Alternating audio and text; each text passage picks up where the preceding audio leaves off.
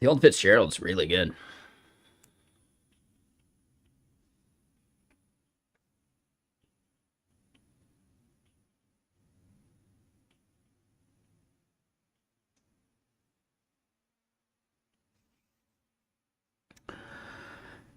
Okay, so we are live on YouTube now. Perfect. For the YouTube stream, let me rehash what our plan for today is. And I could even look at it here on screen. Ish. So we kicked off a bunch of stuff in parallel with Conductor, and that is where it kind of breaks down. I should have created separate chat tabs within the workspace using Conductor instead of letting Claude Code handle it. We'll also need to keep noodling on other stuff too. But yeah, like figuring out how to do proper parallel work and how do you manage the results of that and how do you get access and start browsing things. That's the part that I would find most interesting.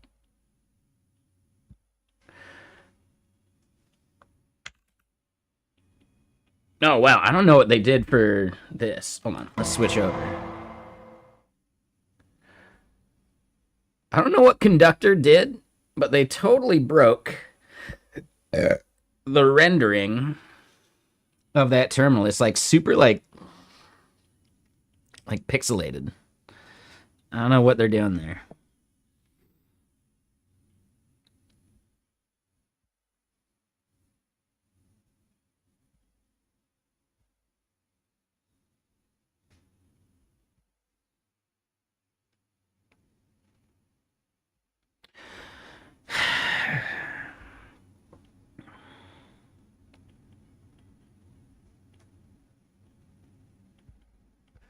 So this is the idea. We want to spin out a workspace for everything that we would want to track, right?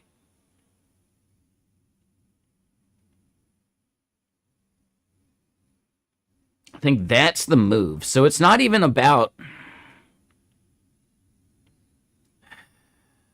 this stuff. Okay. All right. All right.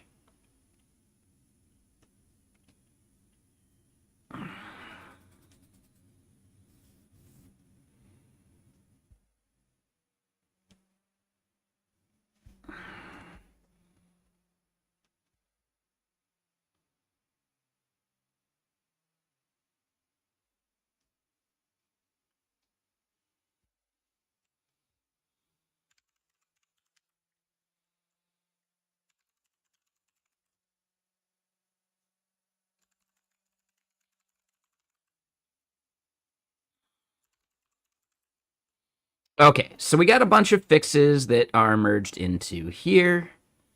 Um,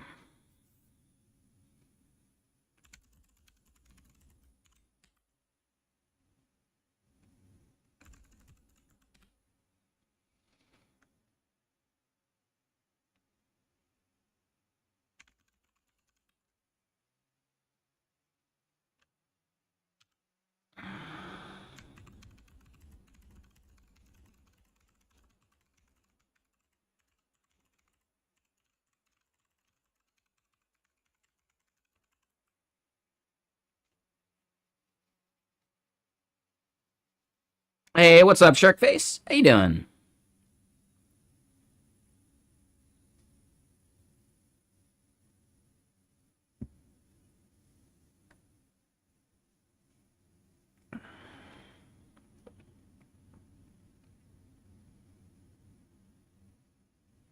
And how's everyone's Friday doing?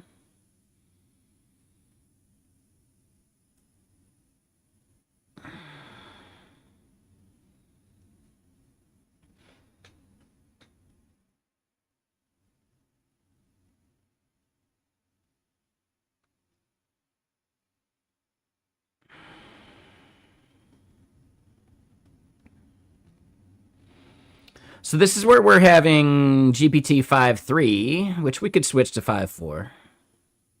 Because why not? I'd love to see, hold on, 5.4 is out. Do we see any metrics about it?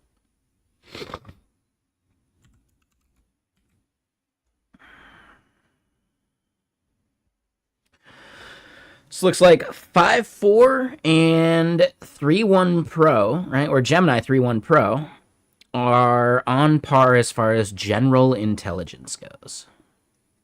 So we should switch it up. Interesting that GPT 5.3 isn't in the list in the top 10 anymore.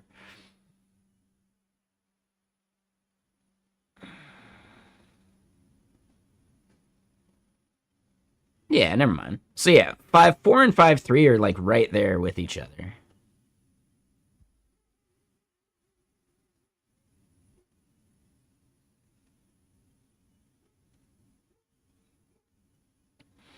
What's funny to me is that Minimax is lower on this, though, but Minimax actually wins out majorly.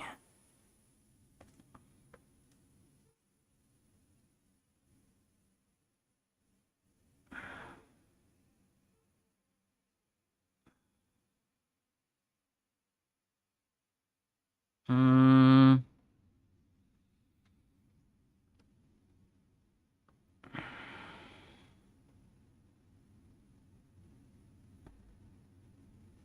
So they're measuring intelligence. I care more about the coding index.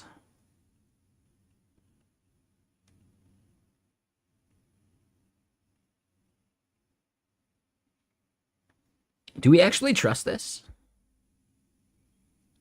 Hey, what's up, Colbert? How you doing?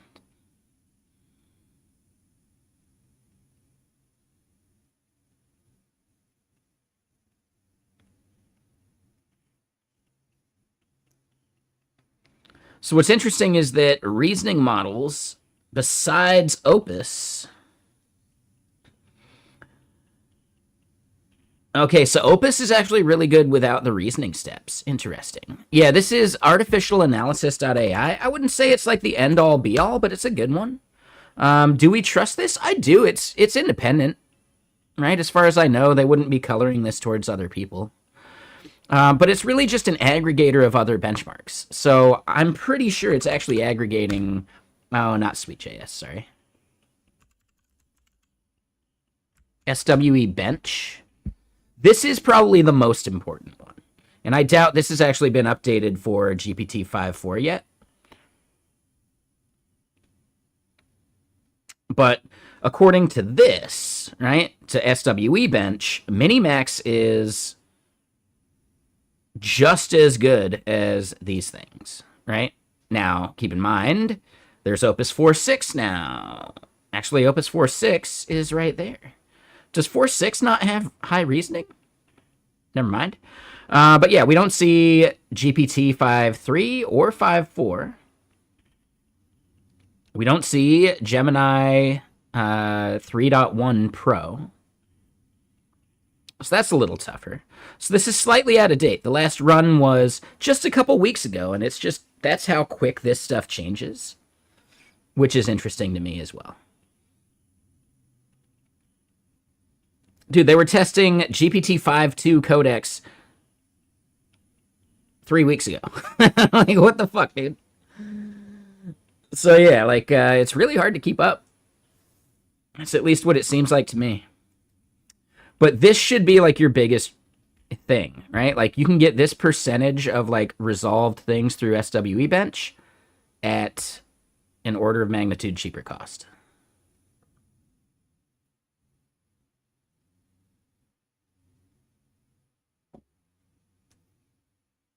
That's fucking huge.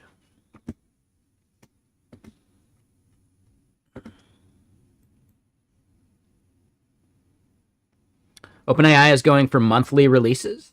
I could see that. I think that makes it more reasonable. I think it also kind of lowers the amount of like hype they can generate, though. So I'm curious if that actually works for them.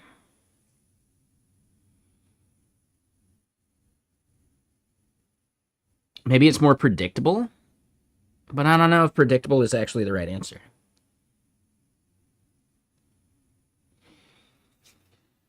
But yeah, what's up, Zapso? How you doing? And yeah, Sharkface, seriously, like, dude, 7 cents versus 36 or 75? This is why I'm trying to convince our company that we should be considering Minimax.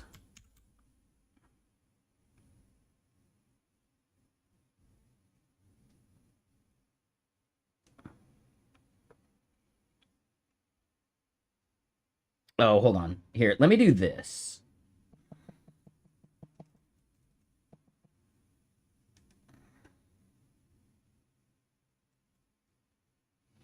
Oh.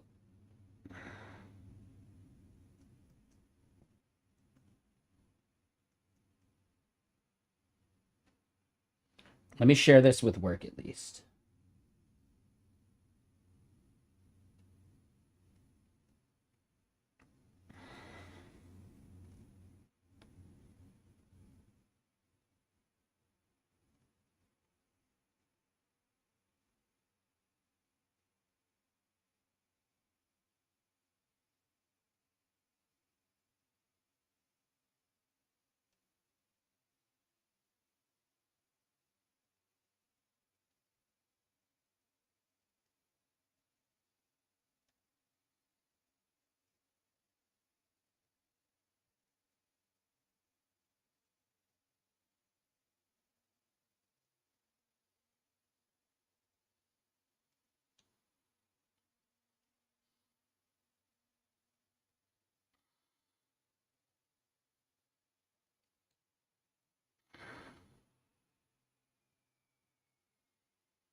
Okay, sorry.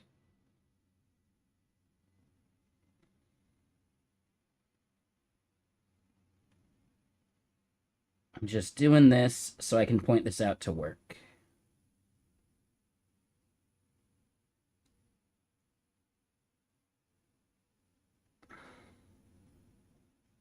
Uh-oh. Wait, where'd it go? Okay, that saved it. Cool.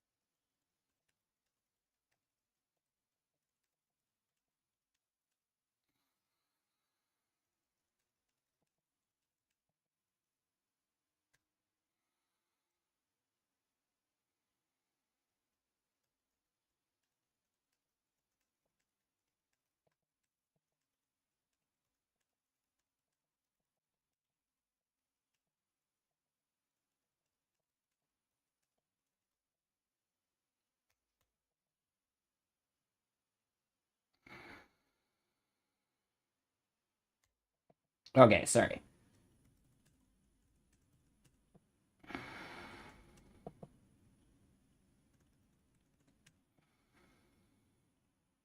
Um,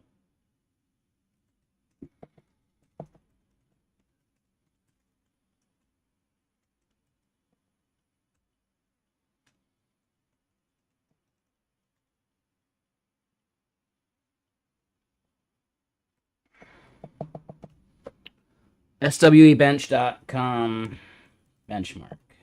Sure, it doesn't have Gemini 3.1 or GPT 5.4 yet, but they are even more expensive.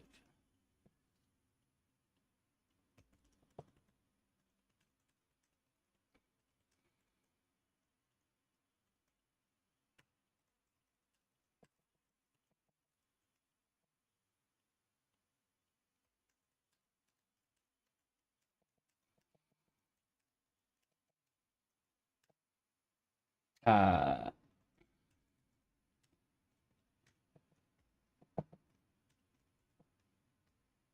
um,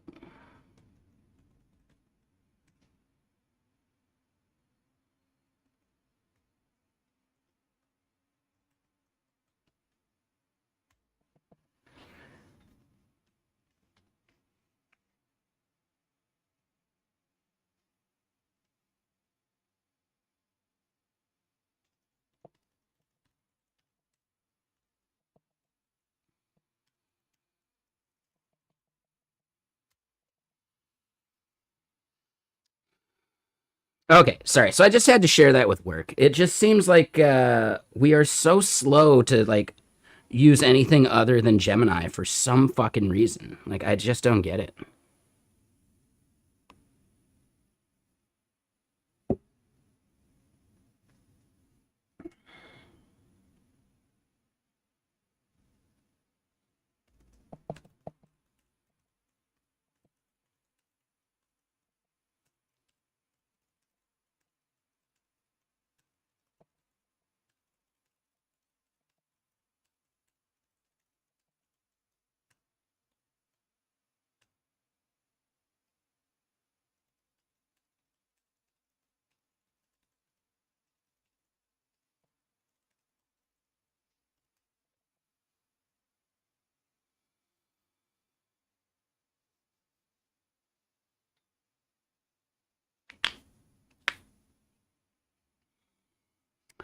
Okay. And yeah, get cracking. We use Gemini a lot. I don't know if we're always using Gemini though, but we do use Gemini for the most part.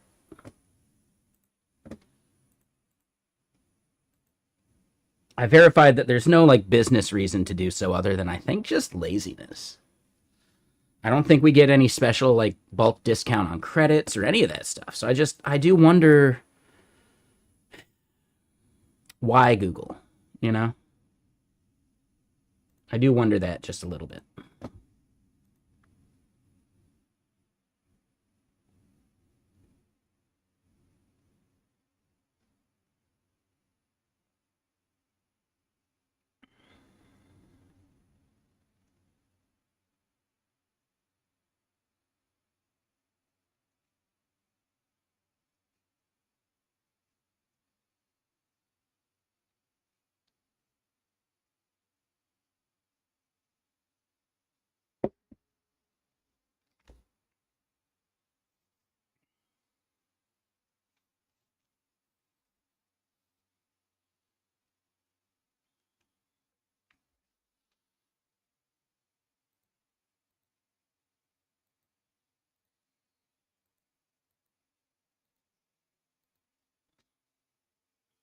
And then yeah, what is Open Router's cut?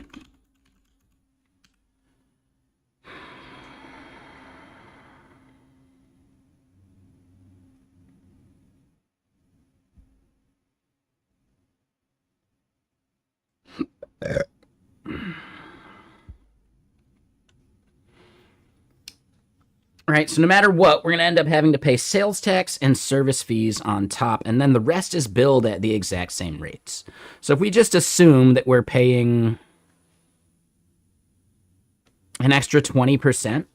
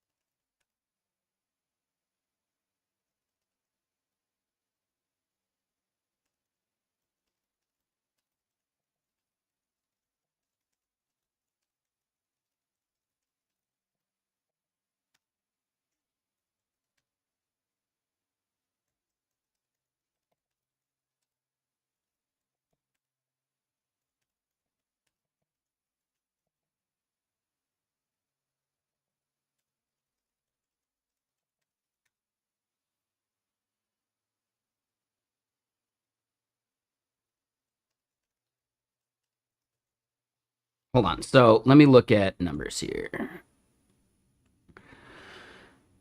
7 cents, 5x to 10x cost increase.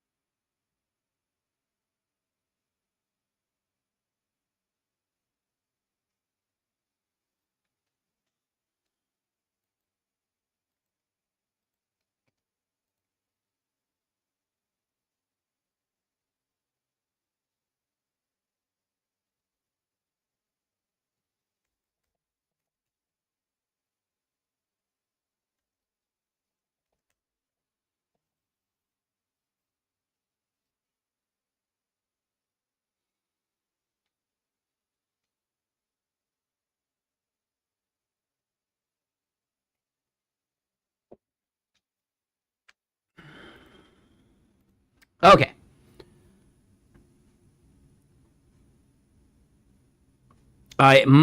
Depending on if we have Google Workspace subscriptions, it might be included there. Yeah, I mean, I could see it being included for like internal company usage, but I would not expect that to actually be like commercial API usage. And the commercial API usage is way higher than our internal like company usage, right? So I don't even think that's like, sure, we can continue to use Gemini for all sorts of internal shit.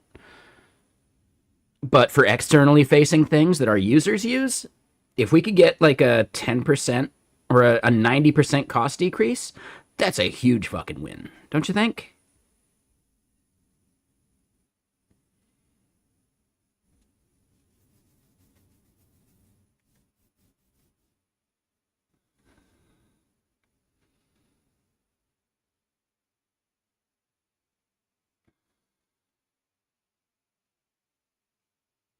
But okay, let me get more music going. Sorry. I get distracted easily. I think that's why y'all are here anyway, right? It's more fun that way. Yeah. I was strictly talking about external, right? I'm talking like AI as an expense of like, you know, the product we provide, not necessarily like a cost of doing business. Does that make sense? No, that's fine. Yeah, for external, Gemini makes zero fucking sense. Exactly.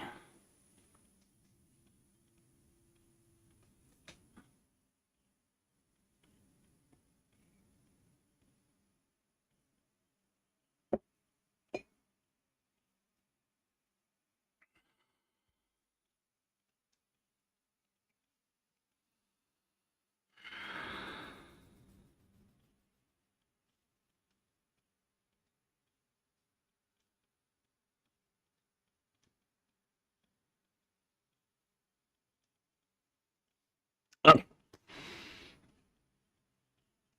Currently building a system so you can run your own GPUs.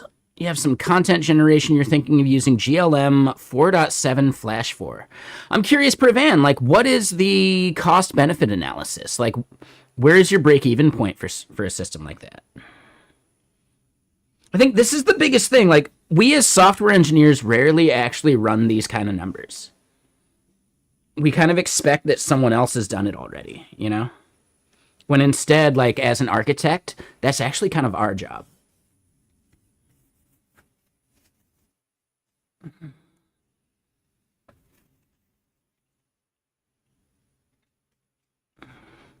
So you say a fixed cost of $200. What do you mean by that? So when you say your own GPUs, you mean you're renting the GPUs. I thought you were talking about buying GPUs and running them locally. So that's a slightly different thing. I thought you were talking about like full on like on-premise style self-hosting. Okay, so you're renting a GPU on Hetzner. That's a different thing. That makes sense. I get that. That's probably totally worth it. Like, I'm sure you've run that cost benefit analysis of, you know, what your expected throughput is on that server, how much you're expected to get out of it, blah, blah, blah, right? Exactly. Yeah. Like, I was going to say, like, purchasing a GPU for, like, self hosting locally, that's a terrible fucking idea. But renting a GPU, yeah, dude, renting a GPU can be massively cheaper than paying for a provider because that's what you're paying the providers for. That's the premium they're able to charge because they offer uptime and other stuff. So I would be curious though, Pravan, like you're doing the cost benefit analysis of the $200 a month, but I don't think you're properly amortizing human cost. And I think that is something that we massively misunderstand as software engineers. Every single person's thought and time towards this thing needs to actually be part of your cost benefit analysis because that person could be spending time doing other things, things that actually make your company money. This is where I get into this argument with people who think SaaS is dead, right? People who think SaaS is dead value their time very poorly. 200 is cheaper than 1,000 a month on Grok. Yeah, I get that, but it's still a server someone has to maintain. And I would say that $800 differential how much of an engineer's time is taken up doing that? Is that engineer's time worth more or less than that $800 savings? Yeah, what is your actual like hourly cost of the person who has to deal with that shit? And all of the people saying SaaS is dead and like companies can just like prompt their own thing internally and just host it and run it like on their own hardware and all that shit completely ignores the fact that there is a human cost to all of this shit. None of that human cost is actually part of their like cost benefit analysis models. So you can't have a real conversation with a lot of these like SaaS is dead Zoomers. Yeah. Like, honestly, it's pure business. There is no such thing as free time. There is absolutely no such thing as free time. Right? And that's what it comes down to. There is a maintenance cost. Well, I mean, maintenance will be free. How? I don't know. You have a hardware cost of a thing doing the shit. You're either running that hardware yourself or you're paying someone for it. That has a cost. There's the model that you're prompting to run 24/7 to resolve all these bugs. That has a cost. Like, I really do need to see some cost benefit analysis from these people because there is a human in the loop for any of this shit. There is no future in which we don't have a human in the loop as far as like is currently a thing. And there are very smart and cool people out there in the world that hide behind terms like soon and in 6 months. Categorically, soon and in 6 months are bullshit fucking terms. You should never listen to anybody that tells you something is coming in 6 months. Ever. Nothing comes in 6 months. Nothing. When someone says soon, there isn't even like a thing where you can dictate whether they're right or wrong. Right? There's not even a measure of like, well, how soon is your like soon prediction bullshit? Well, I mean, when I said soon, I was thinking on like a geological time scale. So if it happens within the next like million years, we're good.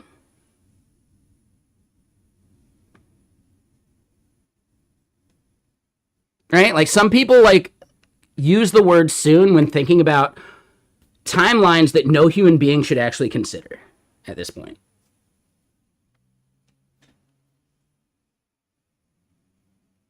No human being should be considering what software dev looks like in 10 years.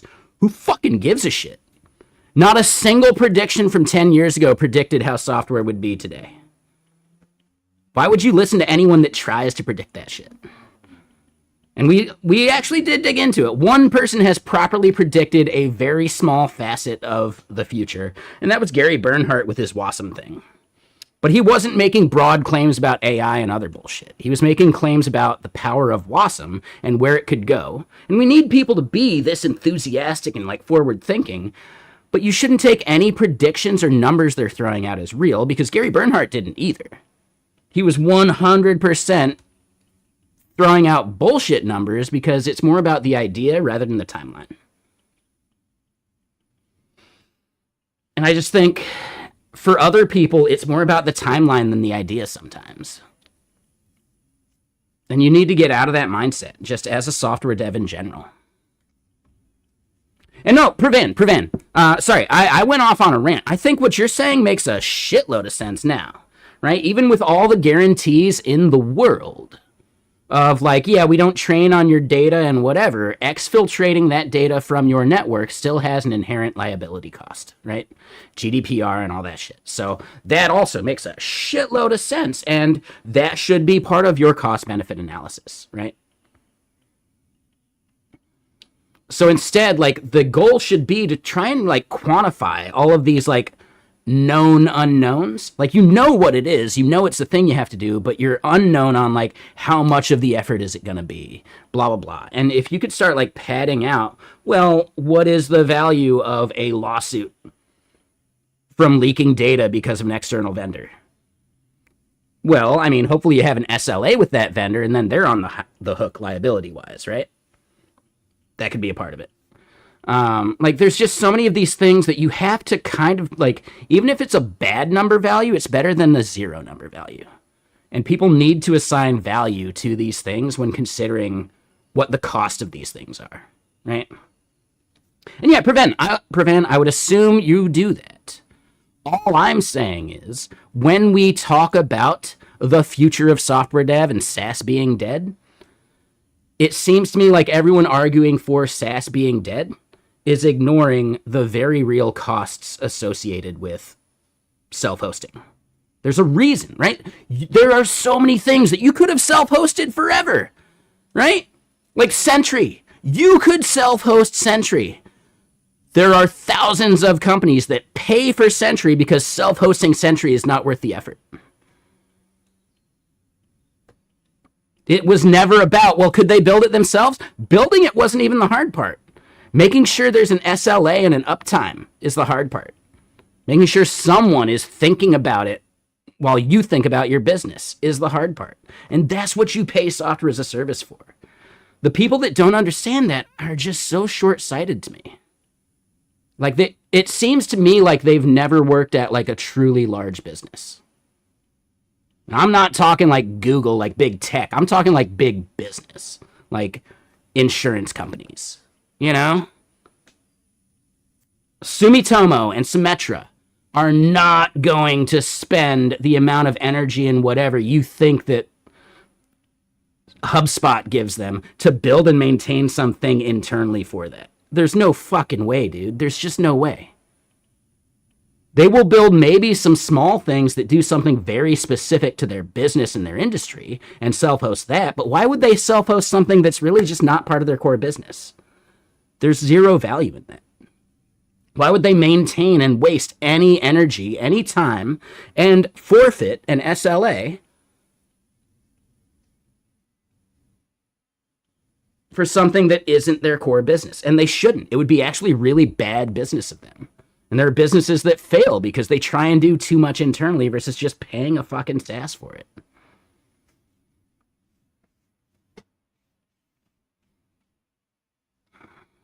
Oh, no, sorry. I like to rant. I think we all know that about me. And yeah, Pravan, I wasn't saying this rant is directly targeted at you. It was just the genesis of the rant. It's very thoroughly on my mind because someone I really like and respect showed a software as a service like calculator thing. Whether you're on the side of SaaS is dead or not, check out this calculator. And then, yes, when I pressed him for it, like I made him a comment, right? He's saying, well, maintenance is free and blah, blah, blah. And you'll see how soon, cards on the table, he's building some product that he's trying to like show that will totally solve this problem for businesses internally for hosting their own SaaSes and vibing and maintaining it. Yeah, motherfucker, you're building a SaaS. Your SaaS that kills SaaS, you think means that SaaS is dead? There is some weird Ouroboros there. There's some weird fucking snake eating its own tail bullshit happening right there that is kind of insane to me.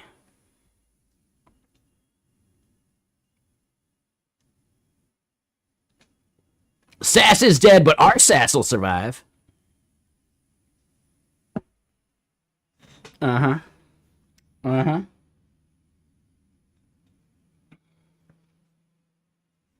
Cue the fucking Anchorman quote of him smoking the cigarette. Oh, we're live? I don't believe you. You know? I don't believe you.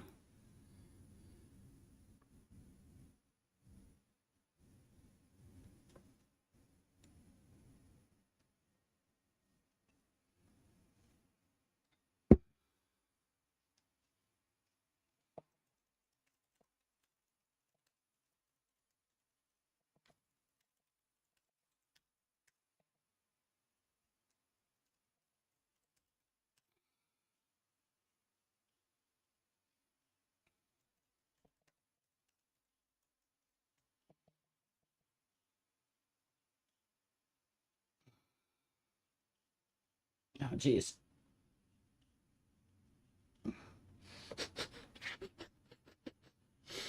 Um...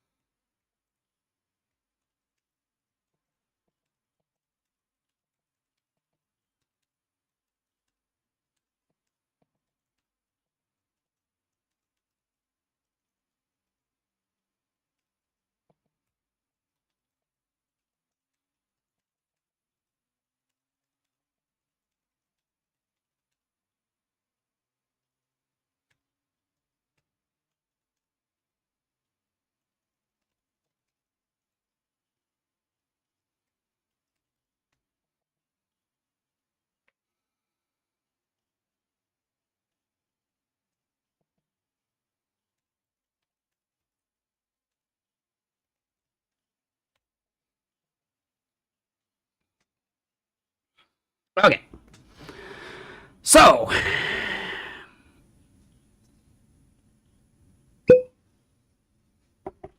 unplug. It seems better to have Copilot Pro Plus, and when exceeding the 1500 request quota, switch to OpenRouter. At least if your math is correct. I'm not sure about that. I don't know for sure. Like, what models are you specifically trying to use? Unplug, and that would actually determine way more of that.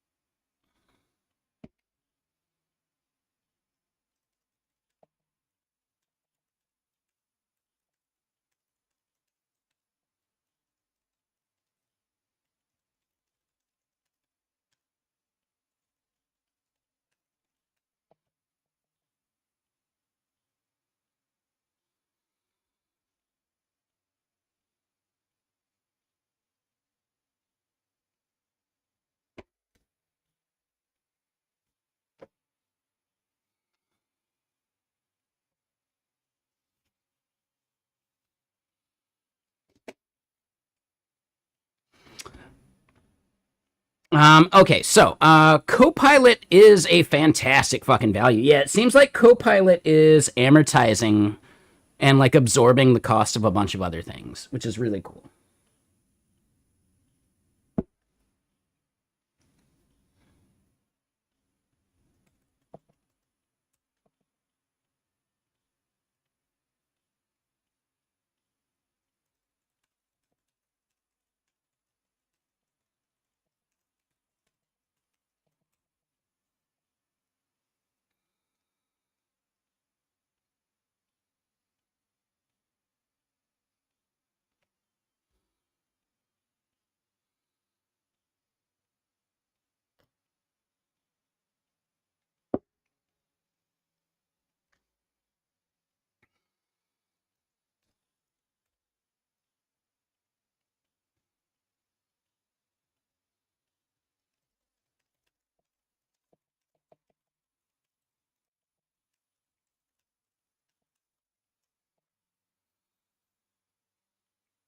Okay, sorry.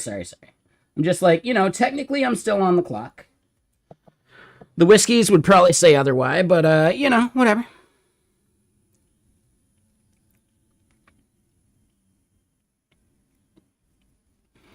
Okay, so um if Nightbot was using Copilot, that'd be weird. Yeah, exactly. Um Pretty surprised they haven't switched their pricing. Yeah, that is a little odd.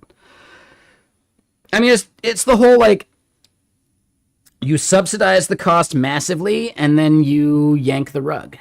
And companies will just do that. I think we still aren't at the same point, or I still don't think we're at a point where we're not being heavily subsidized currently with LLMs. So it's also like, yeah, these people who think, the maintenance cost is zero, that assumes that you're running models for free too. But you're not. And I think right now the models are heavily subsidized. Like, sure, model cost is going to get commoditized, but right now the commoditization we're seeing is actually just competition, not actually commoditization.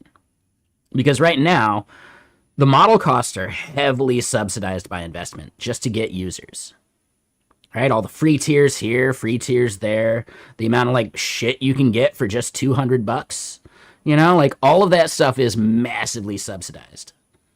At some point in the future, that rug will get pulled and maintenance cost is no longer zero at all, right? Like imagine like a 10x cost increase. At a 10x cost increase, yeah, we're back to like human engineers actually being worth it again.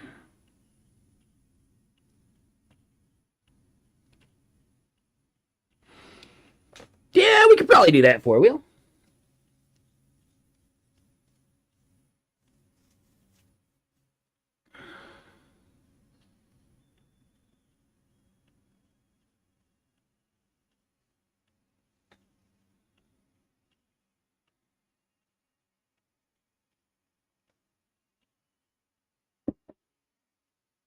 Anyway, yeah. We rant, we rave.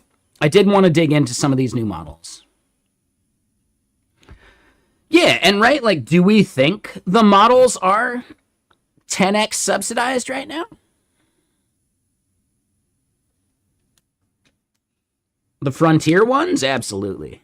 Like, I don't even have a guess in my mind about that. Like, I would say absolutely they are 10x optimized. Maybe not Opus. But GPT, absolutely.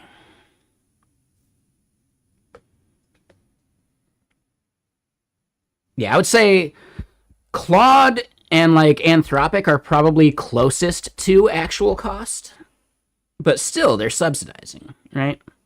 Like the amount you get for that $200 tier. You know? Now I'd love to see how many people pay the $200 tier, but don't go anywhere near that utilization. There's got to be a lot of that, and that's why they do that too. So it's almost like an insurance policy. Everyone paying insurance kind of like amortizes the cost.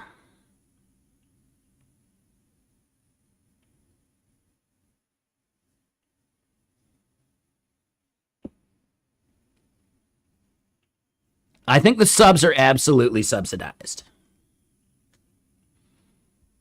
Right? Like, that's a great point. Like, there's a reason Anthropic wants, like, all these other tools to use the API, because then you're billed per usage versus, you know, if you can just use your subscription. So you pay for $200 for GPT, and you use maybe 30 to 40% of the monthly max, right? So I would say at that point, you're probably like right in line with their break-even point. And I would say that you are probably there with like, you know, as far as like the spread of the market, just imagine that like bell curve. You're probably right there in the middle of that bell curve at like, yeah, you're at our break-even point.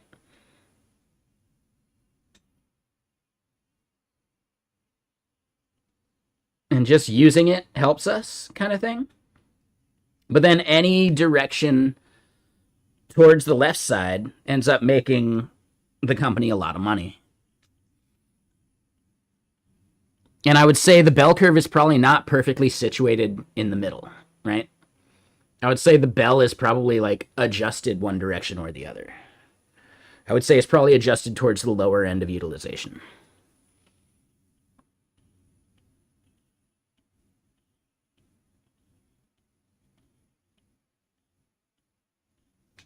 So you wonder how OpenCode has free Minimax, because they are working directly with Minimax to provide that. One of the biggest things that OpenCode is doing behind the scenes is building OpenCode Zen, and OpenCode Zen is just their own like open router style proxy.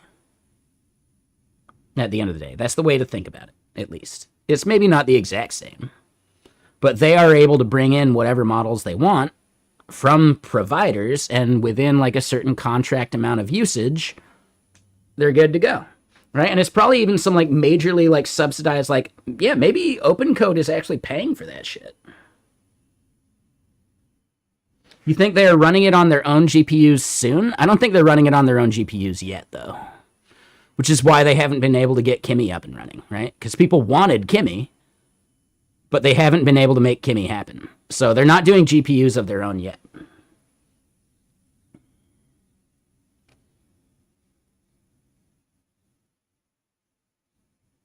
Plans? Yeah, I mean, we were just saying how the word soon is just a little too bullshitty. Like, if I could never hear the word soon again related to this AI stuff, it'd be better.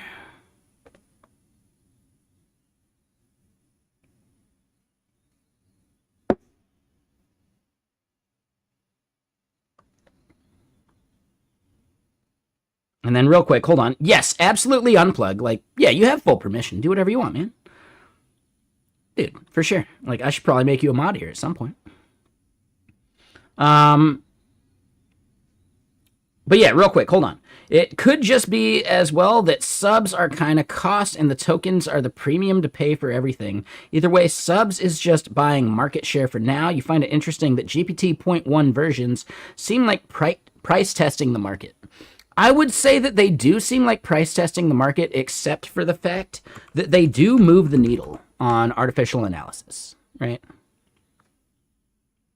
So, right, like GPT 5.4 is actually kind of a major win over a bunch of other stuff. Now, if we go to coding, Minimax is a little better. I'm still curious why, like, how is this index generated?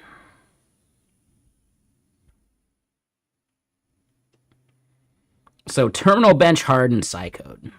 You gotta go. No worries, Prevan. Thank you for hanging out. I know it gets late over there. I should start streaming way earlier in the day. If I didn't have to have this pesky job, one of these days soon, I might be able to stream full time. And I'm talking about soon on like a geological scale. All right, take it easy. Sometime within the next millennia, we're good.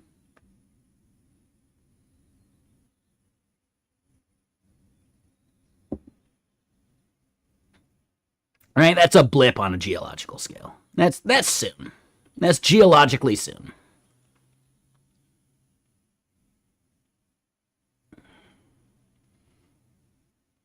Can we ban the word soon? Soon. I think soon we can ban the word soon. And yeah, hold on. Starship and Aline, I didn't mean to leave you hanging. Sorry, Aline. Let me double check your comments over there. I'm sorry. I do miss some of the comments on YouTube. That's my bad. So, Aline over on YouTube, they gave you Copilot at work. You feel like the usage part is a bit broken as far as you understand it. They have X amounts of prompts per month. Premium versus non-premium. So if you do a big prompt that runs for many minutes, they're still taking one premium request from you, which is pretty cool. Maybe, yeah, I could see that. Whereas if you were to use OpenCode or OpenRouter and get API pricing, that prompt would cost a few bucks. Yeah, exactly, Aline. I think subscriptions are massively subsidizing the cost of this stuff. But that's kind of how it's always worked. It's like an insurance premium. It's literally like an insurance premium. You get enough people to pay for a usage limited subscription. There is like a 70%, maybe even higher. I think maybe even like 90% of users will never hit that limit, right? So you're actually making money if you price that subscription properly. And I think that ends up being like a lot of value.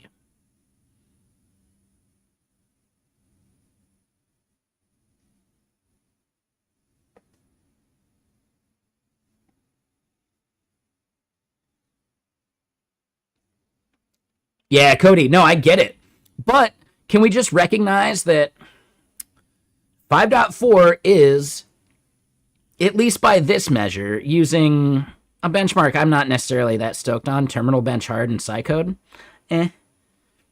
We do see that 5.4 is a pretty big bump, right? 53 to 57. That's what, like an 8% jump? Ish. That's pretty fucking good. All right, consider like Gemini and their 0.1. Well, yeah, they went, well, hold on. This is Pro versus Flash. See, I don't think this actually like shows us the right things to measure anyway. Like, let me put it this way. This puts Kimi ahead of Minimax. And all of my testing disagrees.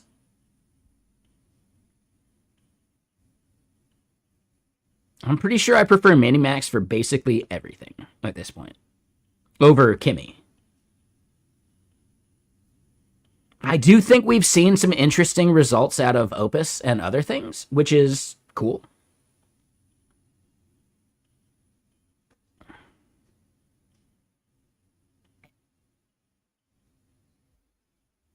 All right, and then, hold on, more comments over on YouTube. So Starship. NVIDIA and RAM cartel has a short window where they can be the bully before they get fierce competition and must lower price. So they collude to fix the price too high so that local LLM doesn't make sense. I'm guessing, like, I added some context, but I think that. So then Aline chimes in, speaking of subscriptions, I could compare the $20 a month Claude versus $50 a month. On the $20 plan, in a few Opus prompts, the 5-hour limit is full. On the 50% plan, you rarely get to 100% usage in 5 hours. Right, and I get that. But that value would go up the more you do, like, you know, Ralph type stuff, right? There's a dude who is massively, massively helping out GitKraken in really cool ways. I don't know if we've ever seen him here on stream, and that is definitely not the John Ennis I'm thinking of.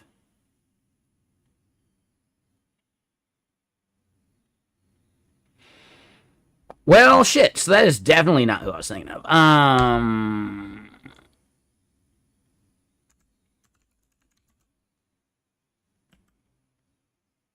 This dude. Yeah, I can spot him by the cigar. I can totally just spot him by the cigar. Yes, I have muted his post because, I don't know, he does get slightly political with some of his shit, and I just don't want that shit on my timeline. But he's a really cool dude. He's very nice. Very, like, he's very cool.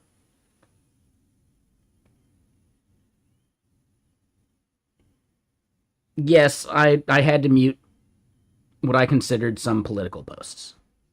But this dude is, like, ahead of the game, but I would really be curious about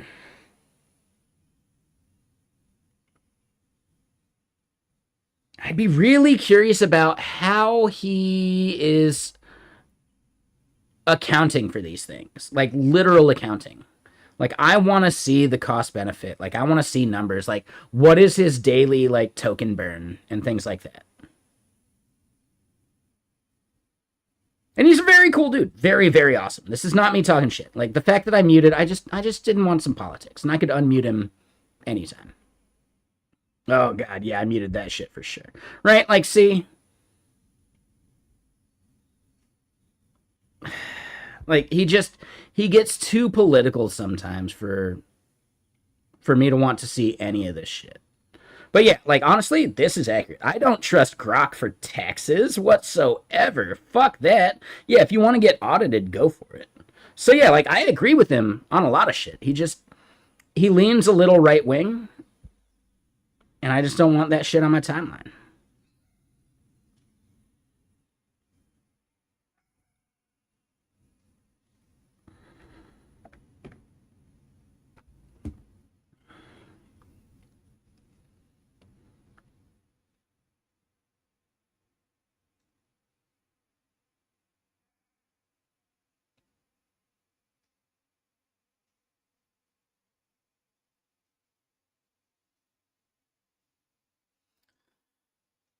So this is actually, like, really cool. I definitely need to unmute him because content like this is valuable, right? Like, so Flash with thinking versus Flash Light, and then the value you get out of these things, like their ability to complete this stuff, that becomes interesting. So at half the cost, you're losing these gains. A lot of these things really just don't make up for the cost difference if you're just going to be, like, churning and burning, right? So I'm a little curious about that. I'd be really curious about how he uses this stuff. I'd love to chat with him more. I haven't actually chatted one-to-one with this dude. He is one of our GitKraken ambassadors, or at least was at one point. And he's a cool dude. Like, I helped connect him with the rest of the company just by, like, reaching out, because, like, that's kind of my job at this point. Like, find people, chat with people, cold email them on Twitter, because I have more of a presence than anyone else at the company. I get it. But, yeah, I do think, I don't know. There's something odd about being that person. I guess that's the job of developer advocate, though, right? To be that connection layer to other devs. So maybe I'm doing exactly what I needed. Like, I'm not sure. Could other people from the company have reached out? Yeah. But did they? No, I did. So I think that's where some of that value happens. I don't know. I'm just like more and more trying to rationalize like what is the value GitKraken gets from me that they don't get from a PMM. And on paper, not nearly as much, but I feel like the way that I'm like involved with these conversations at the company level around various things, bare minimum, if they didn't want me as a developer advocate anymore, I could see becoming an advisor, right? Like maybe not on the board, but as an advisor to the board kind of thing. I could definitely see that. Just because like I don't think there's anyone else at the company doing some of this stuff, having these connections. So I don't know. Yeah, whatever. I'm wondering if that ends up being like a viable path in the future. Just like as a content creator, as like a personality, is my ability to be like close to the devs and to find people and to like, you know, give opinions, is that like advisor worthy? I really do wonder about that.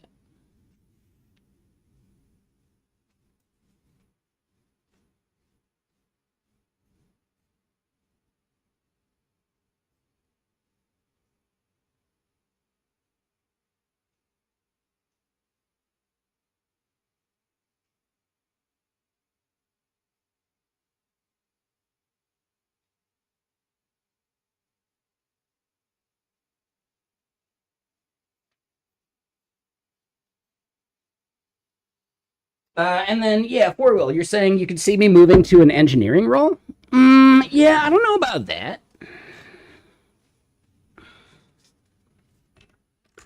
Like, let me put it this way. I have heavily considered my next role being engineering anyway, just because I want to stay, like, relevant, you know? I think that becomes really important.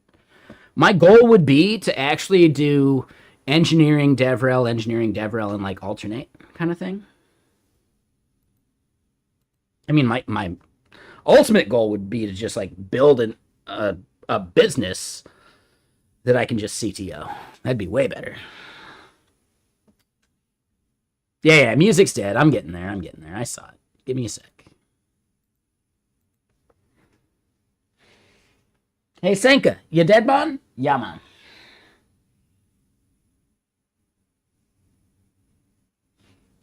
Kiss my lucky egg.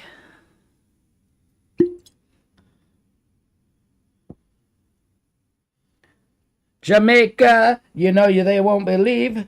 Jamaica, we got a bobsled team. We got the one Reese and the one Junior.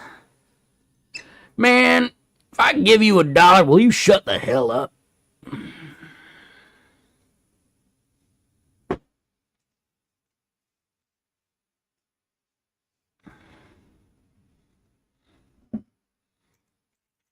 It was a homeless person that gave him that $1.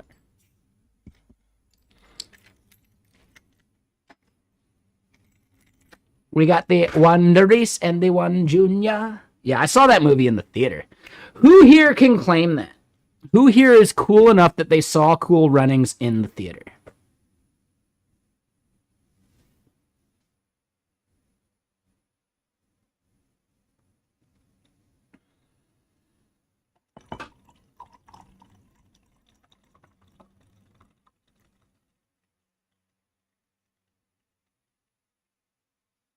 Damon, you've never heard of the movie Cool Runnings?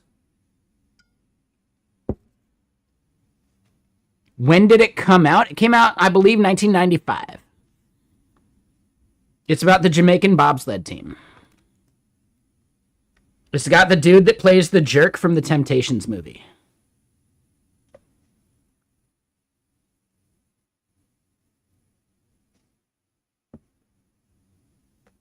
It's got a bald Jamaican named Yul Brenner.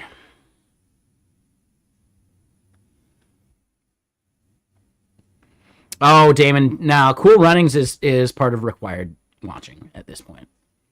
It's a Disney film. It's got John Candy in it. And it's about Jamaicans forming a bobsled team. It's based on a true fucking story. And all these guys kill it, dude. Dougie Doug as Sanka. Hey, Sanka, you dead, man? Yeah, man. Kiss the lucky egg. Right? Dude, Leon Robinson fucking kills it. He's been in a bunch of shit. John Candy? Like, come on. If anything, you should be able to break your 2000 cutoff rule for John Candy films. That's it. That's it. There has to be edge cases, and John Candy is the edge case. Bare minimum. There are plenty of terrible John Candy films that you have to watch. Armed and Dangerous? Fantastic. Yeah, 2000 cutoff is like, dude, brutal. There are so many amazing 80s and 90s films. I actually would say, like, dude, you don't have to go back to the 70s much. There's not much in the 70s that's worth watching. I think they really actually discovered, like, three-act plot structure.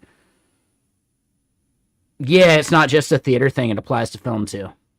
I think they really finally understood that during the 80s. Ideas like pacing and dialogue and just filmmaking in general took a major fucking leap during the 80s. During the 70s, you get a lot of like weird hoity-toity bullshit. Like there's just something like sterile about a film like Logan's Run, you know? And pretty much all like 70s films I can think of. There's just something like sterile and like old Hollywood about it. Whereas by the time you get the 80s, you get like the horror genre really coming into its own, in which like low budget and all sorts of like effects stuff became like way simpler because you had people like Tom Savini coming back from Vietnam and being able to make like crazy fucking effects because he saw what someone who explodes and their fucking intestines shoot out looks like. Yeah, he could recreate that, no big deal.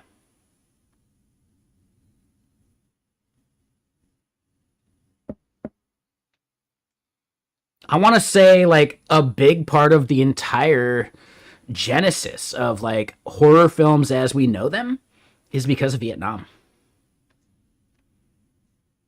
Right? Like the gore and just like the effects that spawned out of people seeing this shit in real life that got transferred into low budget Hollywood. It's like next fucking level, dude. Yeah, it's the 80s films, man. 80s films. What's up, Takir? How you doing over there on YouTube? But Damon, black and white, I'm of the same mindset. Dude, I agree. I fucking hate old Hollywood. I consider Citizen Kane unwatchable. So I'm a bit of a zoomer that way. Like, I consider classic Hollywood films unfucking watchable. Casablanca? Fuck that. Frank Me, My Dear? I don't give a damn. Like, the quotes are golden. But the films themselves? No thank you. I'm good. They just didn't understand pacing. They thought it was a totally new medium instead of the thing that has to follow the same rules of what makes theater entertaining as well. Right? So the whole 3-act structure didn't actually become a thing until the 80s, in my opinion. As far as films go. Because they thought film was different.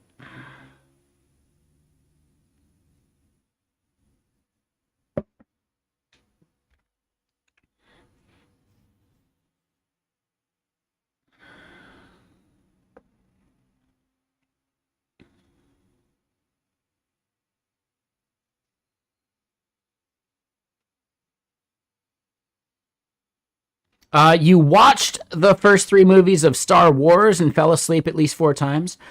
No, I get it there, Damon. I understand. They actually have major pacing problems too. That's what I'm saying. Like, dude, the original Star Wars was 1977.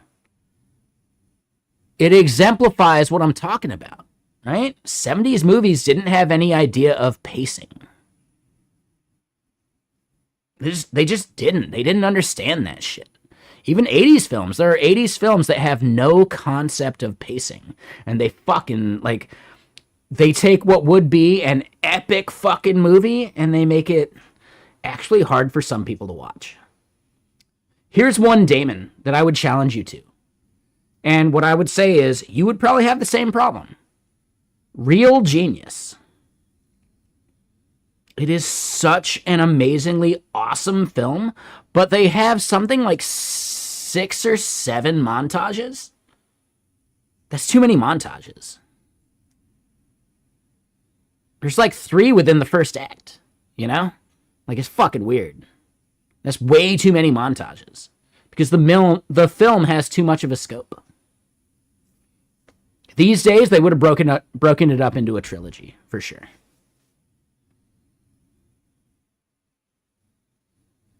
I think that's also wrong. Maybe an original and a sequel could do it. But yeah, like, Real Genius is a solidly long, awesome fucking film, and you will enjoy it if you're able to, like, stick it out through the montages. Luckily, the montages have fantastic fucking music. I'll be the best. Like, yeah, dude, I got the song stuck in my head. I haven't even seen that movie in fucking ages, dude. So yeah, I don't know. I think you are missing out on just, like, quintessential Hollywood, in my opinion. I would say Hollywood nowadays is a far cry of just, like, bullshit compared to the right 80s and 90s films.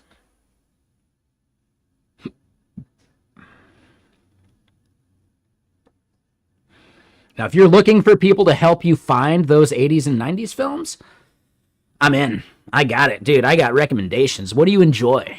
What do you actually like?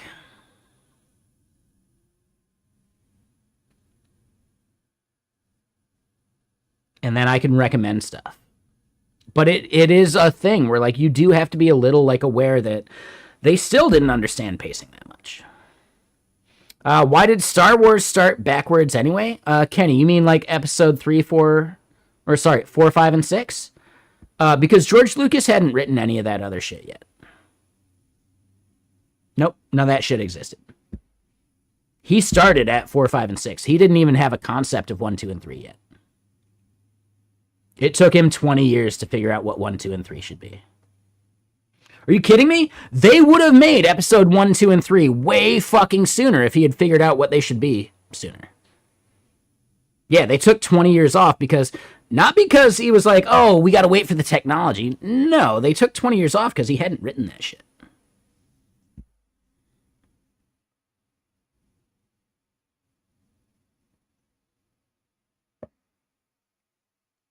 Yeah, so the reason it's out of order is purely because of the order in which they were written.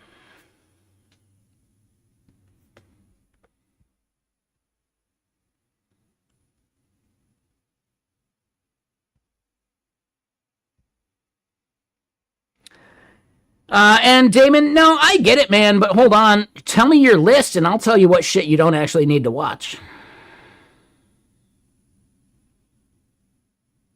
iRobot? Nah, you can wait on iRobot, man. Get the fundamentals first. Like, come on. You at least absolutely need to watch The Thing. The John Carpenter The Thing film. It is the absolute best use case and example of practical effects in a sci-fi context. That shit still holds up fucking today, right? Like, we've seen way worse CGI in basically everything. Because the practical effects are fucking next level. And it's 1982 in that film, right? Like, when the effects were made. Yeah, 1982. Which means it was actually 1981 when the effects were done.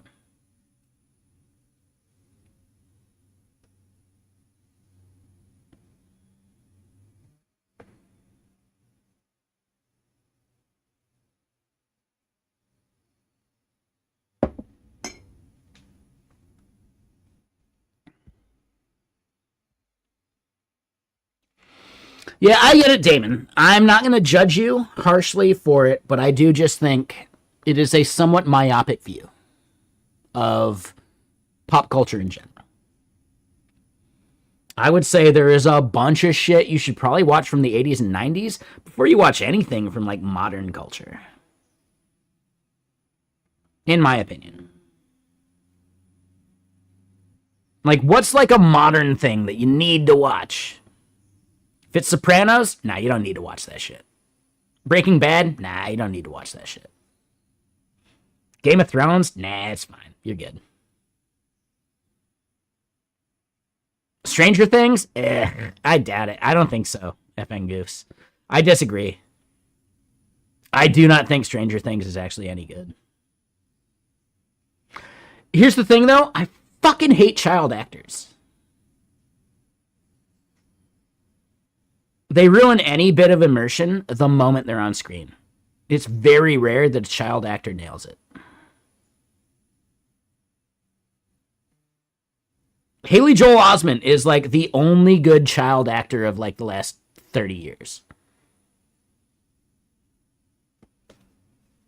And I love the fact that he's actually like evolved into like a good character actor these days too, which is really cool.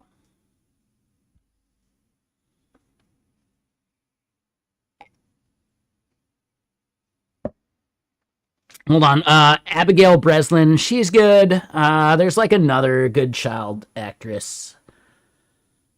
What's her name? She was in like the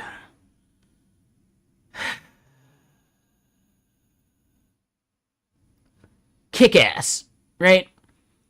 The child actress that was in Kick-Ass that then got like way too sexualized way too quick. What's her name? She's good too. She was really good as a child actress as well.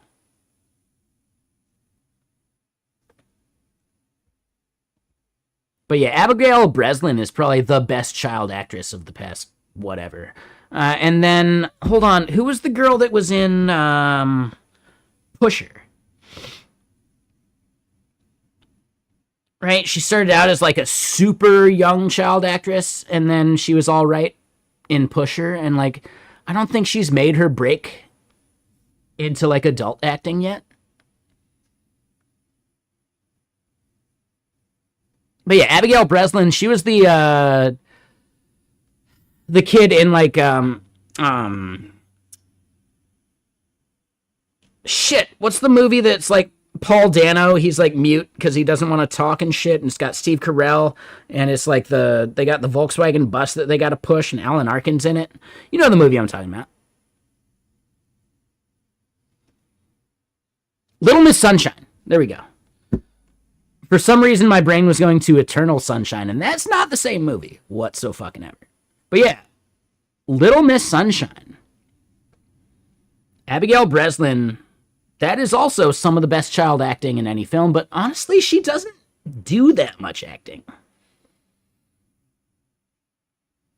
All the other characters around her are doing more acting than her. She's just kind of like doing like response prompting, like acting. Whereas like Paul Dano, I guess young Paul Dano, he was basically a child actor at that point, right? Nailed it. Fucking killed it. Steve Carell, Alan Arkin, like every single actor in Little Miss Sunshine, actually.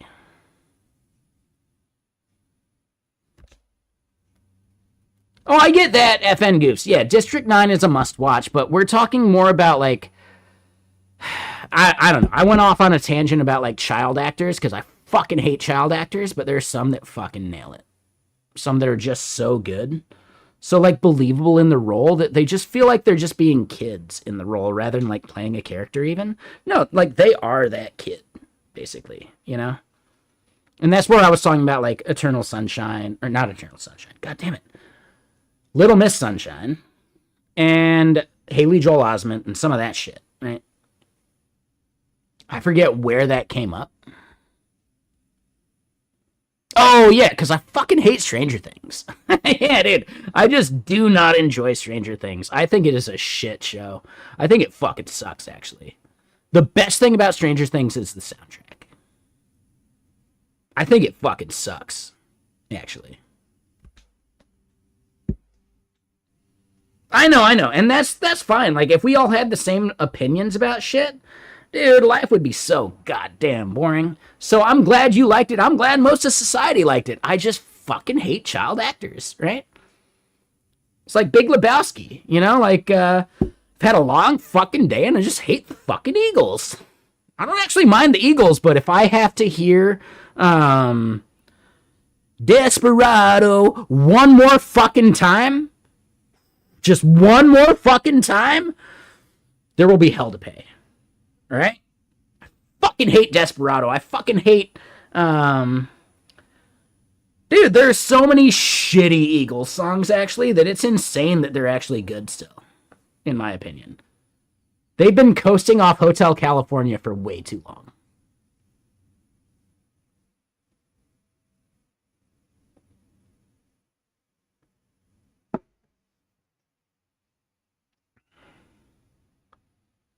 Had a long fucking day and I just hate the fucking Eagles.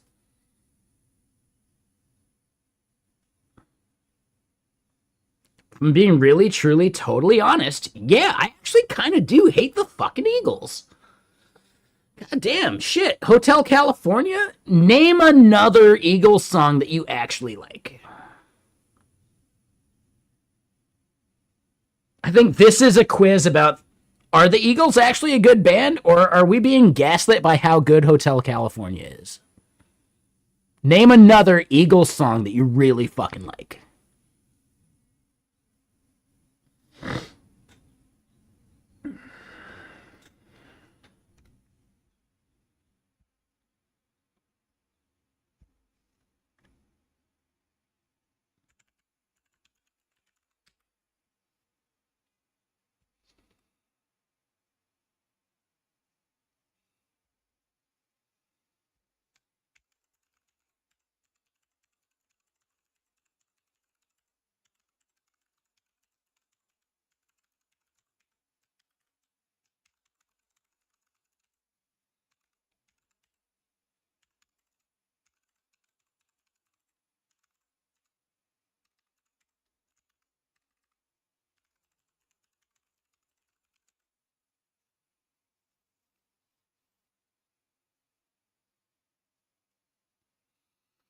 All right, so Damon, hold on. Have I seen Paradise, Altered Carbon, Nikita, The Gentleman, The Old Guard, Billions, Landman, or Burn Notice? I've seen episodes of Burn Notice.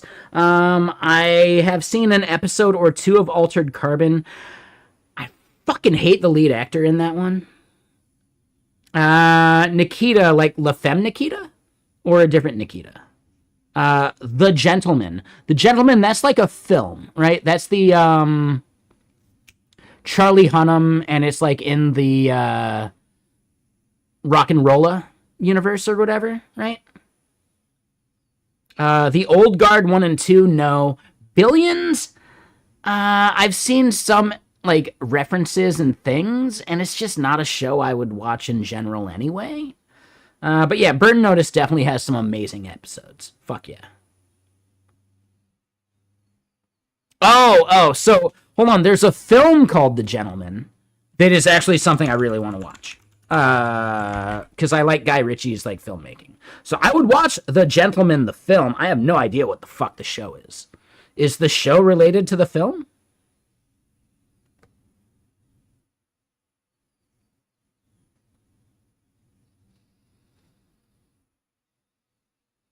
My guess is that it's related to the film.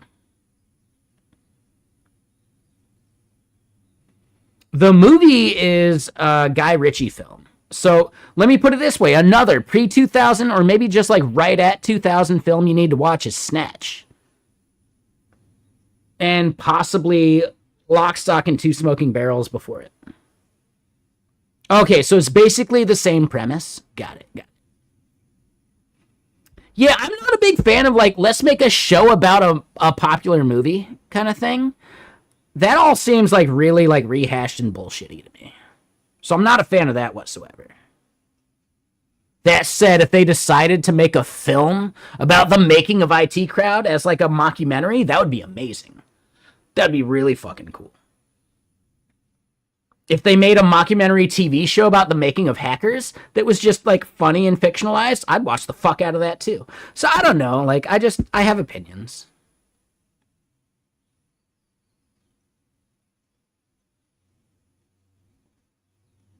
So Joko, you watched both and you thought the movie was better. You'll have to watch the movie then. Yeah, exactly, Damon. You'll have to watch the movie then. Yeah. I completely think you are missing out. Let me put it this way. A film is just 2 hours. Just consider the cost benefit analysis of watching a classic 80s and 90s film.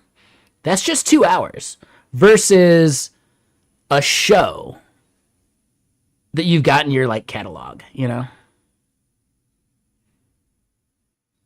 No, Damon, I understand that. What I'm getting at though is a separate thing. It's a parallel to this. The parallel is a movie is an easier investment than an entire fucking series. Like you should watch all of these movies that are considered required before you watch any of the series that you've got queued up. I would actually highly recommend watching the films in your list before you get to the shows in your list. Just due to like time investment. Right? The value gained for that amount of time that you put into it. Dude, a 2 hour movie is massively more valuable than a fucking 6 hour TV show, right? If we're talking like 12 episodes at a half hour each. And it's actually longer. It's usually like 45 minutes to an hour per episode at like 8.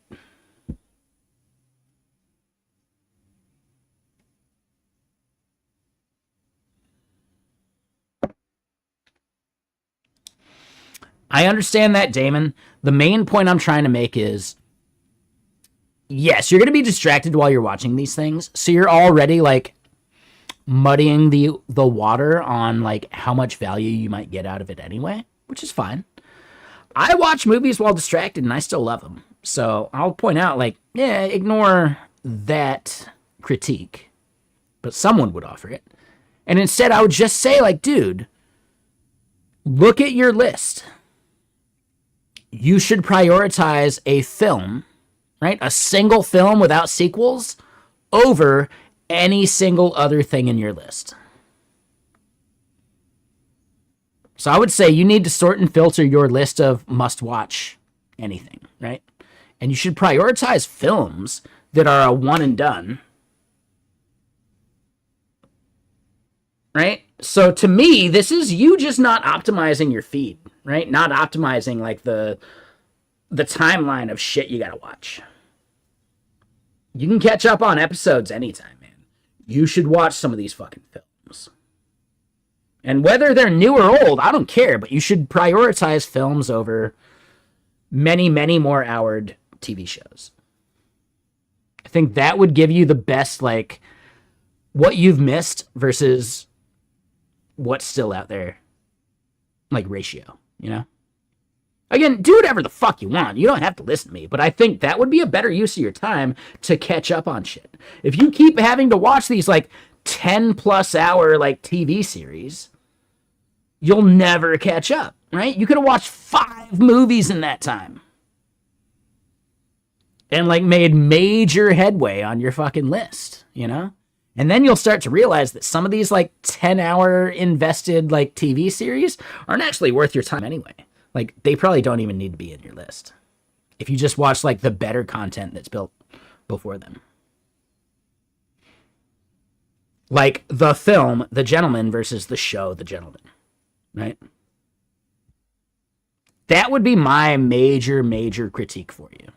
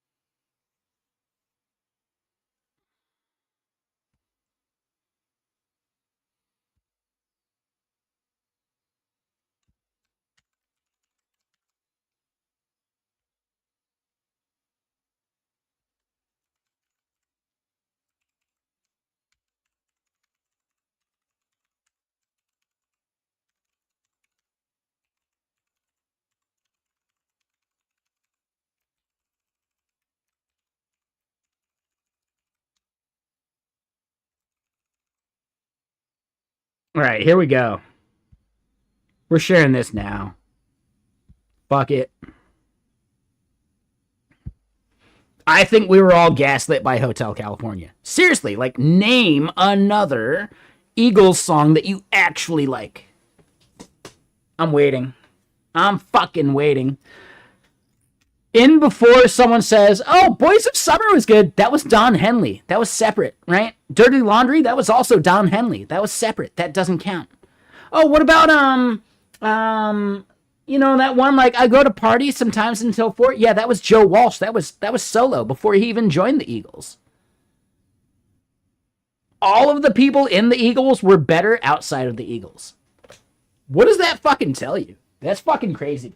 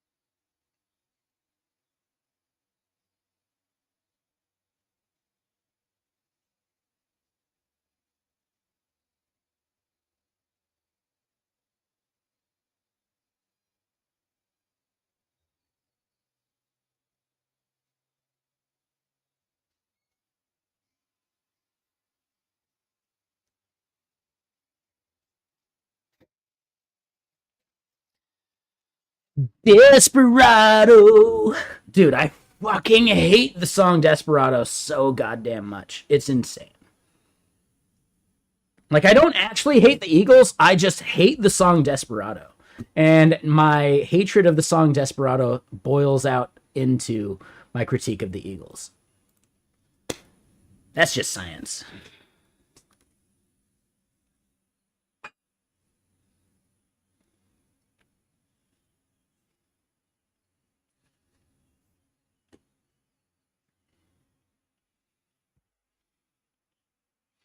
So Damon, you need to go to the gym, step away from work, have a good rest of my night and stream. Yeah, no worries, Damon. And yeah, man, dude, thank you for the emails.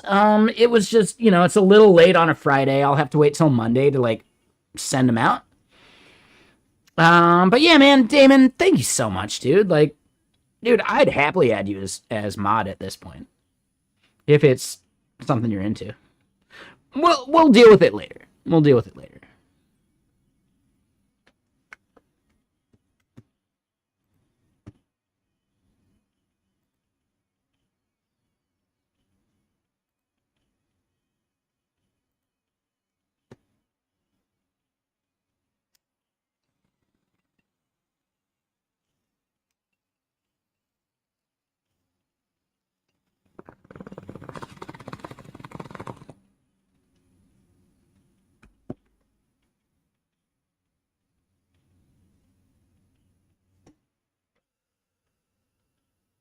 Hold on. Hold on. Hold on.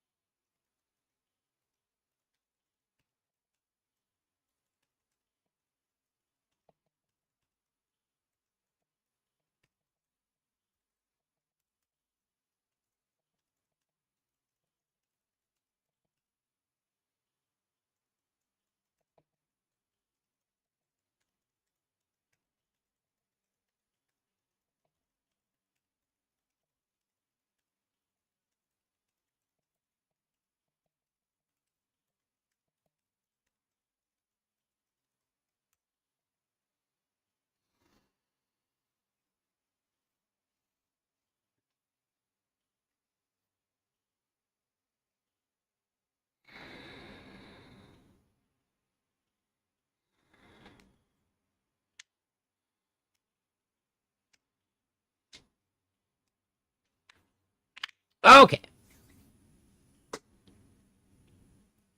Ah, dude. Yeah. Oh, dude. I thought you had already left. Oh, and no, dude. Dude, anything you're putting in, I was just, yeah, following up. Yeah, man. Hold on. Do I have a diamond to throw you? Actually, that's the toughest part. I don't. Let me double check one thing. Dude, you've been here so long. Fuck yeah, dude. Nah. Easy enough. Yeah, man. I appreciate you, Damon. Enjoy your workout. Enjoy your thing. I would really hope that you reconsider your 2000 cutoff. But yeah, black and white, dude, fuck that shit. Ugh, gross. Yeah, I would say 1980 is a better cutoff. That's all. And then even then, don't watch everything from the 80s and 90s. Like, pick and choose.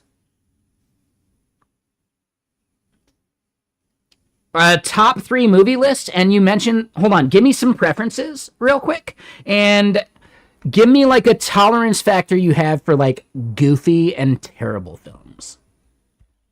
Like, I'm talking like, dude, there's some films that are so bad they're good.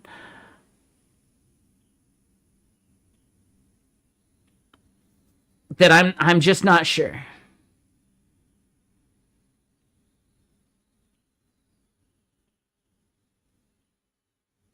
Give me a list of like your favorite films as well. Feel free to send that over in a DM whenever. Like, it's not a rush, it's not a big deal. But I will say, like, give me a list of like your favorite films or your favorite shows.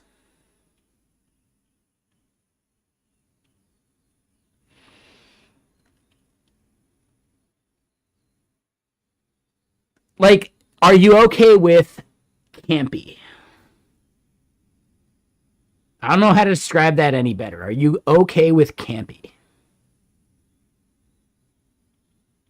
Like, what I'm thinking of is I need to give you 3 films that are like, okay, you'll watch those. All right, we got you. And then if you trust my opinion well enough, I'll give you 3 more that are maybe a little more obscure. But I don't want to give you like the craziest shit from the start. I think that's the tougher bit. So I gotta like really figure out like, where is the line? Because I'm an encyclopedia of the 80s and 90s.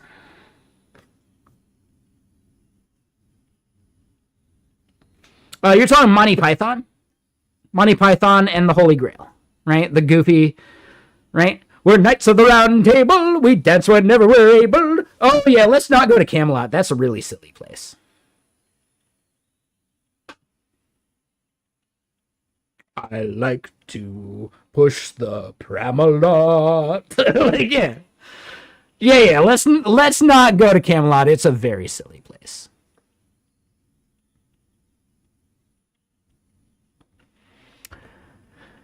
I get it. Okay, so I will say interesting, Damon, because the 2010s were an exact like replica of that era of comedy.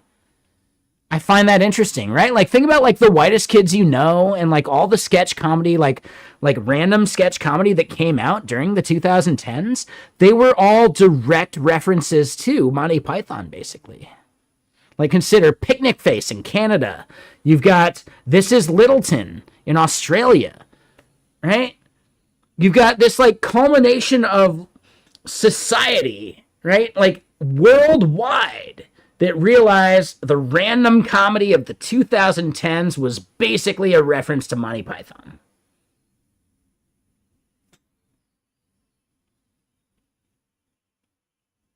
Like, world fucking wide. There was shit in the UK. The exact same fucking thing. It was this like 2010s, right? The teens being this like era of ridiculous comedy. And they are all almost every single one of them, I would bet money during that era would point to Monty Python as their inspiration.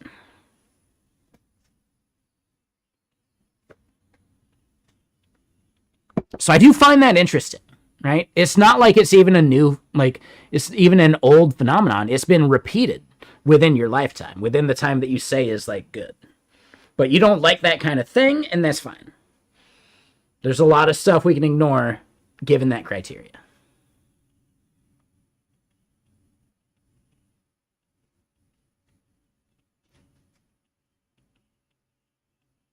I'm still going to recommend Amazon Women on the Moon.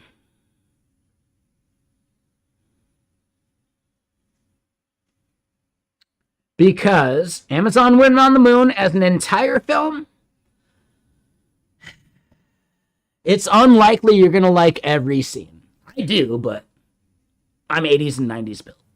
However, you will find scenes that are gold. So Amazon Women on the Moon is almost like a skit show, right? Like a sketch comedy show in which they just have random things kind of happening, and they glued it into a full film.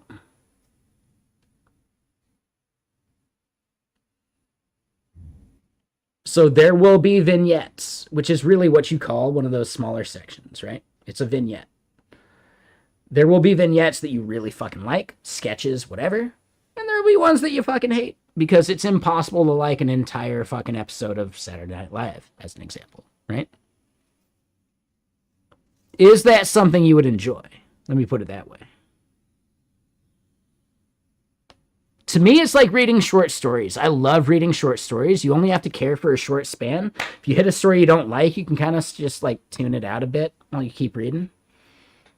As a TV show, it's even easier, you know? So it makes good like background noise while you're working.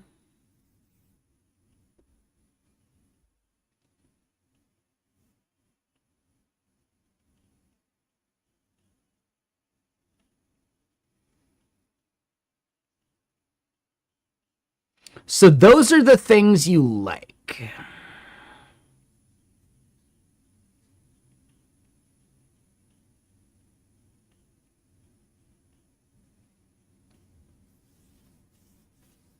Okay.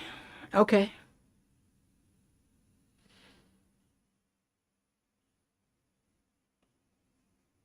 I mean, have you seen the movie Hackers yet? That's like quintessential 90s. I would put that as number one. If you haven't seen the movie Hackers from 1995, there you go. That's like quintessential 90s. There you go. That's absolutely number one. You're gonna hate it, but love it, if that makes sense, right? Like the programming is ridiculous. None of it's accurate. Don't approach it as if like this is exactly what hacking is. That's the wrong approach. Treat it like a Michael Bay film.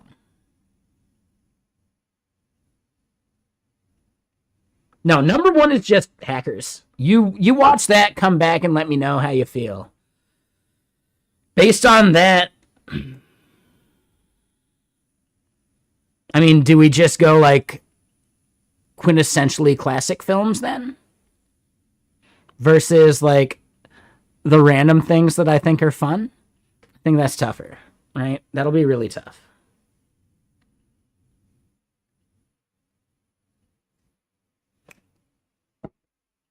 Yeah, Digital Drummer. I would say if he ends up liking Hackers, Johnny Mnemonic may be a good next step. It's just, I don't know, it's a little too sci-fi. Like, it's a little too weird. And it's definitely not, like, great, but it's so good, you know? I'm a big movie fan. Yeah, for sure. And, like, the more, like, I eat and drink, I'm also becoming literally a big movie fan, too. Just more of me to go around. Just a whole lot of man.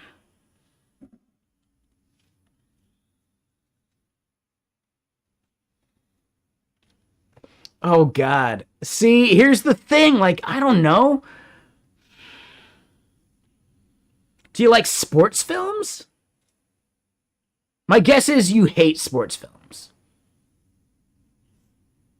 Which is sad because Major League actually has one of the greatest fucking on the edge of your seat scenes ever filmed. Like at the end of the movie, dude, that is the absolute best sports scenes in film. ever filmed, like the amount of like tension you feel, like you will hold your breath.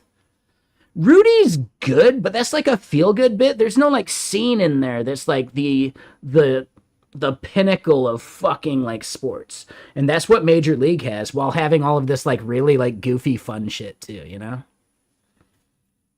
Right? Like it's just this like character comedy all the way through, and then you hit all of a sudden the greatest fucking sports scenes ever filmed. I'm just saying, like, there is no way you will not feel tension during the final inning of the movie Major League.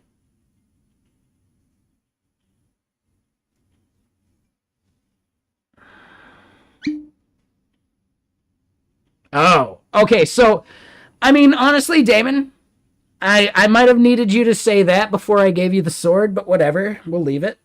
Um, I haven't seen it yet. I am so pressing X to doubt at this very moment, though. Oh, I see. How do you feel about the Transformer films? I may have misunderstood this entire situation. Let me put it that way.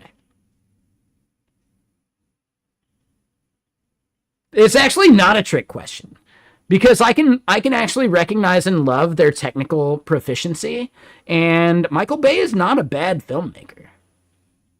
It's just more like if you like or even really like the Transformers films, there is an entire genre of film I was completely not thinking about just now that I could totally recommend some shit for you.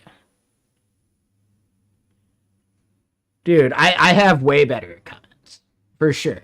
If you thoroughly enjoyed the Transformers films, dude, have you seen early Nicolas Cage? Like good Nicolas Cage? Oh shit, dude. Have you seen Con Air? Have you seen The Rock?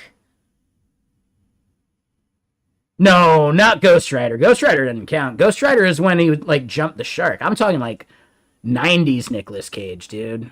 Ghost Rider is 2000s Nicolas Cage. No, that was after he had to declare bankruptcy and take every job he had just to like pay off his bills. Do you not understand that? Like that was a thing. There's a very like clear moment in time that you can recognize that, and that is when his films went to shit for a long time because he had to take every single thing offered to him just to pay the bills.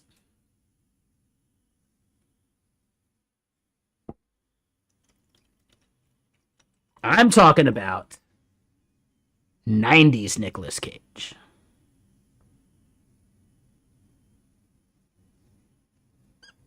Oh, dude. All right, so there you go. If you like a good action fucking romp and you like the way Transformers and other Michael Bay films flow, oh my god, dude, you got to watch The Rock. There you go. Ignore all that other shit. You just want a fucking blockbuster popcorn film, right? I get it. My bad. I'm sorry. I'm sitting here offering you all this like cinephile fucking like niche like dude, yeah, every nerd will like be like, "Damn, you know that?" Oh. No, you want the fucking popcorn shit.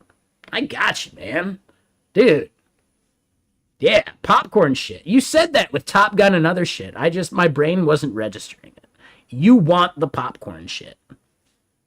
Okay, The Rock. The Rock is first on your list.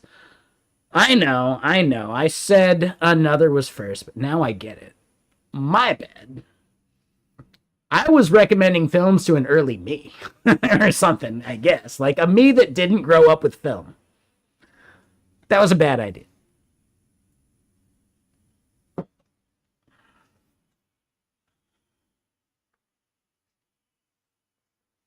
No, and I get it, Dave. Yeah, yeah, no, I totally get it.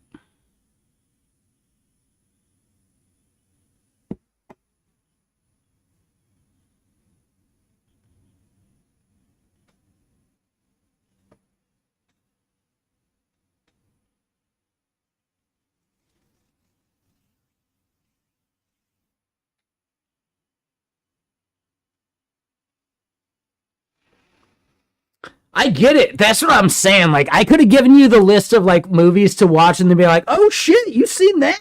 Like, yeah, dude. If you want that list, just let me know. But instead, if you're just looking for stuff you would enjoy, yes, The Rock is first. Honestly, you could do an entire like pre-2000 Nicolas Cage tour, and there are very few films you would not enjoy. Let me put it that way. Face Off, The Rock. Oh my god. Holy shit, dude. Yeah, anyway, get to it. Again, I think you'll enjoy it. Dude, Bad Boys, like, dude, look at like early Michael Bay. Early Michael Bay fucking slaps before Transformers. His filmmaking's on point. He used to do fucking commercials and music videos. Like, yeah, dude nails it. Dude knows how to make an engaging shot in a short period of time. He just kind of actually a little bit sucks at making like a longer film that requires thinking at all.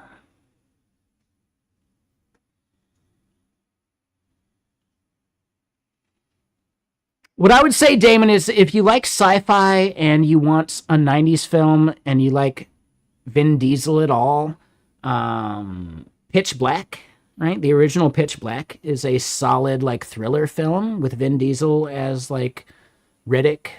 Like, oh shit, like super good. That's a really good like sci-fi film. You could put that up there in the top 10. It's not in the top 3, but it's somewhere in there. Like, definitely something you should check out. I know, you got this list, but let me put it this way. That is close enough to, like, just, like, boom, action, awesome, Vin Diesel, bro. And, like, cinephile that you can watch all of your Michael Bay whatever, but you bring up Pitch Black, and they're going to be like, dude, you're going to get, like, their eyes to light up. Like, oh, wait, you liked Pitch Black? Oh, shit, dude. Yeah, oh, my God, you liked Pitch Black? Oh, I got so many things I can recommend. Like, honestly, seriously. The moment you can bring that up as a conversation piece, they will immediately be like, oh, he's one of us. He just doesn't know it yet. Oh, we got to recommend some shit. Like, you will see their eyes light up. Trust me on that. You will see it. So just be like, yeah, I watched a bunch of, like, action movies and other stuff recommended to me by, like, you know, the streamer I watch or whatever.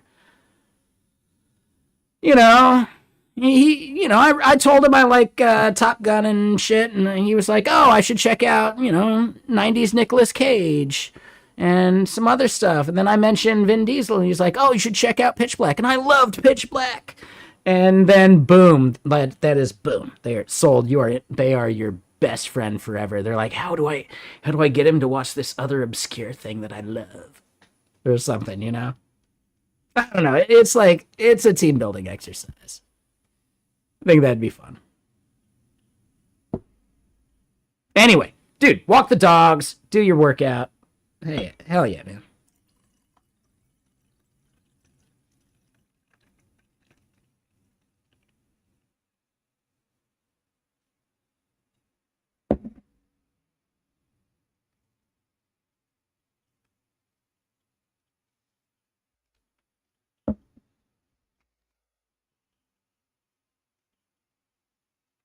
Is there a Riddick 4 in the works? Is it like Old Man Riddick style? Like Old Man Logan style? Because that would be fucking cool. If he started playing an Old Man Logan, he could play, or not Old Man Logan, Old Man Riddick, he could play Old Man Riddick for the next like 20 years. You know?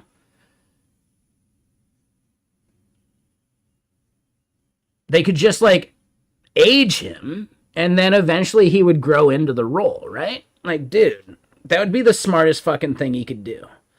Really, like, opt into an Old Man Riddick vibe.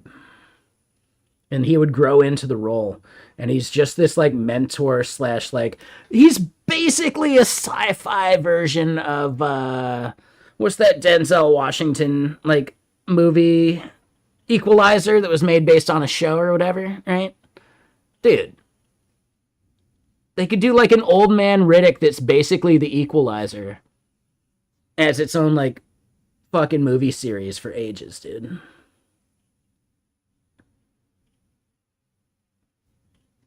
If they're not working on that, they're fucking blowing it.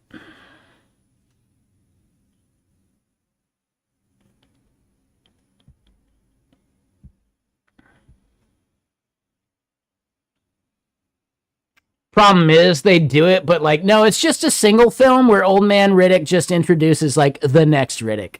Yeah, no, nah, we're gonna pass off the franchise. Get out of here, old man. You're too expensive.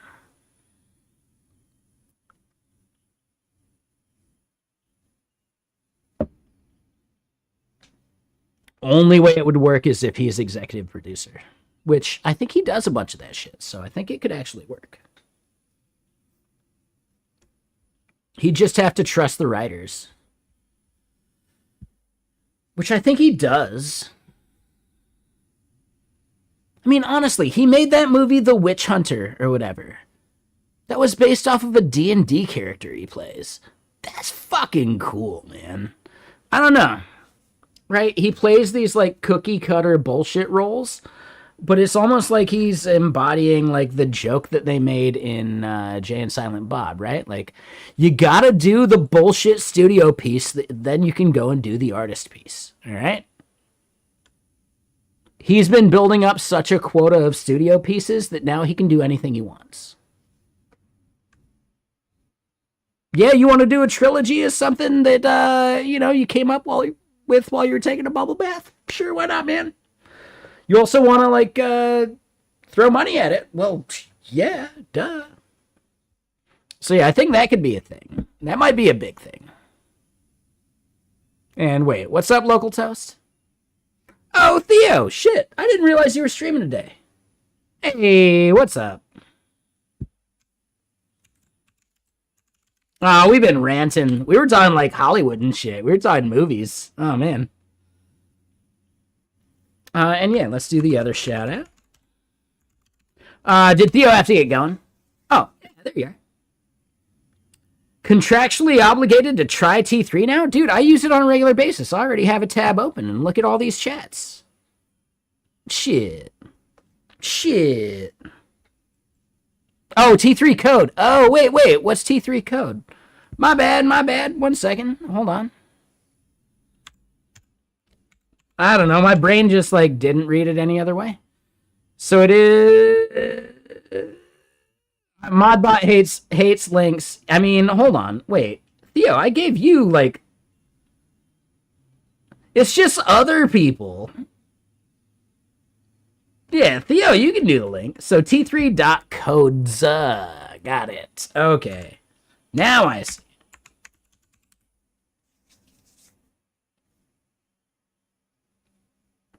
Yes. Oh, shit. So this is a way of, like, juggling the context and stuff? Dude, I was using Conductor. I've got Conductor open over here, and I'm not, like, 100% sold on it.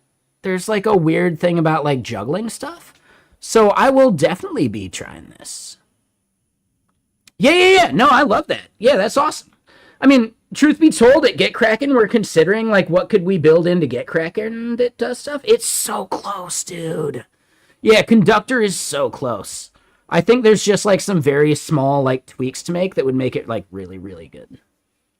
But yeah, we're also considering, like, I don't know, doing similar stuff for GitKraken, too, because, like, GitKraken already has the commit graph and, like, the, an inline terminal and some other stuff. We could build just like another sidebar or something, And then like the visualization would be like, I don't know, pretty easy because we already have the commit graph. Yeah, sorry about that, Raiders. My bad. Yeah, we do restrict links, but yeah, we're at it. T3.codes. Yeah, fuck yeah, man.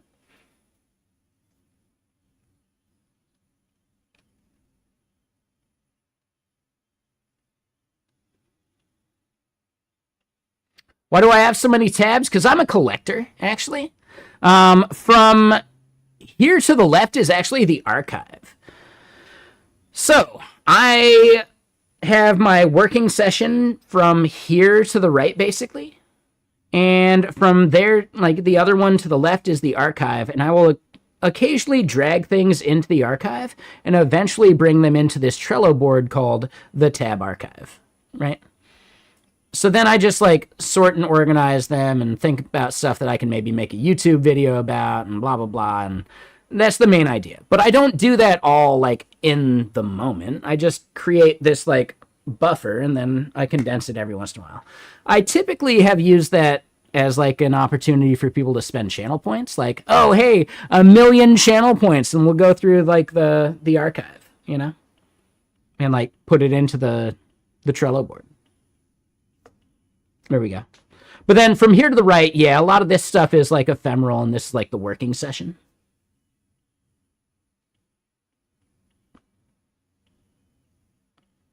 Is it a little chaotic? Yes, but just recognize that I am just chaotic in general.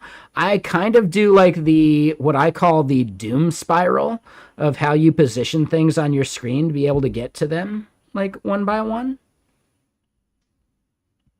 You know, and if I had some other stuff like, oh, I could just like move this up and like, oh, I need to get to that too. Okay, yeah, I got it.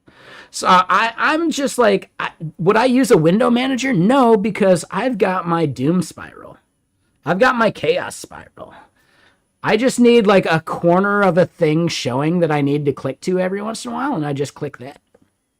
Why do I need a window manager? Yeah, exactly. Phase one. Like, is that not what other people do? Is that just a me thing? I swear that's something other people do too, right? Like, window manager? Ugh, I ain't got time for that.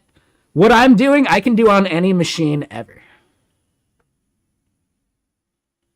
And with these 4K screens, you rarely need to, like, maximize something to the entire screen. Like, are you kidding me? Come on.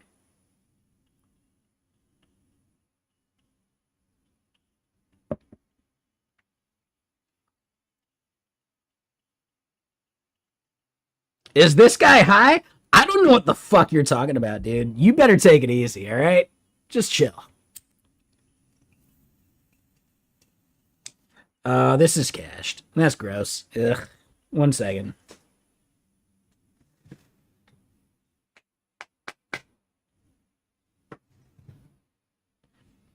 Ugh. Could you imagine? Ugh. That would have been gross. I live in Washington State. This is legal.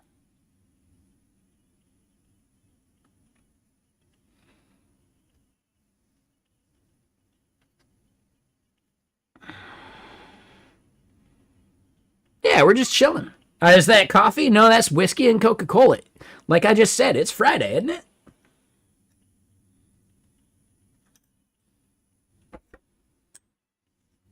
No, I live in Washington State. I live near Seattle. Yeah, 1 second. Let me just like clear this. It's a little gross. I need to like massively soak this thing in a bunch of like alcohol and then clean it and then vinegar. This hoodie is special. Yeah, imagine, right? The irony of wearing a hoodie like this while living in Washington State. Oh man, dude. Only more ironic thing I could do right now would be like, you know, if I had like a Dare hoodie. And yes, I used to wear the Dare hoodie in high school and even like late junior high, and people thought I was serious. They thought I was actually against drugs. Like, while I had like, dude, have you guys seen? Hold on. I looked like that, and I wore a Dare hoodie, and they're like, oh, so you don't smoke weed? Do you not understand irony? Like, come on, man. Do you not get irony? And no, that's actually it. The general population does not get irony.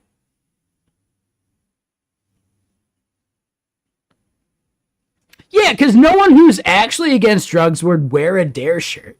The only person who would ever wear a Dare shirt is someone who thinks it's like really fucking funny when they're stoned. That's it. That's like fucking it. Like, it's awesome, actually. I want to get a bunch of Dare gear, actually.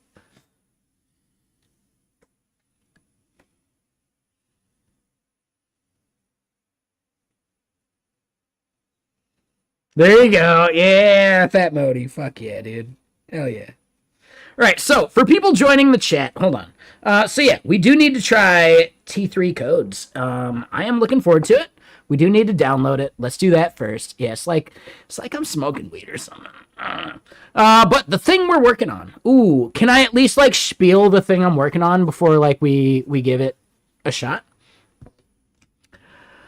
I have a thing called Messaggio. And Messaggio is a way of listening for messages on social media and bullshit. Whatever, right? It listens on Blue Sky, Hacker News, and Lobsters.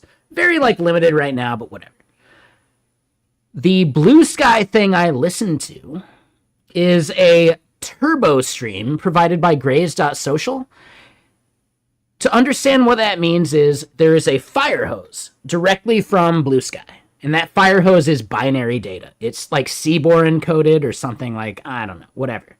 There's a jet stream, which is JSON, which is just the JSON that's in that like binary data. They do the binary on like the fire hose for internal reasons because it's like, less bandwidth, obviously. Makes sense. Get it.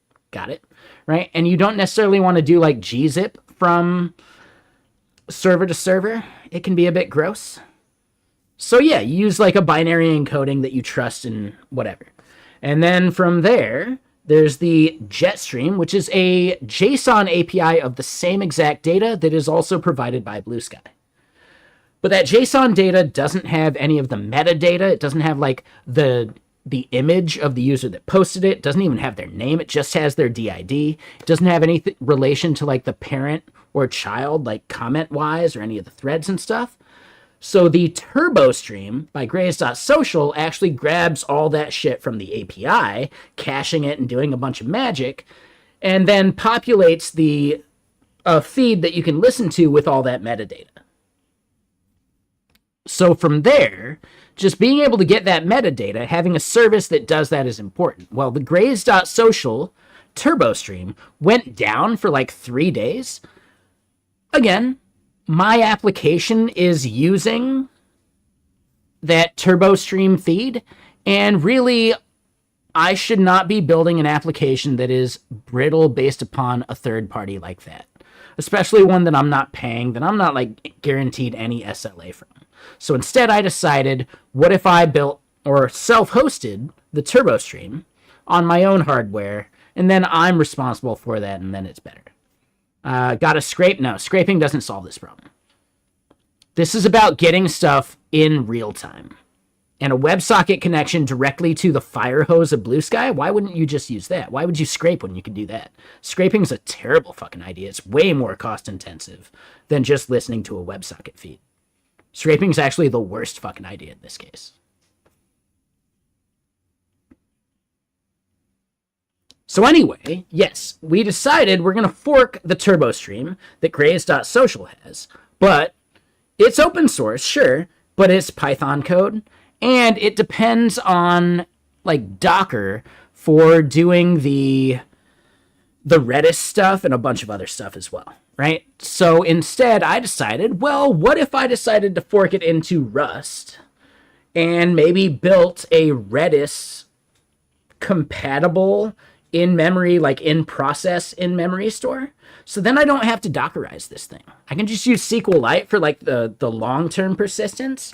For short-term persistence, I could use my ephemeral in-process in-memory thing called not Redis, which didn't exist, and I vibe coded those two things. So I vibe coded the TurboStream into Rust and the not Redis implementation in Rust. And what I have found, at least for what I do, code-wise, is that AI and like vibe coding, and I don't know, vibe coding's maybe an old term, whatever, but I don't look at the source code mentality. I look at the results and maybe the diff.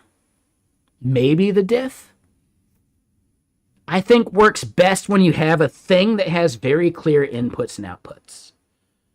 I would happily vibe code a microservice or, a tool that is a visualization for that microservice. So that's what we're doing, right? Like the TurboStream is a microservice. It has a very clear like boundary between like what it does, what it outputs, and like what it needs to do internally could be an entirely like opaque black box to me. And I think that is actually like the number one use case for these like tools and models. Like find these services that could be this like black box. You only care about the input and the output. Fuck it, man. Like, yeah, just do that. That sounds great.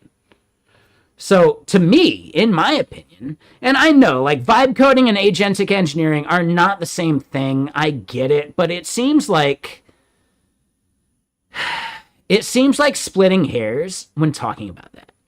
Because it does end up being very similar. Yes, I'm part of the loop. I'm part of the conversation for the planning and all that stuff.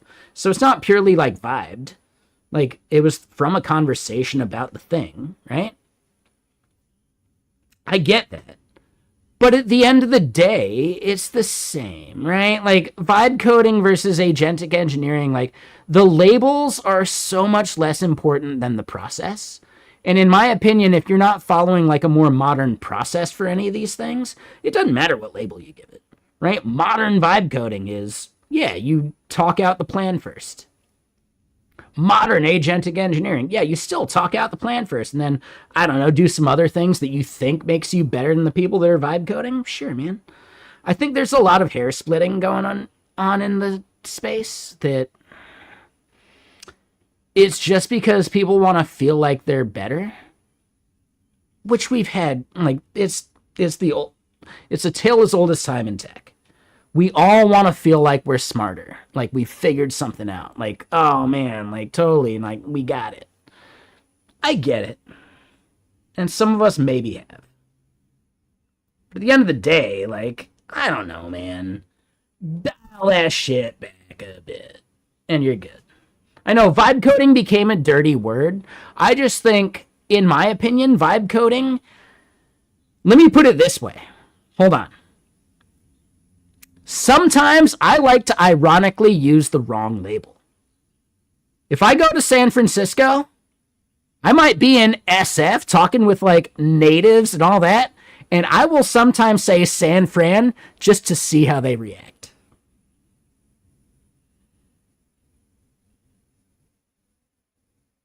I don't even do it on purpose. It's just like part of my nature. It's just me. It's just something I'll do just to see how they react. Like, are they that hoity-toity? Are they judging me right now because I said that? Because I am judging them for that judgment, if that makes sense. Sometimes you do something so, like, socially out of sorts just to see, you know?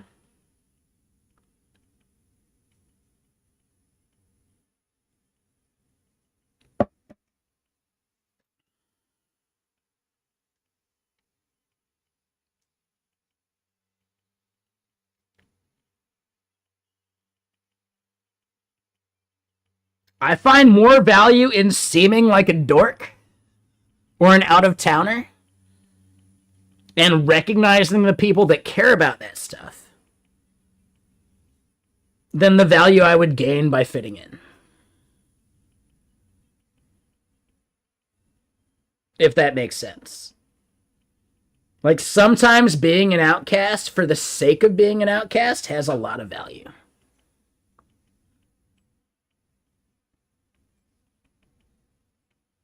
Am I originally from Washington State? I've lived all over. I've lived in Texas, Florida, New Jersey, Oklahoma, Arizona, Pennsylvania, Washington, obviously, Oregon.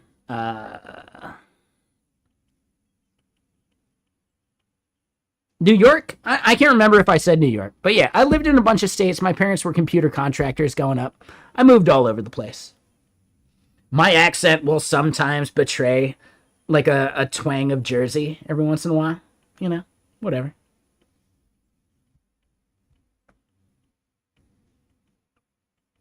I can't control it. When I try to do a Jersey accent, it's awful. It's just terrible. Ugh. Ugh. But anyway, so yeah, for people joining, I had this thing that I spawned out to a bunch of stuff. So yes, I explained that I'm doing this like fork of the Turbo Stream. We entirely vibe coded that thing out, And you can actually see it live on, what is it, Turbo Monitor? Nope, that's TurboStream RS.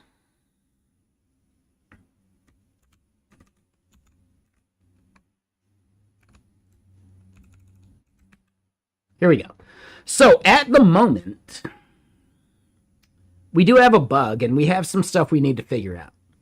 Graze.social is currently 61,000 events ahead of our Massijo implementation of the TurboStream.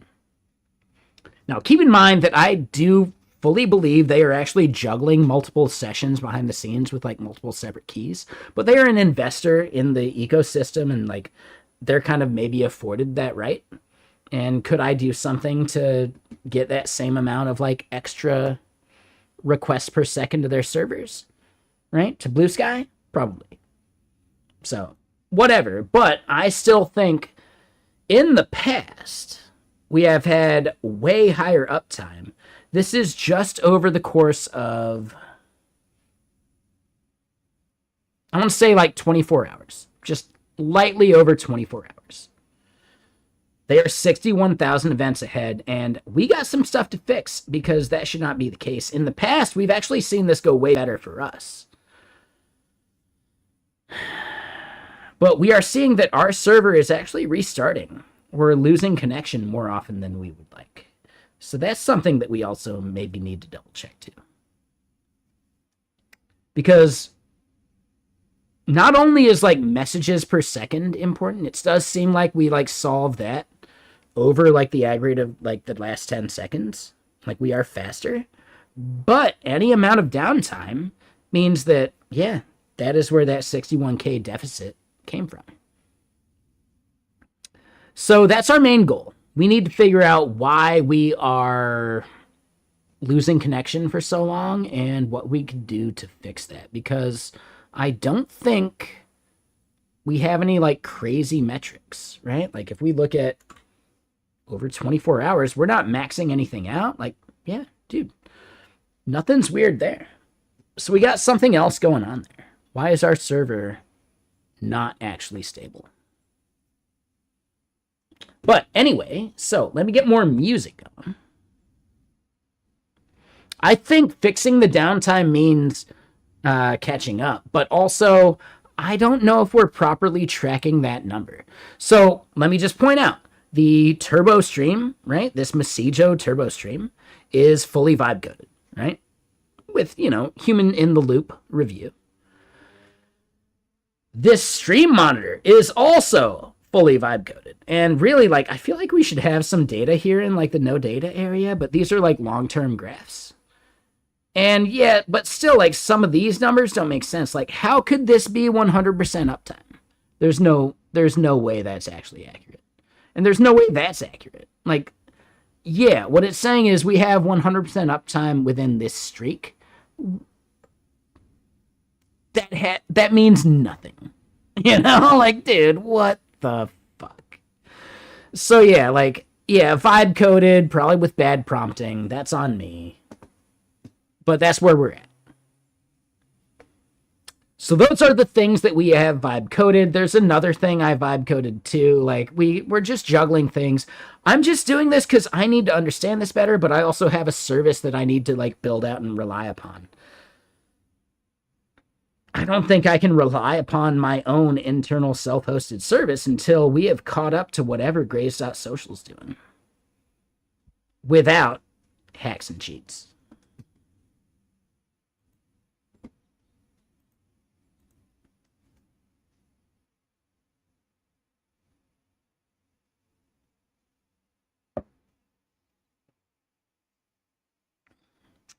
And then before Theo rated, we were actually just ranting about like 80s and 90s films that one of our recent mods should totally check out. They mentioned that they're actually, and hold on, we didn't even hit this yet, so now this is the perfect time, after giving the spiel. They mentioned that they are a big fan of like action films. and I wasn't thinking about it right. I was trying to recommend films for me. I recommended a film for them, and the film that I think they need to watch is The Rock. Because they mentioned that they're fans of like Transformers and like action films and sci-fi and blah blah blah. I would say for them to like understand 90s films, The Rock is a really solid intro to maybe like 90s Nicolas Cage.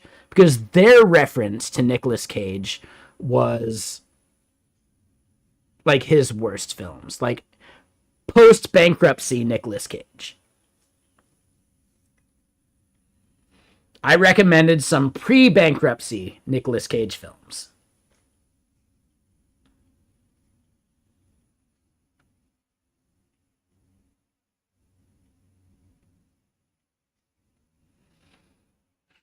Yes, Nicolas Cage is an actor. There was a period of time during the 90s where you would have considered him the biggest actor in the world.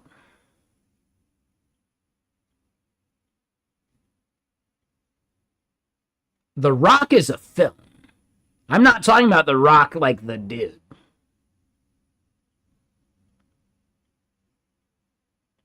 So, hold on, get in it.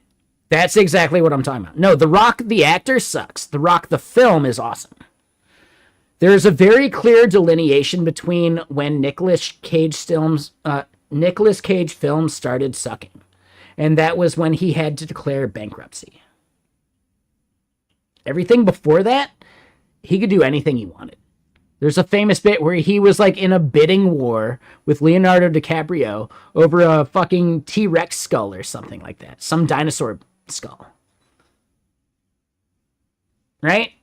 Like, holy shit, man. Like, he was the biggest thing in the world for a time.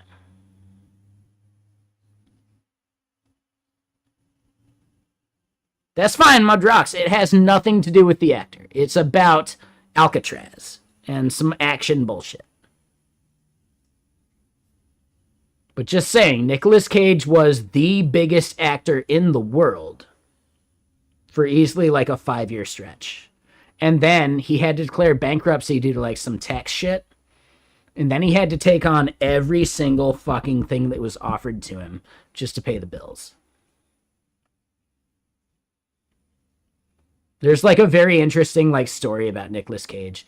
There will be a film in which Nicolas Cage might have to play Nicolas Cage, but it would be like old Nicolas Cage just talking about young Nicolas Cage, and then there'd be some actor playing out the scenes. And that would be a fucking great film. I'd watch the shit out of that. I'd be curious who they could get to play a young Nicolas Cage, though. Gone in 60 Seconds, I think, was 96. I could be wrong. Could be as late as 98.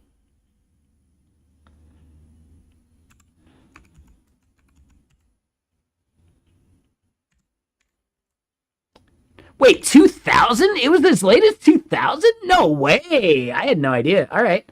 I thought it was way earlier. All right. Yeah, 2000. So, yeah, like somewhere just after this. Yeah, somewhere just after Snake Eyes. Or Snake Eye or whatever. Yeah, dude. Somewhere just after that was when he had to, like, declare bankruptcy and fucking take anything that was offered.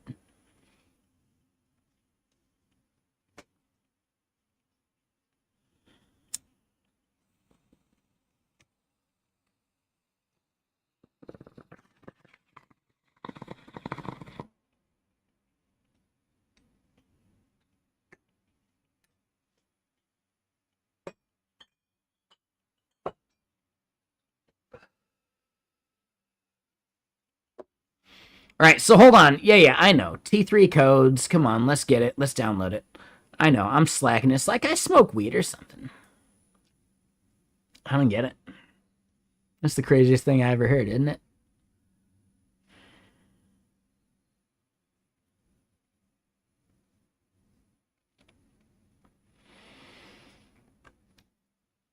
Just the smallest bit of feedback. Dude, just give me a bash script to run.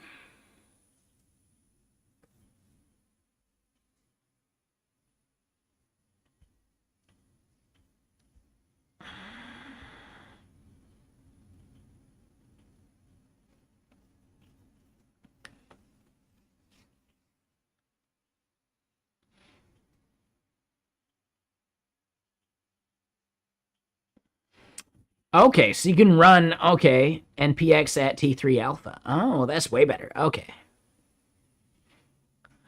All right. Yeah, we'll give it a shot. Yeah, man. Do we have Codex though? I might have to download and install Codex.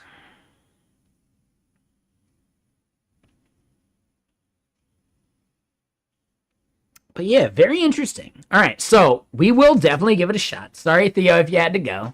But I do have to pee. And hold on, you all want to behold the absolute best BRB screen in all of Twitch?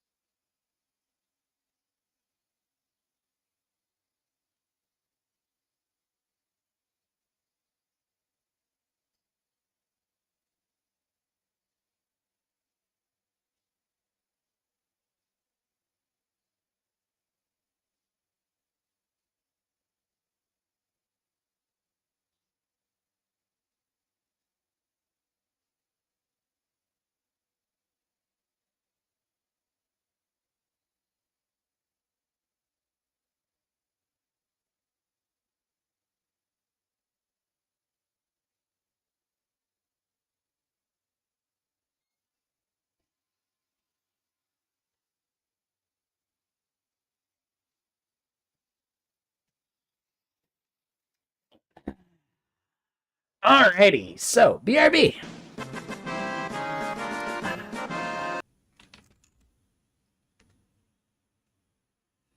Yeah, what is this channel? I don't get it, man. It's like the dude smokes weed or something. It's the craziest thing.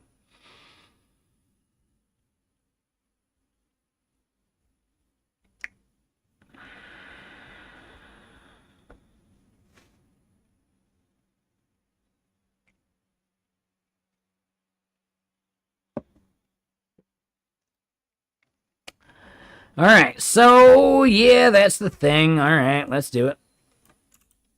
Hold on. Do I have Codex?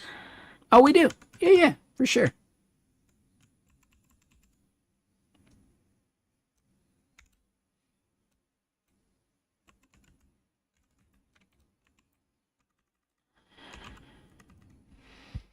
Okay, so we want to open this for a repo. What repo do we want to like fiddle with this on?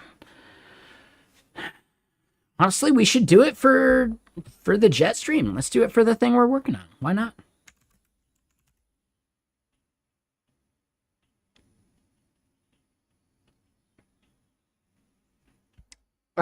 When you say I can open for multiple repos, should I just open this up in like a separate tab and then we just get like a server that I like log into kind of thing?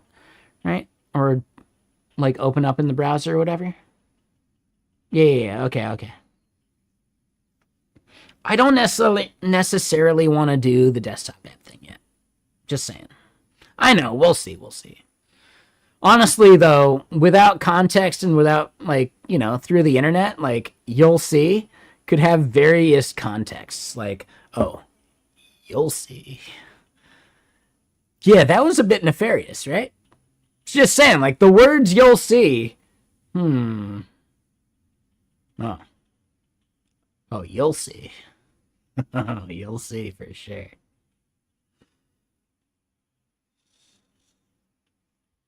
Like, I don't know. I'm just bullshitting. I just think it's funny. That's all. Oh, you'll see.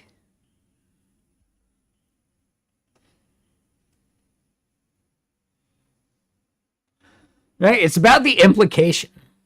Yeah, like it's always Sunny style. Is this how you wanted those poor users to feel?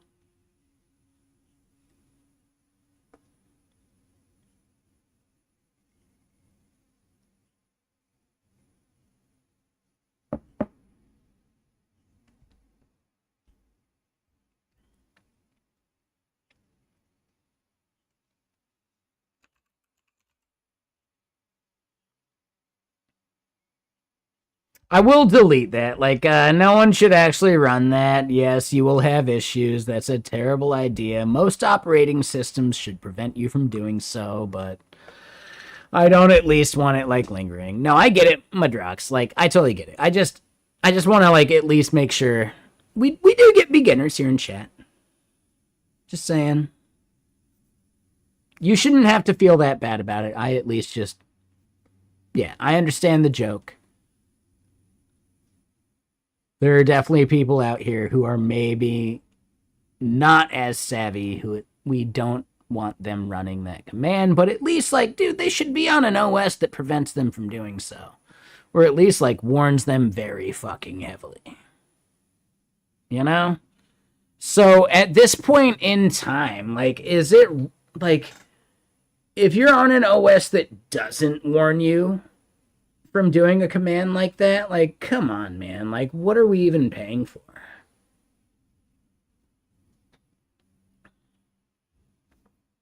Like, dude, Mac OS has to prevent that. There's no way that's a thing that it'll just, like, blindly allow. Come on, man. I would prefer chill coding. Damn right, dude. Chill coding. Scrappy, is that some Perl? Hold on, y'all know about, like, valid Perl programs, right? Anything's Perl if you try hard enough. This is it. Here we go.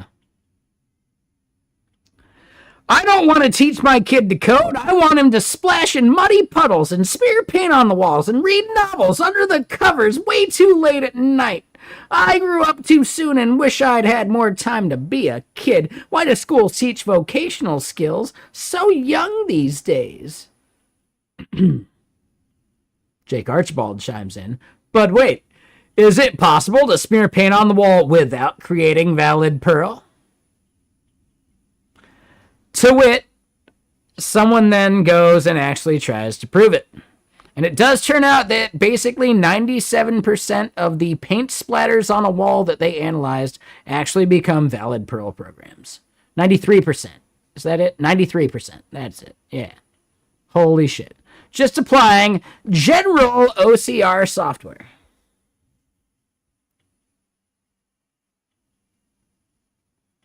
Right? So this one right here.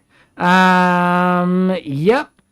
This evaluates to this, which just evaluates to the number 0 in Perl. There you go.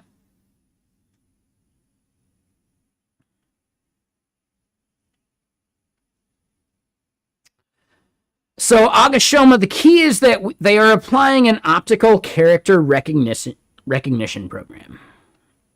And that software is allowed to make assumptions about the thing that it's seeing. The thing is that it is basically generating random gibberish. But hold on. Random gibberish is actually what Perl specializes in. So the idea is that you apply OCR to a thing that doesn't have actual, like, characters. And it hallucinates or figures something out. I think it's actually, like, deterministic. So it's not even hallucination. It's like a reproducible result of this thing that becomes this, like, thing of, like, Perl commands that gets evaluated to the number 0. So then as we go, we see another. Oh, this one evaluates to this string, which also evaluates to the number 0. So do you see, like, the pattern? Just Perl is so permissive about just, like, weird like, just characters jammed together that interpret into a thing. And in general, it seems like that thing is the number 0, right? Let's see a couple others. OCR recognizes this image as the string. Oh my god. Like, I don't know how to say that. I'm good on it. Which evaluates to the string C.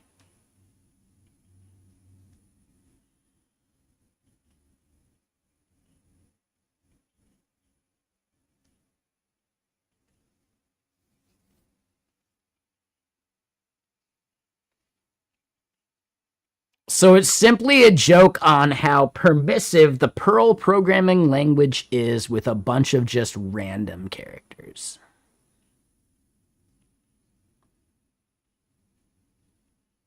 And in general,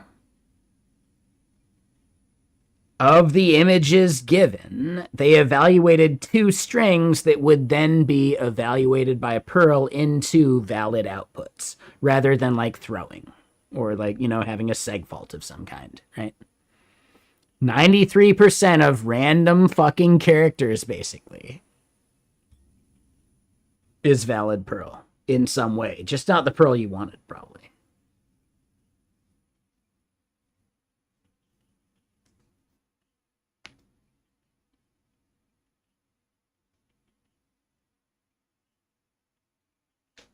Theoretically, right? Like, I wonder if the OCR tool was geared towards like specific stuff, but honestly, like paint splatters would kind of be evaluated by a bunch of this anyway, right? Like, what other characters do you think would be represented better?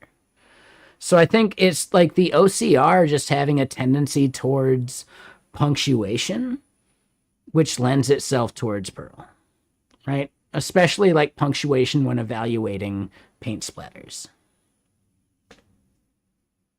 So it's almost like a data bias thing that someone selected for. And not that like all random images will become valid Perl. It's like purely paint splatters because it favors things like punctuation. Right? So that might be a big part of it.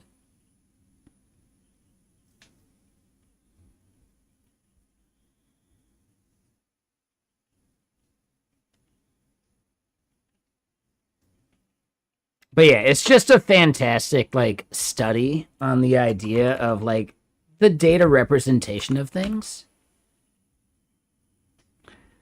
And also like the data loss. Like just think about it, right? Like sure, we could OCR an image into this string and get the number 0 out of it, but could we take the number 0 and get this image? Fuck no. All right? So there's so much data loss in this like in these steps that is actually something that is maybe fundamentally worth thinking about. Like, are you experiencing data loss in your transformations? Where is the best place to actually record data so you don't experience that data loss for further transformations later? And I don't know, there's entire like companies built on that. Are you going to vibe code that? I don't think so. Like the people, like this is one of the arguments we were getting at earlier before the raid from Theo. Again, thank you, Theo. Appreciate it. We're going to get your thing going, I swear. I just like to rant. It's a Friday. Shit. But the idea was just like, is Sass going away? Right? And like,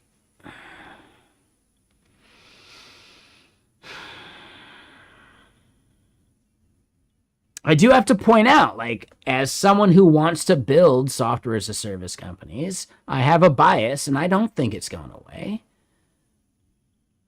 I have seen a counter argument from someone who is also building a software as a service company that does think SaaS is probably going away because maintenance will be free.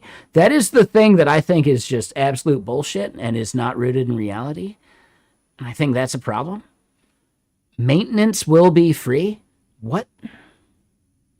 There's not a single thing in the history of society that has pointed to that as actually ever being true. Right? Like, just imagine every mechanism of which we introduce automation. There's still no free maintenance, right? There's no free ride. Even if we go as far as like Kurt Vonnegut's player piano, like no, there's no free ride. There is maintenance. You cannot write off maintenance as 0. So yeah, like some people are just doing some flawed math on the idea of like AI is going to maintain all these like software as a services you build internally at your company.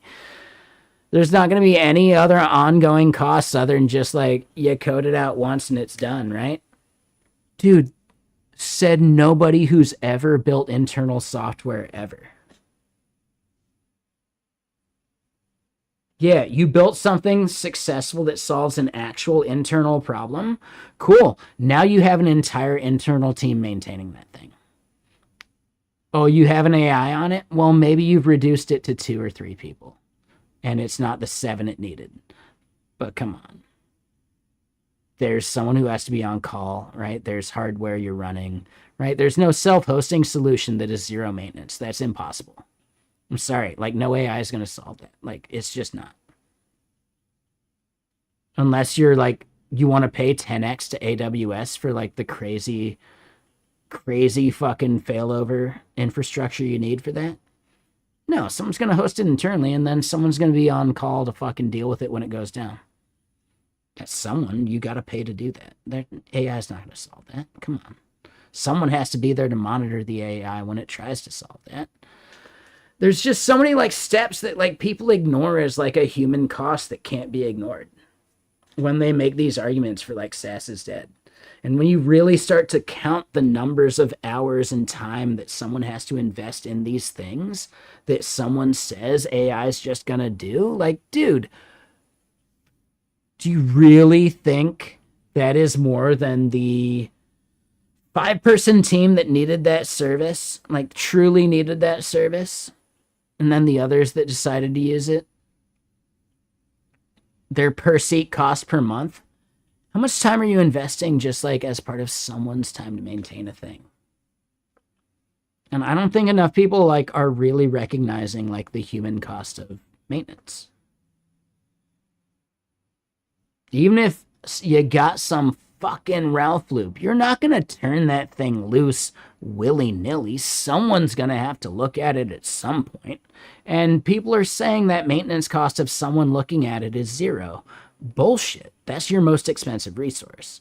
It's always been the person that has to do a thing.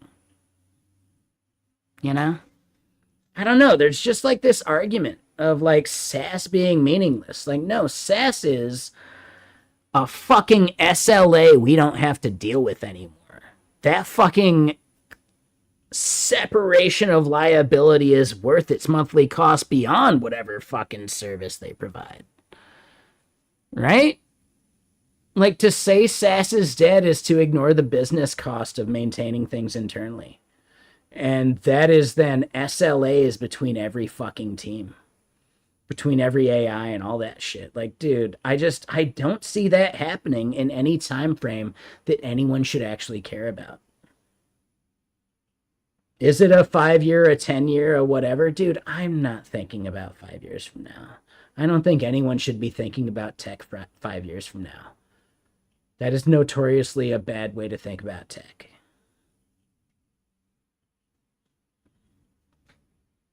Approach it as the problems that you're given day to day. See the new tools coming, try them out, and get better. But anyone trying to preach to you like, well, soon, 6 months from now, at least 6 months from now is a thing you can repeatedly just like call someone on over time. When people say soon, I immediately think bullshit. Soon, there'll be a thing that does this. Soon, there'll be a thing that does that.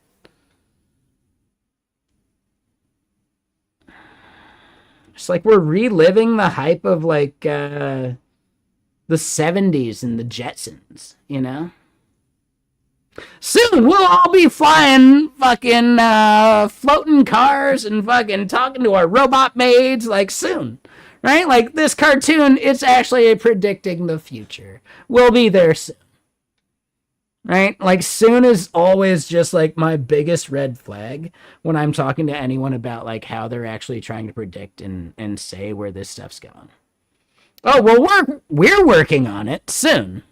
Well, yeah, obviously, now we understand why you're framing the conversation that way. Now I get it. You're gonna solve it soon. And yeah, I don't know.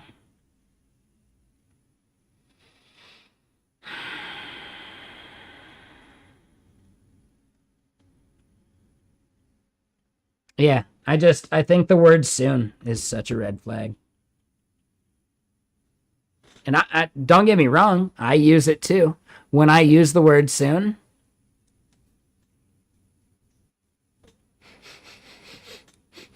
it should smell like bullshit. Just saying. Just saying.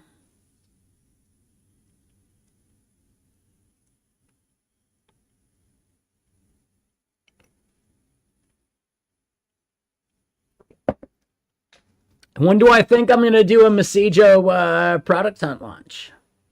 Oh, just soon, man. For sure. Yeah, totally. Soon.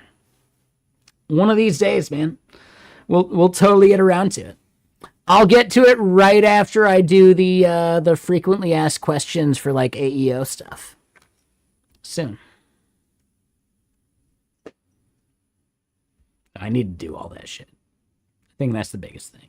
That's the saddest part.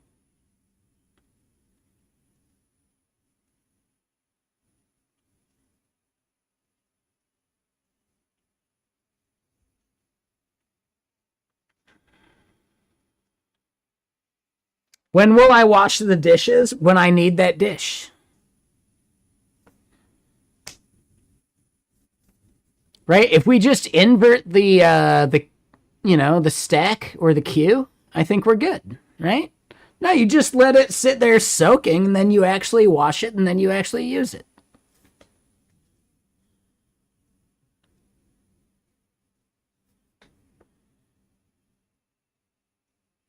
Right? Just invert that queue, man. Then you just have this constant, like, what is that? A first in, first out, right? It actually becomes like a last in, first out for your most in. It's actually like a generational queue. Technically, is it a garbage collector by washing the dishes and then you free up that resource again? So yeah, my sink is an entire like generational garbage collector.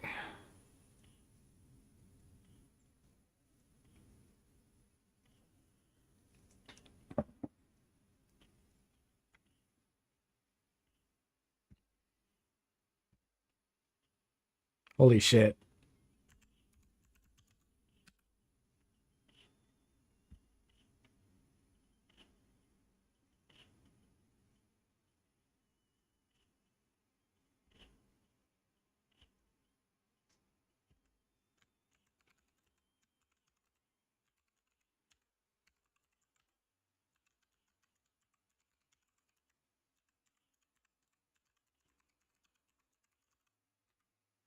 All right, today I learned my sink is a generational garbage collector.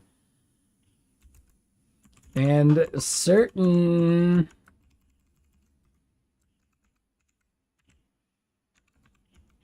dishes have a way higher priority.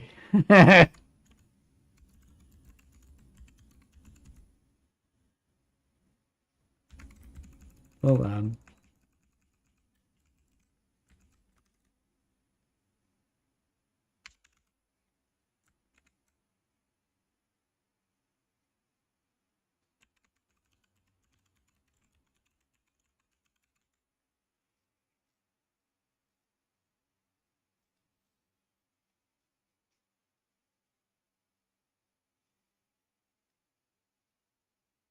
Boom, nailed it. I think we're good. That feels good.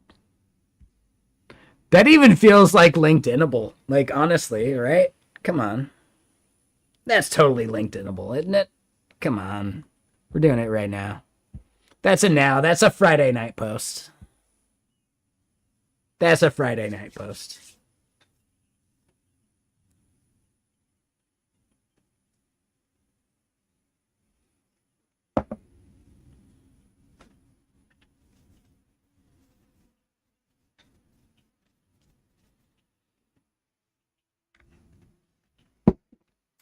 All right, real quick though. Hold on. This is now 5 o'clock. This is like night stream. What do y'all got planned for dinner?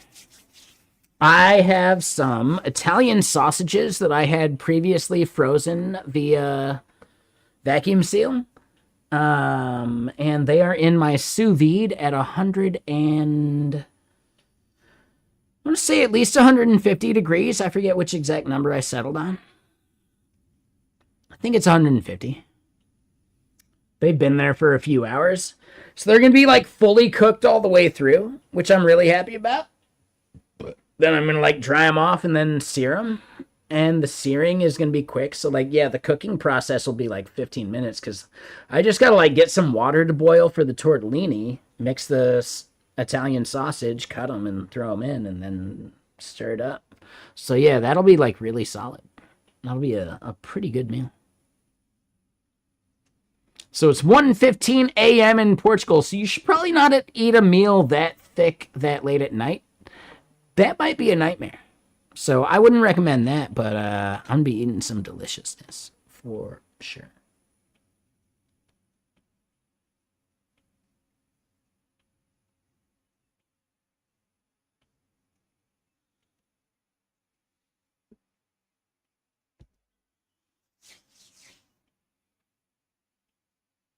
Feel like that was a good post. Was that bullshit? Was that a bad one? Should I feel bad? I am going to grab another soda. But yeah, anyway, dude, I love this thing about just the bullshit, for sure. Anyway, let's get back to it. I know, we're kind of like chilling. It's a fucking Friday, dude. Take it easy. But yeah, this is another big thing that we're working on, and I thought we had some PRs for it. So when we actually look at it, when we look at the Jetstream Turbo here, we have 4 PRs that are chilling. I believe all 4 of them have failed because they are performance regressions. So we did end up prompting open code over here.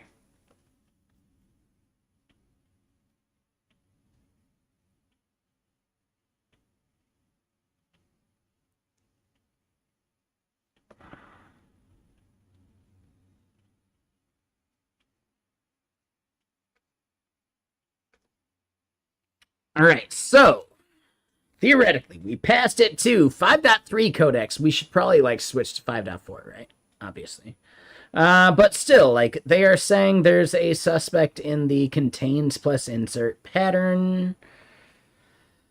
There's like a second hash lookup. Okay, so that is interesting. It eagerly allocates a vex string. Ooh, all right. And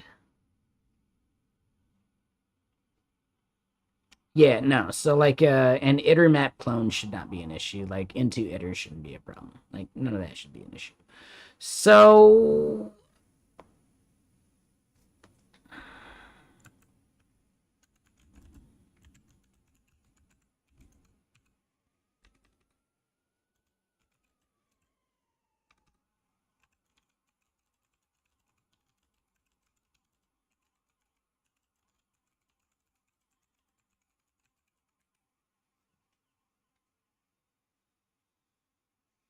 I really think we need to run the benchmarks fresh and see if the cloud result is an anomaly, right?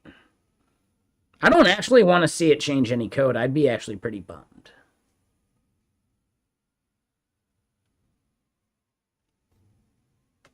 So yeah, while it's considering this, I do really need to like switch onto the 5.4. All right, we can do that. I still think it's probably good enough to analyze this. Right? This is just for running some commands. Like, I don't think this is a problem. We're going to let it go. I think we're okay with it. Let me go grab another soda, though. And I'll be right. T3 code. Yes, we want to do T3 code. Yes, absolutely. I know. I'm slacking. Thank you. You're right. Thank you for the reminder. It's like I'm smoking weed or something. I don't get it. Nah, you're right, dude. Yeah, we need to get T3 codes going.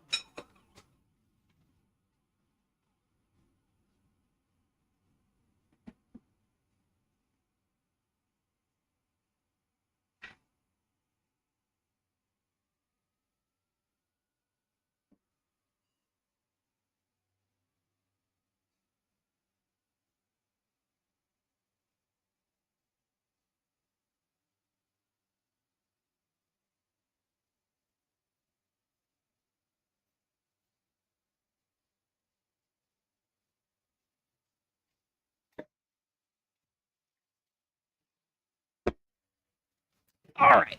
So, yeah, T3 codes. Like, no, we should make that like the focus. Come on. Right? That's the right thing to do. Appreciate you, Theo. Thank you.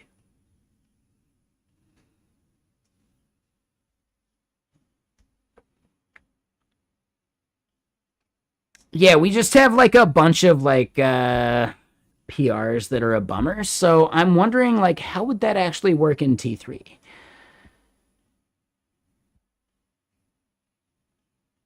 Yeah. And did we run it? Hold on. Let me do this in new tab.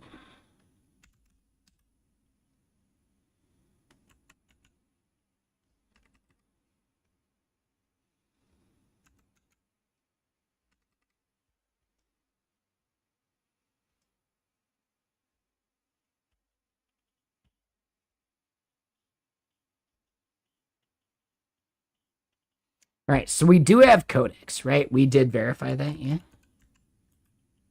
Did we? Oh, we should probably update.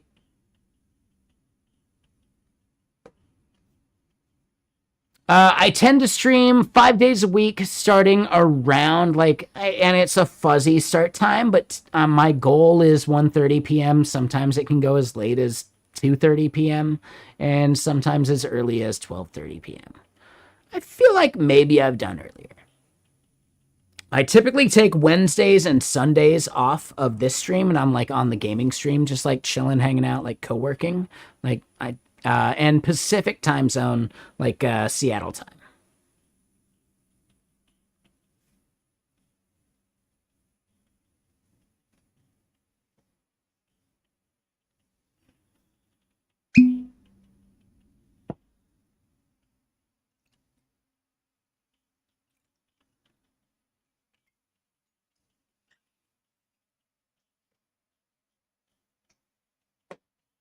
So yeah, Seattle time, as in like it is right now, 5:21 p.m. for me.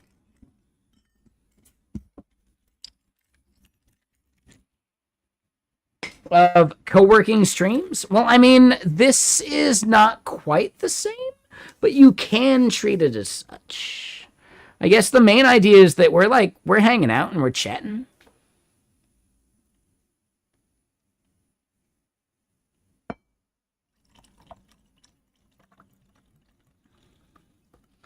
I think a lot of like co-working streams, you don't even see what they're working on, and I get that a little less. But I do show what I'm doing most of the time, and I think that adds like a little extra. So then there's at least something for everyone. The people that just want someone to hang out with while they're working, and that feels like co-working and it's fun and it's like nice. And then there's the idea of just like, well, yes, I am doing stuff, and we can talk and think about like the thing I'm actually doing, and you can see it. Whereas I think a lot of co-working streams end up lacking that whole like visual aesthetic. Then it just becomes the person who's doing it. And yeah, there are certain people that can do a co-working stream, and people are there for just like looking at them. I'm not one of them. Let me put it that way.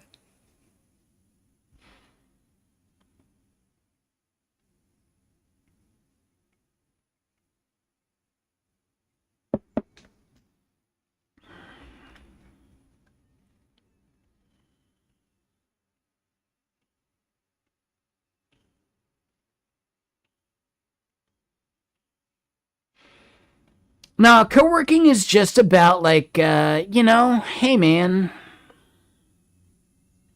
it's even better when you realize that there are people that co-work where, hey, we just want to keep ourselves accountable because we should all be getting shit done during this time.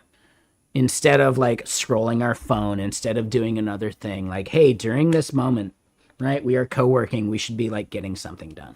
And some people do need that like camaraderie of like, this is work time. Something that like tries to keep them a little more accountable. And I would never doubt anyone for a single second if they need that little bit, right? Like I get that. That's fucking cool, man. Like just do it. Yeah. Exactly. August Showman. Yep. There you go. So yeah, there are people out there that just need like a space where like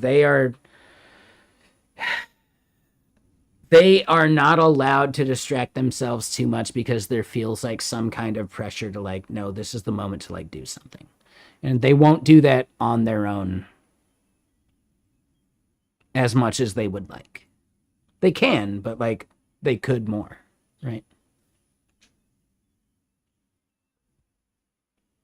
And like I think they could either way, technically. But if they need a thing, well, like yeah, like I understand why the thing.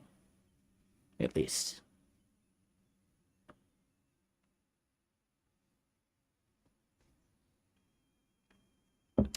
Exactly. So Madrox, like that's why I actually push at like, dude, I think a lot of people should actually just like stream working on stuff. Like, yes, do I get enough done? No. But I get more done than if it was just me. If it was just me, I'd be gaming. Oh, dude, I'd be gaming right now. I'd be fucking gaming. Oh, dude. I got so many games I want to play. Ooh, buddy. Instead, well, you know, I take bong tokes and I rant, drink a little whiskey. That's fine.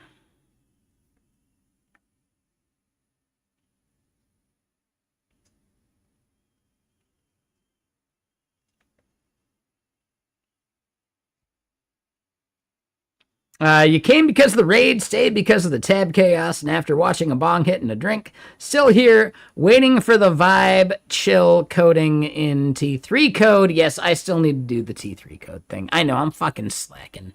It's like he smokes weed or something, and I did just take a look at the bong, and it's just right there.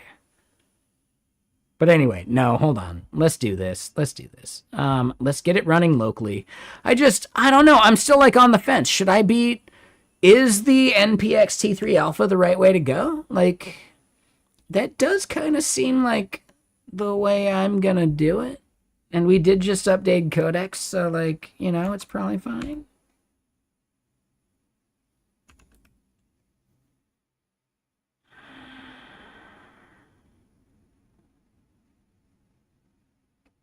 Just for the browser version, and is the browser version the wrong way? Like, is it the coward's way out? It is kind of my phrase. Yeah, it's like definitely a phrase. Like it's like he smokes weed or something. I get it. Like, have you ever seen the Jim Gaffigan like stand-up routines? He often like talks about himself in this like weird like extra voice.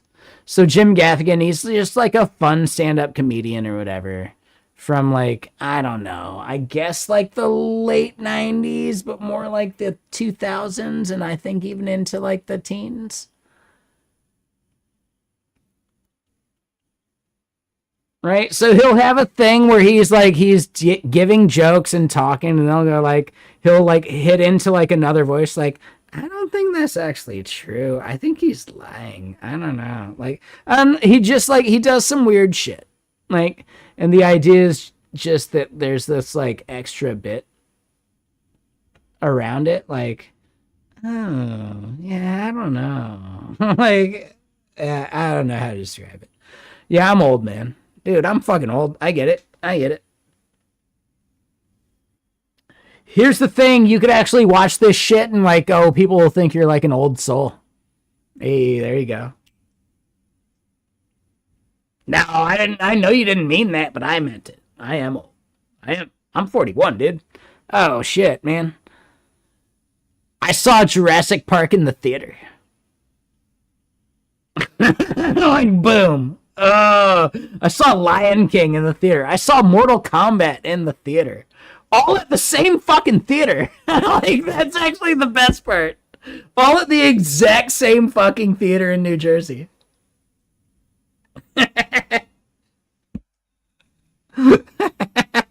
That's even better. I might have even seen Cool Runnings at that same theater as well. Shit.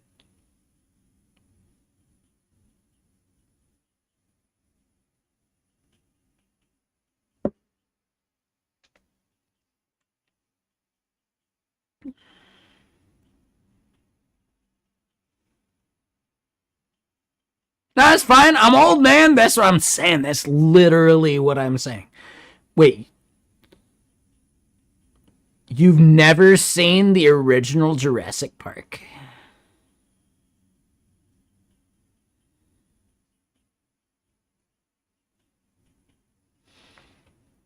I don't think I was prepared for that. What? That's a thing.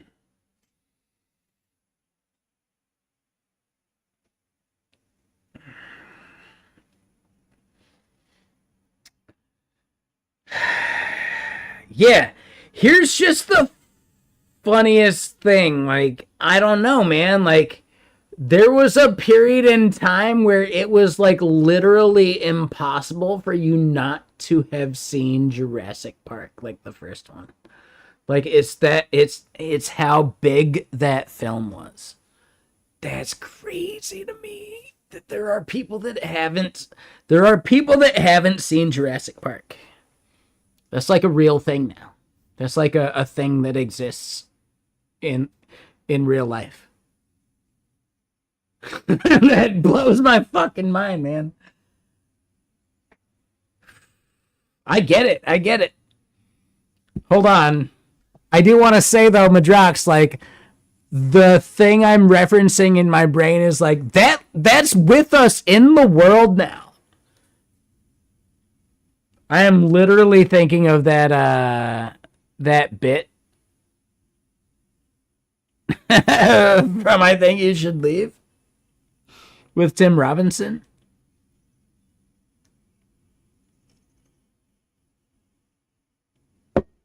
I thought I was going to die. That exists with us in the world now. You know, like, holy shit, dude.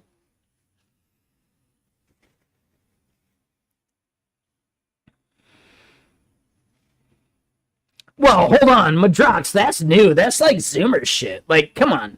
Are you so young that you don't know Jurassic Park, but you're so old that you don't know Tim Robinson? Like, what the fuck? What the fuck? Come on, man. Like, dude. What very specifically narrow part of like reality do you occupy at this point now? I think you're like some anachronistic like ghost who only lived for like 3 to 4 years and somehow like grew up to the age of an adult, still like only knowing those 3 to 4 years, like as like just like a weird ghost that just happened, you know? I don't know. I'm like making up some lore about you now. Sounds great.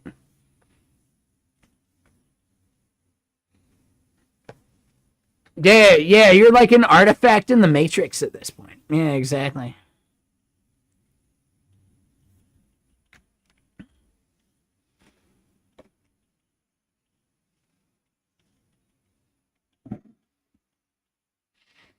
All right. Anyway, should we actually do some code shit? Oh my god.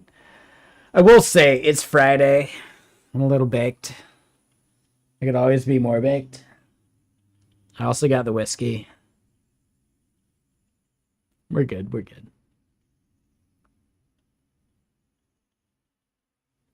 Hey, Commander, I just want to say like be nice, man. Like, come on, be chill. Would you be pumped if someone was talking to you like that? Like, I don't think you would. Like, just chill. Just be cool. All right. They're saying it's okay. I'm just saying, like, I don't know, man. Be a little less abrasive. That's my job.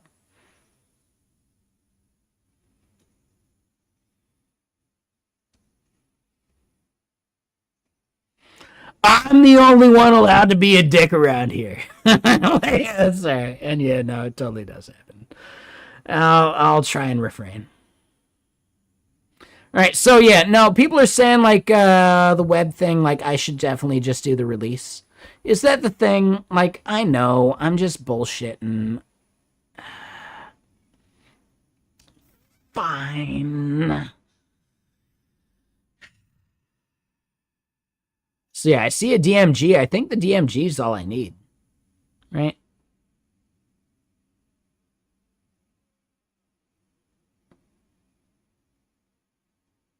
Oh, I think. Hold on, ARM 64 is actually what I need. Yeah, that's the one.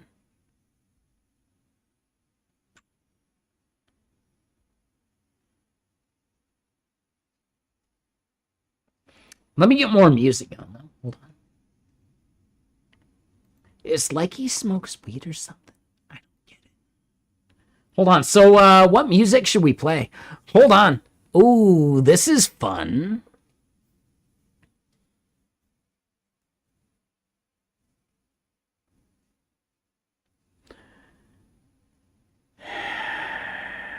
Could we impose some 90s music on these fucking Zoomers? Nah, we should just keep with the synthwave. Honestly, let's just say synthwave. Like, I think that's a better call. Let's just synthwave it up. I don't know. We got some shit we could do. All right, T3 Code Alpha. Let's do it. Fuck yeah. Does it belong in a museum? Ooh, we could play that album for sure. Friday by Ice Cube. I mean, we are just here on Twitch, and none of the music would actually go over to YouTube, so we could play anything we want, actually. Here's the thing, like, dude, we're late enough on a Friday. I could play like my favorite like 80s or 90s music. Honestly, if you guys are into that, we could go down memory lane, and YouTube would be none the wiser. Oh yeah, YouTube. We might as well be playing fucking elevator music. Fuck yeah, dude. Why not? Boo boop boo boop boo boop boo boop boop boo boop boop. Right? Like, dude, yeah. Just imagine like Girl from Ipanema like on repeat. There you go. YouTube. You got it. That's the music vibe. So now, hey, here on the Twitch side, what do we play? What do we actually do?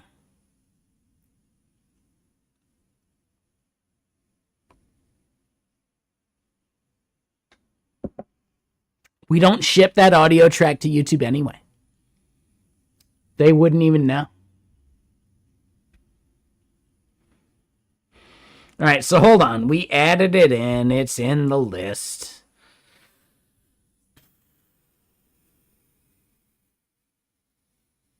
It's in our Mac Mini now.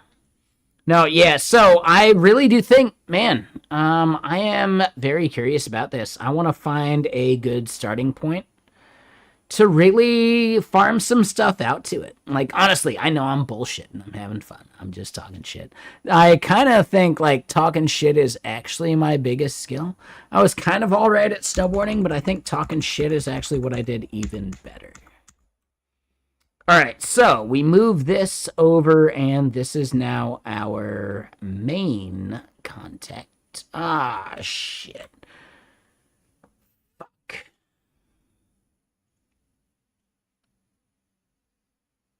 I don't even know how that worked. Oh, my God. Oh, I fucking blew it.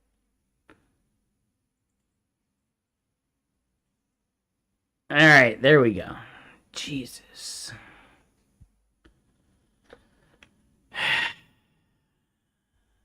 This is the T3 thing. All right, there we go. It's its own thing.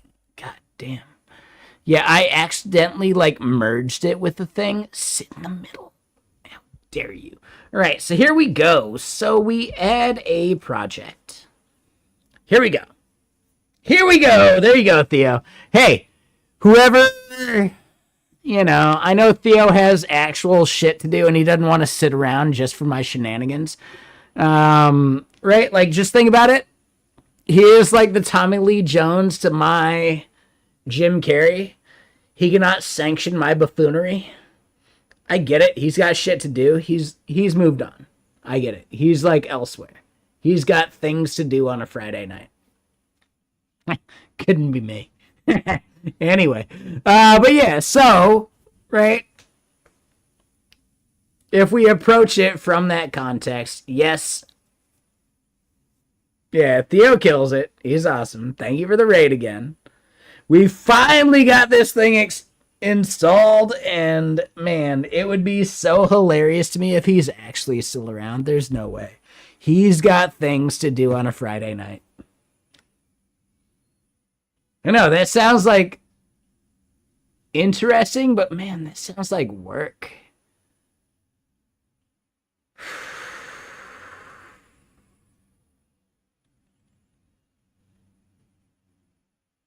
I'm here surrounded by pretty much most of my favorite things. Like, yeah, like chat included. Like, yeah, man. I couldn't imagine having like a Friday night social life again. Just doesn't sound worth it. I'm good. Give me like the weekdays. Give me like a dive bar where I feel seen instead of like a dive bar where I'm like fighting to get the next drink, you know? Fuck.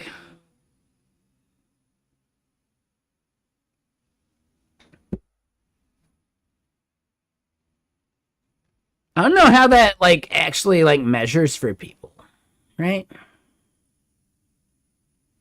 Does nightlife even exist in SF? Oh, absolutely. Like usually it's around like launches and releases and like events and stuff. But they totally do it. And then like I don't know, when it's like few and far between for events, like people go out to places. I don't want to like dox anything or whatever, but yeah, people go out to places. That was the most generic statement I think I may ever say in my entire life. I would just like to like ring a little bell and say like, "Hey, I think we found it. I think we found it. I think we found the most generic thing I could ever say in my entire life." Yeah, people go to places, you know, when they get bored.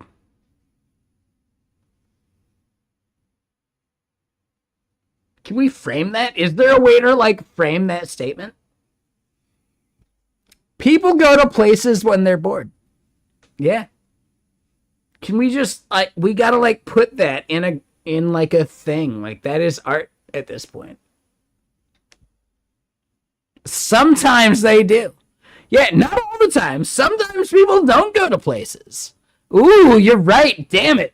Ooh, this is like some flawed art, right? It says sometimes people go to places, but sometimes they don't.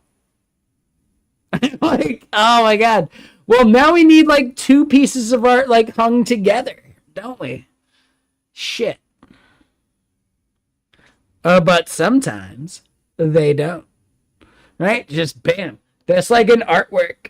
Yeah, dude. I want to actually make that a thing that people can just like mount in their homes and they just pay me like a licensing fee. How do we make that happen?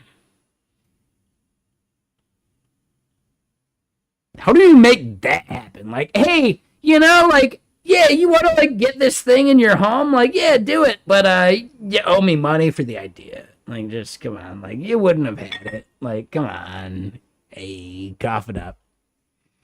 No, we have to like just ship our own merchandise at that point, but it'd have to be like made on demand. I think that's the only way to monetize like a phrase, you know? You could do like on demand fucking building and printing. Totally doable, but it increases the cost in like a crazy way. So yeah, like you only want to do that for a thing that you don't think is gonna last, and otherwise you build out like better infrastructure. Right? Hmm.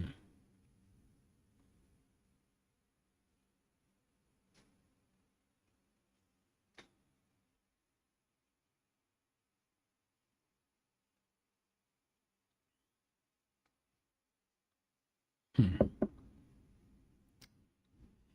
Ooh, NFTs. Oh, I mean, honestly, NFTs are this remarkable fucking technology that can turn money into nothing. It's really cool. Yes, this like awesome like transactional like fucking vortex that actually can turn money into nothing. It's really cool. Like as a phenomenon, like it should be studied. 100%.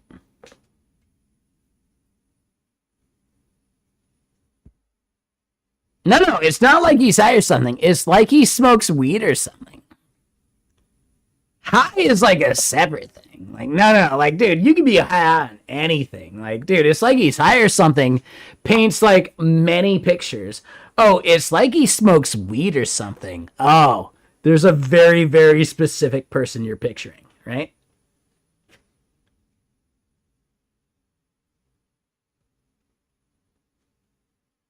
I think that's me. I think that's me. I think, yeah, I'm pretty sure that's me.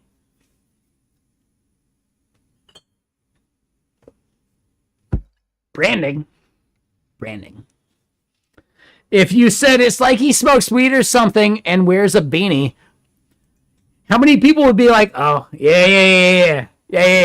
Right? Like, of the people you know in the space in which you work, how many people would be like, oh, wait, I think I know who you're talking about? Hold on. Wait. Hold on. No. I thought you were saying one of these, like, other guys that's actually famous. No, I know who you mean. Ah, him. I'm okay with being the him of the category. I'm okay with it. Whatever.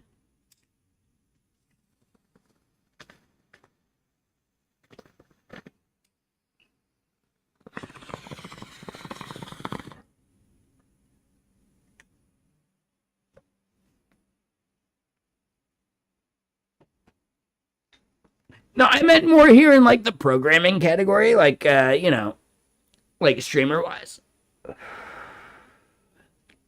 feel like there's a few others that are like him. So like yeah, no, it's like not like a unique thing. I get it. The branding is a little looser. But yeah, so we got T3 code going. What I would say is, I think I'm zoomed in more than they would normally expect. It does seem to be pretty responsive. It does have a limit.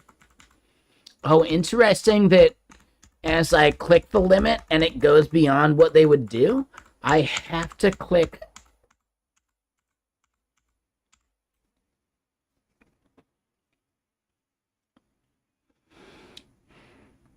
Do they have like a place to report bugs?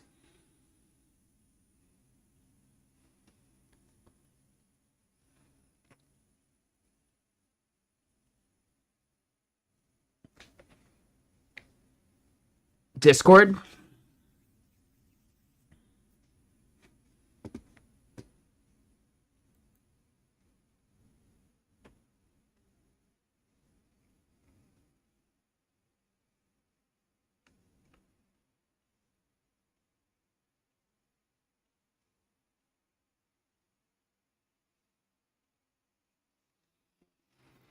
And when you say Discord, you mean just like Theo's Discord, right?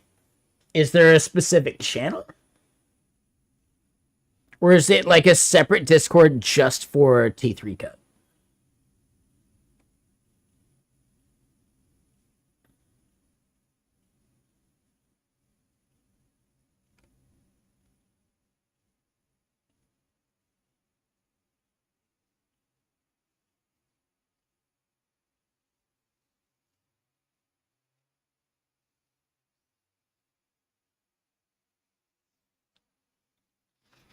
Okay, so theoretically, like an issue on the GitHub would be the best way.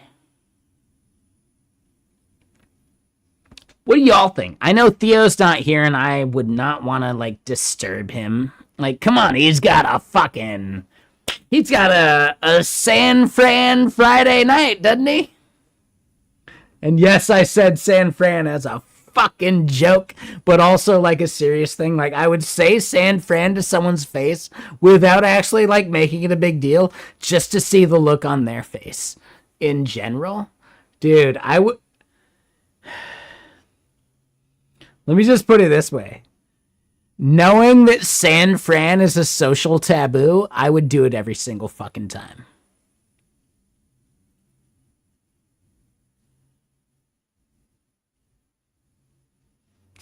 What kind of person does that make me?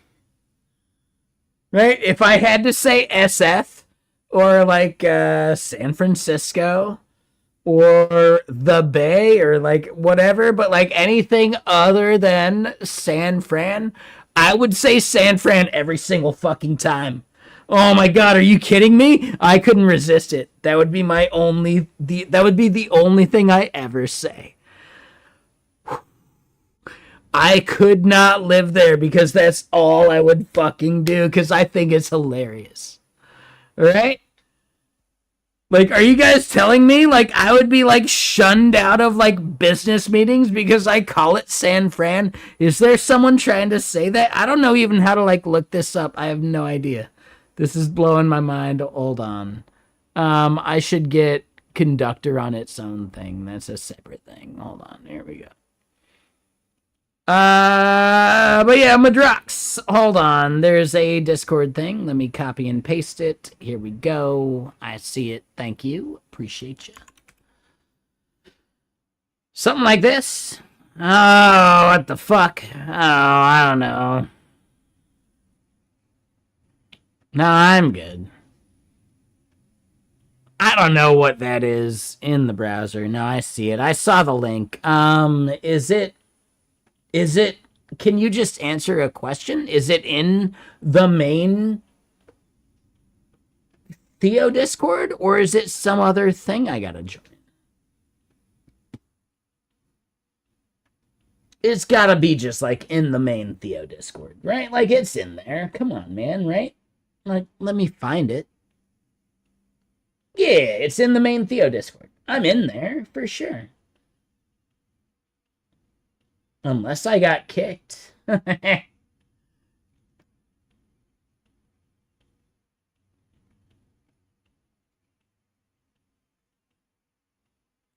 No, I group a bunch of these together. No, I see it. There it is.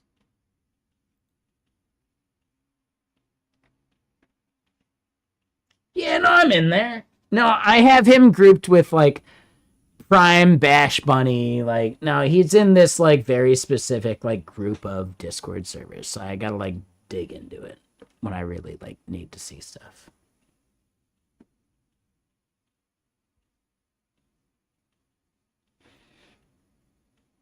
Surprisingly, I don't call that category the best, but I probably should. Like, the ideal with which, like, the shadow we live within, or something like that, that'd be better. The shadow we live in. Like, there we go. Boom, nailed it. Oh, that'd be good. I'd throw Teach in there for sure. Even if he's just only because he's attached at the hip to Prime. No, Teach is great. He actually has amazing content. I'm surprised he doesn't stream that much, actually, these days. I think they're making enough off their, like, stuff, right? Like, Terminal. Like, the coffee thing that he just doesn't have to care anymore. And that's, like, fucking cool. I think that's, like, really respectable. I'm really, like, happy for him for that. Man. He doesn't strike me as a person that needs to go, like, big time. He just wants to make enough money to fucking be there with his family, you know? And then never have to think about money again. That's, like, the greatest thing we could kind of all aspire to. Even if your family is just you and your cats. I need to get some cats. Right now, just me, like, ugh. No, I mean, it's big because of the people behind it. And that's like the nature of branding and like the cult of personality. There's a lot of like stuff to be studied there that I think is valuable and worth understanding. Like people could write entire like PhDs about it, in my opinion. What went wrong and what they could have done better? Like, oh my God, like what if they had done this? They could have gone full on fucking like Starbucks. They could have gone fucking gangbusters, dude. I don't know, like there's definitely some like thesis or critique like until they do so that like what if they did? They could do totally go like way more mainstream. Let's just say that right now. They could be like in major grocery stores and shit. Holy fuck, like they could go massive distribution. If a lot of other shit happens too, right? And like, is that something they're willing to like invest into? Because it's going to take hundreds of thousands of dollars of commitment to make a thing. I don't think it is that big yet, but it can be, right? Like any venture capital or like private equity firm would say yes. Like they could turn it into that. Let me put it that way.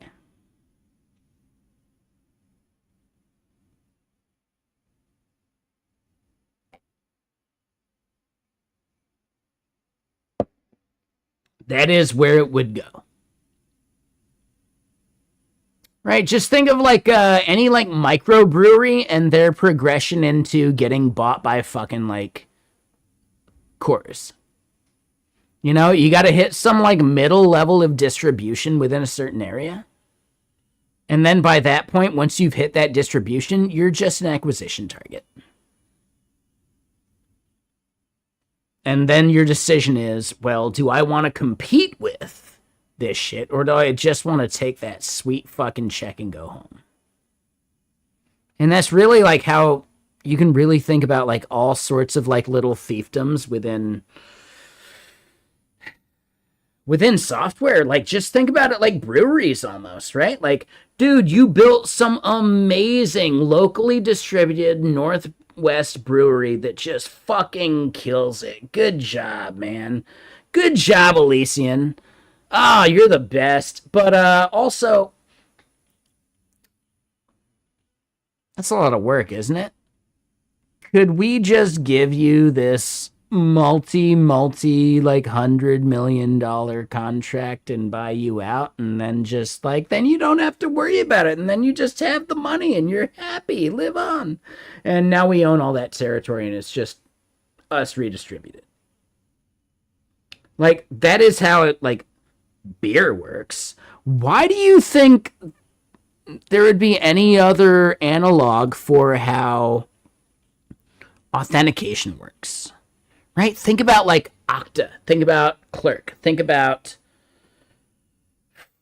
every single, like Stitch. Think of, like, dude, every single fucking other auth company out there. Right? All they're doing is carving up a territory.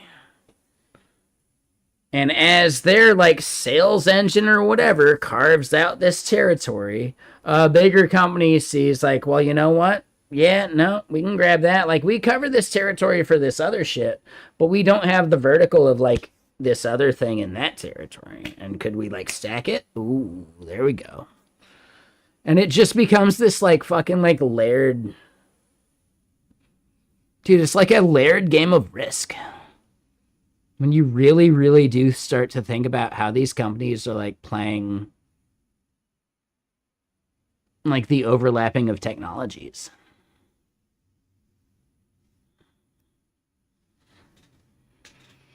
Is it so hard? I don't think it's hard. Someone else has to put in the work. Like, no, what you're misunderstanding is Madrox like, dude, any single human being can make a fucking OAuth platform, right? You can make your own bare minimum like OAuth platform to solve these problems, right? But there are so many things that would be missing that you aren't actually competing with the people you think you are. And by the time you then find customers that need that and then build the thing and then find more customers that needed that and then keep building the thing and then build this like ecosystem, right? Like if you're just, we solved all the problems, but we only have 10 customers, like no one cares. We didn't even solve the problems, but we did the marketing and the bullshit and we carved out a niche. And then we grew that niche because we actually did the shit we cared about and like we got the fucking like people talking about us. You can like grow it bigger. So it's more about distribution than it is about technical superiority. And I think a lot of builders get into that, like, that aspect. And I fall victim to it. I'm not advertising Massijo. I don't think we're there yet. There is not a single PMM out there in the world that would say, like, dude, oh, you don't think we're there yet? Fuck you, we're marketing it. Make it better. Fix the things that people are going to see, get it launched, and then solve the stuff that people aren't going to see after that. Like, prioritize better. We got to get the shit to market. Right? Like the go-to-market team. Like, honestly, you kind of need to, like, maintain that philosophy. So I'm fucking up with Massijo on, like, the go-to-market aspect of things. You know what I'm, like, nailing it with on Massijo?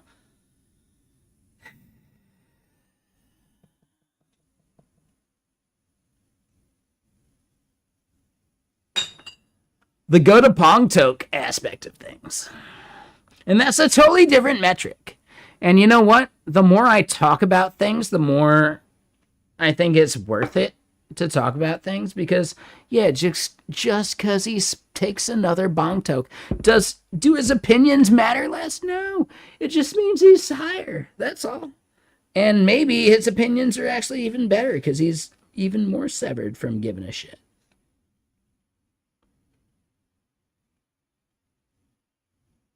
I don't know. We're bullshitting. We're having fun. It's Friday night. Take it easy. It's 6 p.m. on a Friday night. But okay, so we do have T3 code alpha, and it's over here.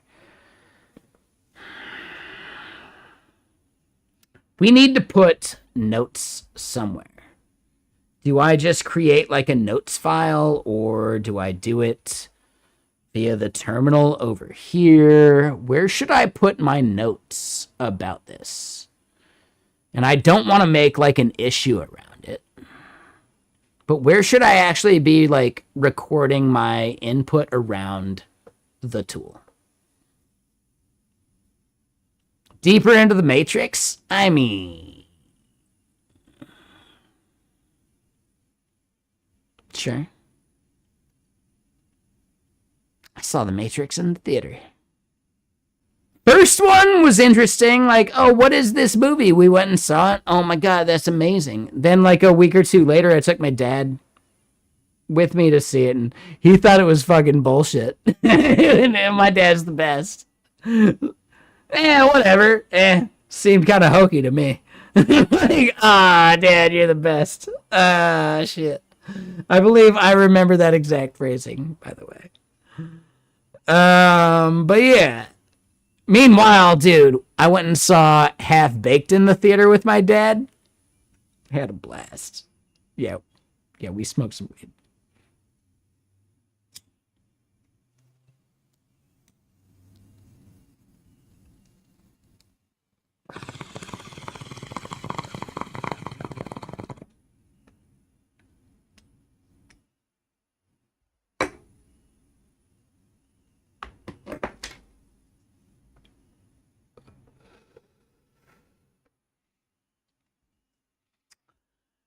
All right, so yeah, we got T3 chat.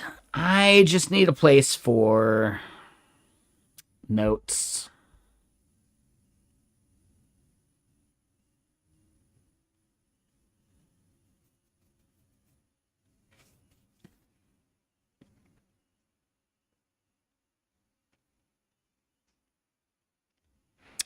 Ooh. I really do wonder if this is a bit of feedback. Like, if you're doing such like an early launch, should you involve some kind of just like, hey man, we know stuff's going on, like, just like, don't even worry about any response or like chatting or whatever. Just like say everything you think into this chat, right? And you could even limit it, right? Like limit it to, I don't know, some amount. And if they like tab out like the length of time, like you just like auto commit it and you just show it, but they can't change it. Like, dude, you could like record an entire user's like stream of consciousness chatting about your app. That is a thing. And dude, you could build a service around recording that thing. As people start building some of these apps, that's a service people would pay for. Like the apps that are building the interactions, like what if they could collect early user feedback in a better way? That could be really nice. And is it something you could prompt? Maybe, but then it's just another thing you got to maintain. Like, imagine if you could just, like, re-enable it for, like, random users. Hey, you're dialing in troubleshooting with us. Here's the model. Lock it in. Here's the code if it asks you for one. And then let me know what it says about the stuff on the back end and how your stuff is working. Hey, oh, there you go. Right? Boom. And then, I don't know, maybe someone has to, like, approve the output and then, like, click the button to make sure it's not leaking some bullshit. And then you got a person on the hook when it does, if they fucked up. There's just so much about, like, the entire future around these things to have, like, a person in the loop to take the blame. I think, realistically.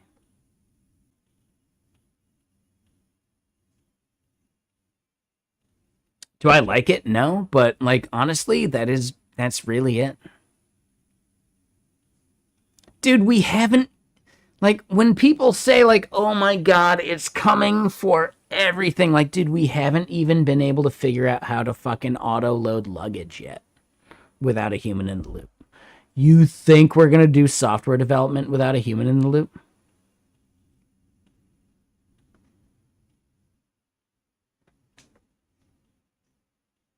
What? Like, come on, man. Without a single human in the loop? Come on. We haven't even figured out how to auto load luggage. Like, there's like a separation there. Like, now what does the human in the loop look like? I agree, that will change. But it's just the people that think like it's all automated. There's no human anymore. It's fucking free, dude. There's no one looking at this or touching it. Like, those people are insane to me. Either they believe what they're saying and they're insane, or they have to be hyperbolic about it because of the position they hold.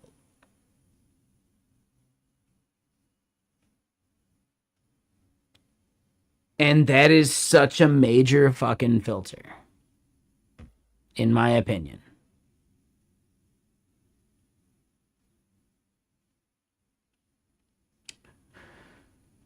Take away any incentive they have to be hyperbolic.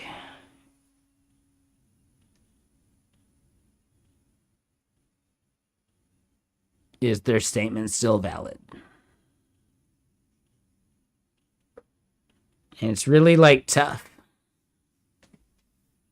Like, because, dude, some people just have to use hyperbole. I don't blame them. Let me put it that way. I don't blame people that have to use hyperbole to make content. It's just like, I don't know, man. Where is it that people's, like, education system failed them that they can't recognize and be, like use critical thinking? Where did the lack of critical thinking happen? You know? That's all. I think that's the biggest problem.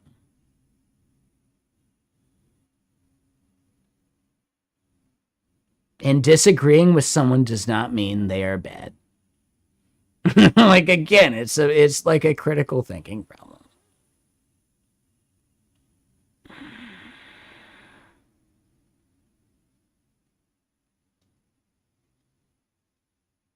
Somebody slammed blank. Like, dude, yeah, dude, just, yeah, we live in a society. Fuck. CM Griffin just slammed. Like, I don't know what I just slammed, but I just slammed something, didn't I? Right? Someone could like make an entire fucking like hyperbolic like news article about it. They shouldn't. I think it'd be like the worst content ever. It'd be so boring, wouldn't it? But there's someone that could. Let me just point that out. There are people that could.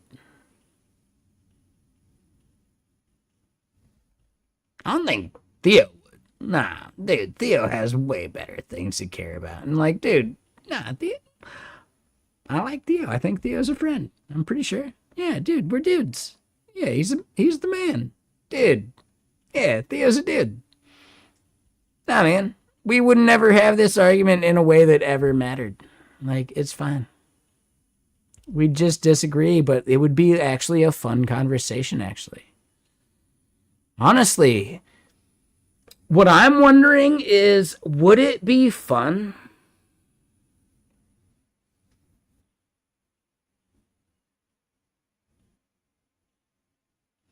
I kind of want to set up like, hey man, we're friends, but we disagree. Let's talk about it. Like, what could that be as a TV show? What would be the title? You know? Because yeah, at this point, I think it would be like me and Steve Manuel. I think that's his name. I could be fucking up his name. He's done a bunch of like MCP stuff. He's done like a bunch of like other cool like just startup-y things in like the Bay Area. Like he's a really cool dude. Steve Wassom was like a thing he went by in social media for a while at least. I don't know if he still does. Super cool dude. I'd love to debate the Sass is dead thing with him because I feel like I've already kind of done so a little bit. And like, honestly, I'd rather like we could do like a preliminary like chat about the things we'll bring up and what we're going to argue and like in the future. Like, yeah, let's just like chat about it, man. I do worry that if you expose too much ahead of time, you harm the live conversation because someone's already like had time to mull something over and then like concede ahead of time. So like how do you make that part organic? That would be tough. But I would love to figure out how to like just have like good fun organic conversations with people about certain things. And I think like dude, like me and Theo about Wassam. That'd be a great one. I think that would be fucking fantastic. Cause like it's like a recurring theme. Like I think Theo's wrong with Wassam. I don't think he's ever published any of those clips because I'm a fucking spaz, and I get that. But like, I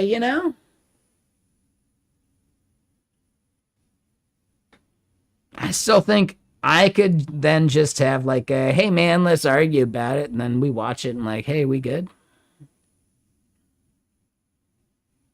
And I think so. And then like, could we just like my favorite bit would be to do some like pop-up video reference because then like dude the millennials that watch would be like oh my god like immediate fucking fanfare and then like the zoomers that have never seen pop-up videos they're just like what is this format oh that's kind of cool and then maybe they just think about some other like zoomer thing that I just haven't seen they're just like oh no it's like that they've been doing that for years well fuck you whatever we're doing it now I think that'd be good. I think we could do it. I think that'd be fun. Anyway, so we don't care about that. Anyway, browse for folder, grab something. Let's go, I would say T3? No, it's T7, T5.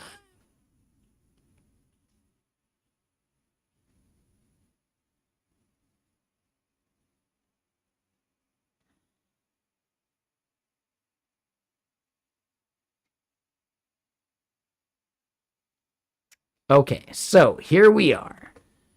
Yeah, what I am thinking is we want to grab the Jetstream Turbo.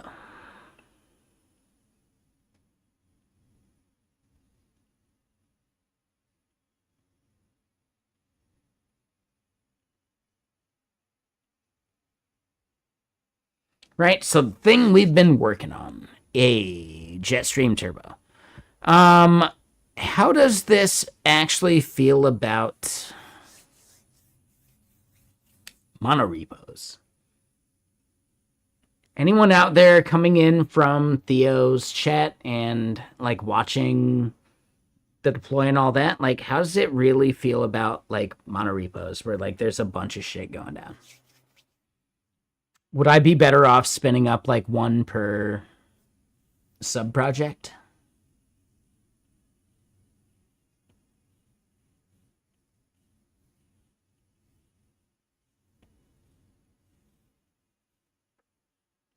What do y'all think? Yeah, right now I don't see any. I'm sure I did something wrong, but okay. No, it is not Turbo Repo. It's like an ad hoc bullshitty thing. Now, there is like no top level manager of the monorepo. It's just it's like a separate thing. Like it's gross. Like nah. It is probably like the worst case scenario if anything's trying to like discern anything about the monorepo. Actually, it's like yeah, no, it's the worst case.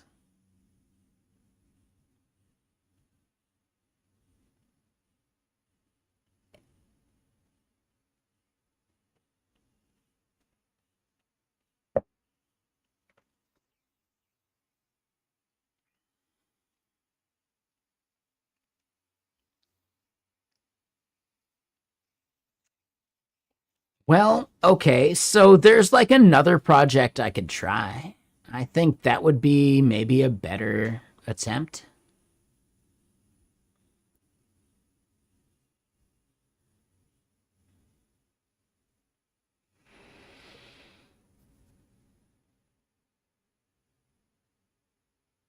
All right, what if we did it for not Redis? I think that would be good. I think that'd be a solid fucking thing. Where is not Redis?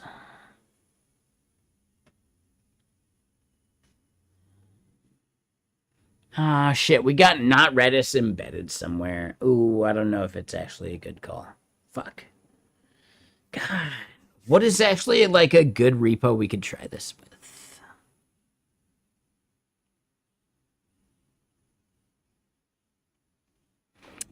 I mean, so what I'm getting at is like right now the monorepo is not doing it. So yeah, let's go Jetstream Turbo then and like find something inside.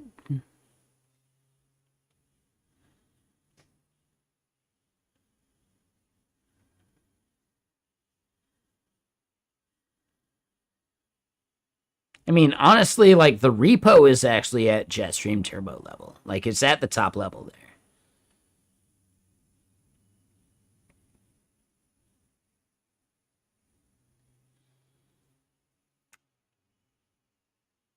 What if we do just the monitor?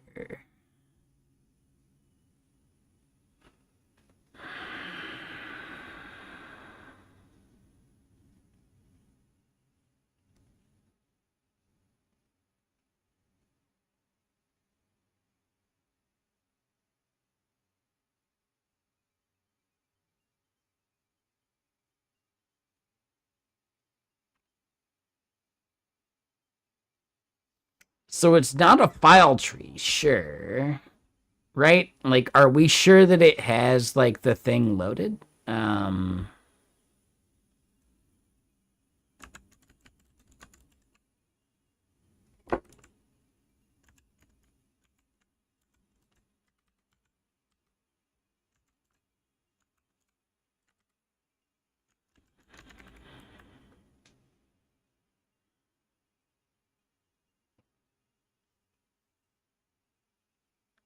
Oh, I did that on monitor. Oh, I thought that. Oh, I thought I did that on turbo.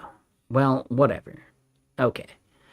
So instead, the thing on the left is a manager of threads, like things that you're doing. So when you add a project, it's really just like folder specific, but you don't see anything about it. Oh, okay.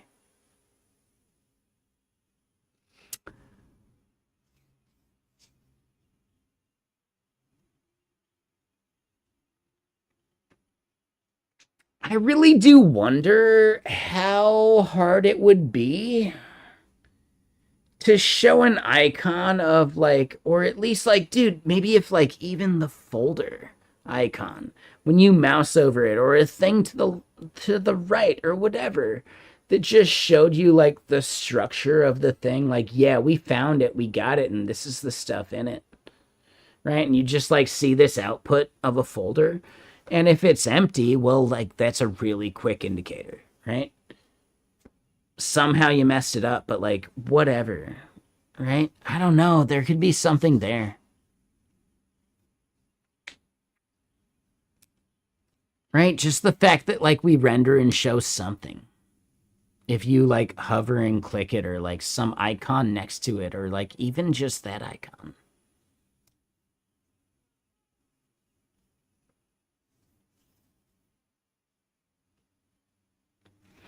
That would be some of like the polish bullshit though, that you only do after you've already figured out if this thing is even worth like your time and worth doing. So like I would bet they have so much shit like that on their backlog that they're just, no, we're not going to do it until we prove it as actually like a thing to actually work on. So I get that. That makes sense. I think I get it.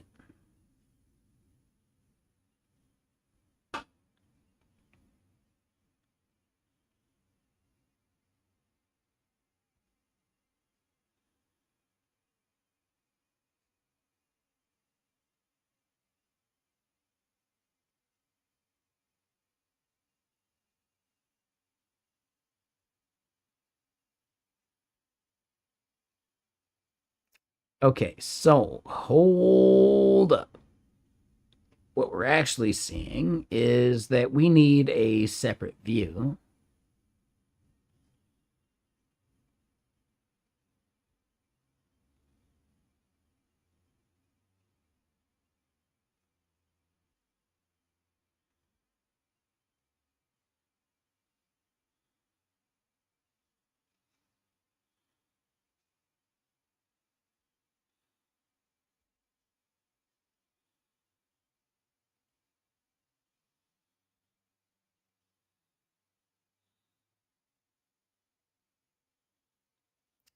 All right, so I believe we have dragged that to where it should actually be. Yeah, so when we see this and do this, so we see T3 code alpha.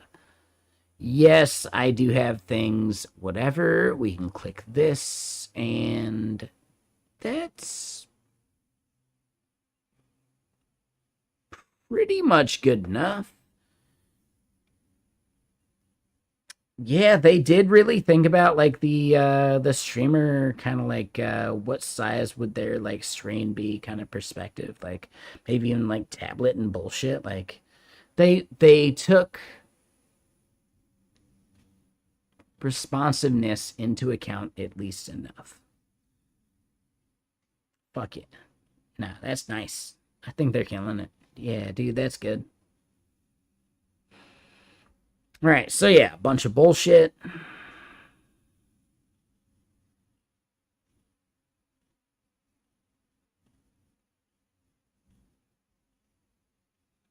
Wait, you're saying this? So there's like a thing I could change there? Wait, where do I change that?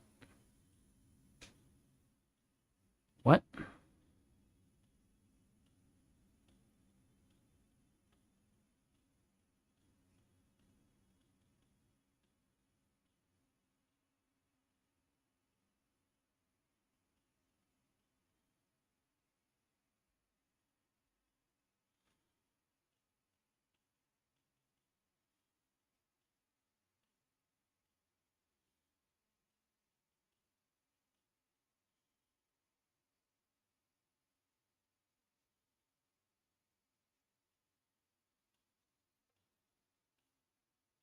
Yes to work trees. Like, where would I do that in the UI? I probably click no. Like, dude, they suck. I do like the fact, like, I've seen Theo complain about work trees. If he's like found a way to make them actually good, that's fucking cool, man. Dude, that's fucking cool.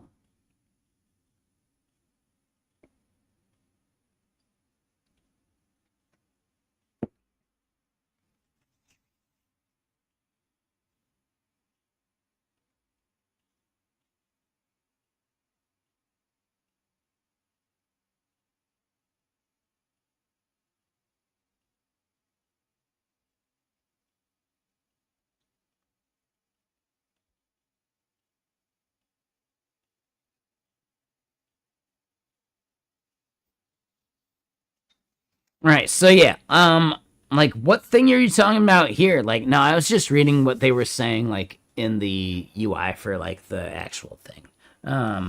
Also, ayo, we can do another one of these, Misters. But yeah, so I'm just wondering, how do you see the whole work tree thing that you're talking about? Like, yeah, like what do you mean there, Madrox? Like, I just don't see it. Like, clicking local there on the left, do you mean like over on the right? Like, do I have to click the other corner? Right? Like over here? Like that thing? The whiskey right now is Old Fitzgerald. It is a bottled in bond 100 proof, aged 7 years, straight Kentucky bourbon. Weeded bourbon marshbill. Mashbill? Marshbill. Mashbill. Not marshbill. Marshbill. Marshbill. Yeah, all right. Fucking stoners. Like he smokes weed or something. I don't get it. I think we're good. No, like bourbon, you don't need to age that much. Like honestly, like massively aged bourbon isn't any better than fucking like just like the right bourbon, if that makes sense. Dude, I'd rather just drink some fucking like good like 5 to 10 year bourbon than like wait for some fucking 30-year bullshit. I've had Pappy Van Winkle. I've had a bunch of bullshit, and it's just fucking bullshit, dude. Like, dude, there are just as good of bourbons that you can drink for way fucking cheaper. They're aged way fucking shorter. That is not just some fucking brand name behind it. Dude, yeah, just general bourbon wise, dude, don't believe the hype.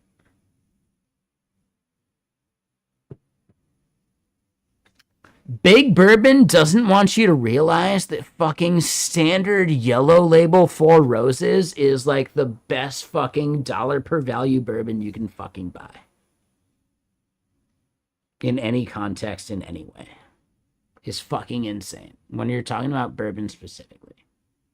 Yellow label Four Roses bourbon is the absolute best quality per dollar value of any bourbon ever sold on any market.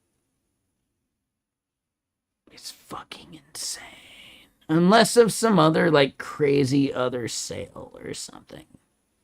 But like just standard MSRP, like oh my god, dude.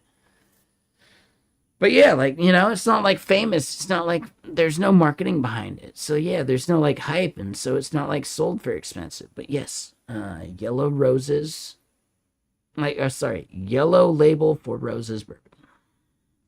The standard fucking bullshitty $20 bourbon sits right there with some of the best fucking 3 to 5x cost bourbons. And anything more than 5x, like, now you're buying a brand label, you're buying some hype. Like, no. Like, enjoy it if you like the hype. That's fine. Like, the hype's fun. But just recognize you're not buying flavor with the hype. That's a separate thing. Do they tax liquor in Washington? They do. I believe in Costco, I think the price they show you has that cost, but maybe I could be wrong. I think I'm wrong. I think it used to, and then something changed. So I don't remember that part. But yes, I can go to Costco and buy liquor, at least in Washington, and it's fucking glorious. It's so nice. It's just the best.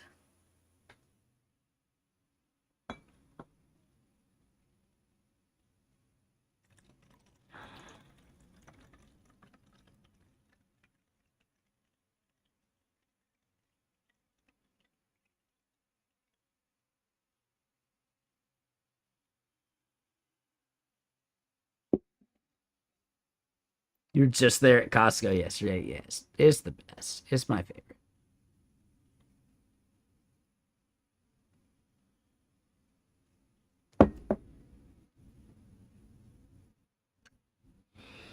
Hold on, Kenny. How funny would it be if it's the same Costco? So I had gotten like shitty at the Primogens New York Family Feud event thing, like, and the after party and all that, and then I stumbled home, slept for an hour, and then had to wake up and fly to Atlanta right after that. I landed in Atlanta, was working on my slides in the Uber, got there 5 minutes before my talk, did my talk.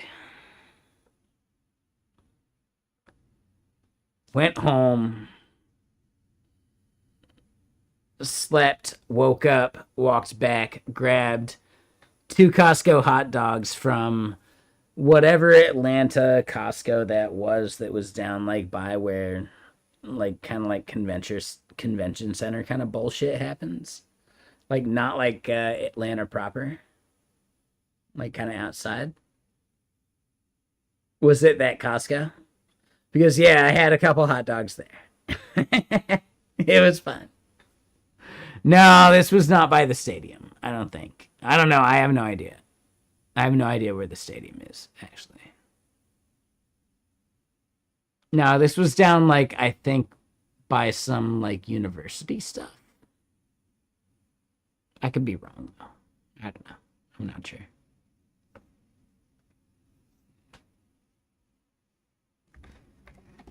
All right, different one, different one. How funny would that have been, though? Oh, yeah, that Costco. Yeah, that Costco. That was the first Costco where they told me, like, nah, dude, like, you got to scan to get in. Like, dude, we didn't have the scanners in Washington before that. Like, it was weird. Like, no, like, you used to be able to just, like, well, no, I don't have a card, but I just want to go eat at the fucking food court. And that was a thing. That's how they got you. Like, dude, that was like a fucking like funnel for their marketing, right? Yeah, you go in there, you go eat at the food court, then you see all these people getting all this shit. And that's like a sales thing for you to like come back later and like buy a fucking thing and like do that. Like, is that not a marketing funnel for them anymore? That is the weirdest part to me, actually.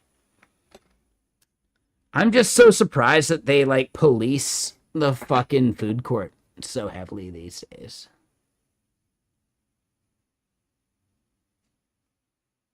The food court was always ran at a loss because it's a sales funnel towards the thing that makes the money, you know? So yeah, it's like weird to me. Like, is that sales funnel not actually worth it? Now it's just like, well, we make enough from our members that like fuck it, we just keep it going. If so, that's a dead business. That shit's gonna get fucking strangled. They're gonna fucking make it worse and worse. And that sucks. If they kept treating it as a marketing funnel, oh man, dude. They could also just like feed the masses as this like source of goodwill. That'd be fucking amazing. Like, dude, I think it's a lost opportunity. I think their entire leadership is fucking up.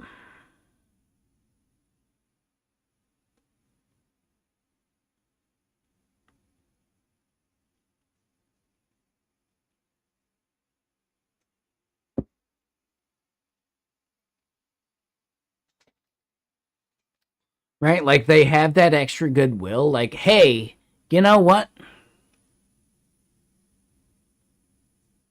We've been locking down our stuff lately and we realize that's harming our local communities and blah, blah, blah. And we're opening it up, right? And like they can just go back to exactly what they were doing before, but now it seems like extra and special. We're giving everyone, every single person, access to our food court. You know, like, come on, come on, come on. Like, yes, we operate our blah, blah, blah at a loss. We operate it all at a loss, blah, blah, blah. But it's just like this massive, like, funnel towards, like, maybe goodwill, right? Like some other bullshit like marketing. They can really amortize the value around like a bunch of departments. And they would win so fucking bad for a bunch of reasons, and it'd be so worth it if they would just understand it. And I bet they could do it because Costco is one of the few companies that I think could actually do it.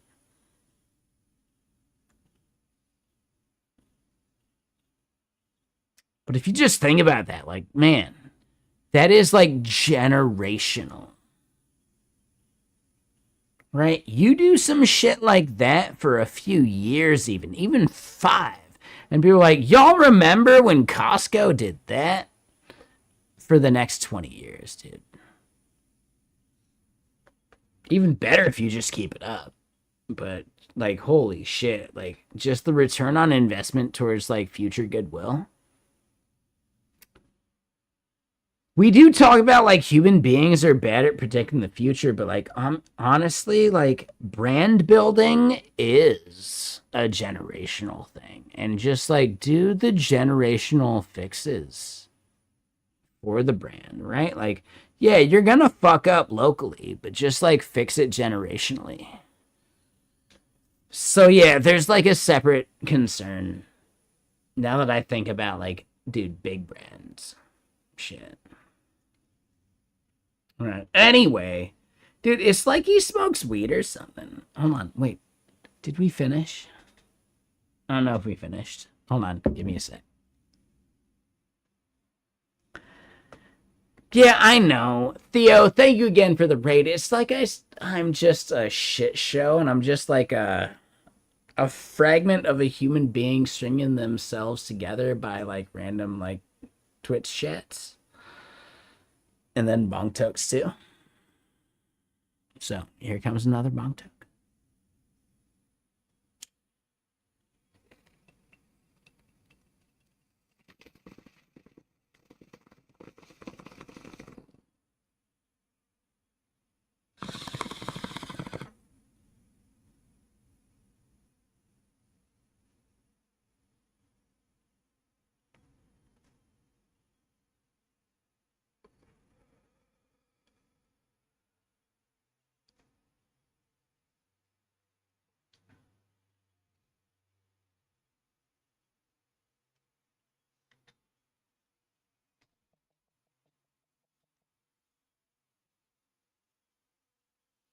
I know. Here's the crazy thing.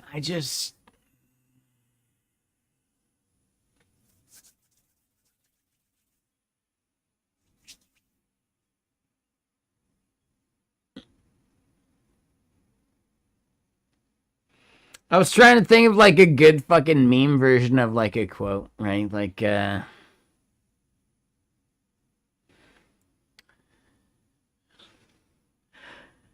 me just say the quote that I was thinking of, and I couldn't think of a good like stoner version of, and now I'm just like sad about it. So like whatever, I'll just say the original. Brave men run in my family.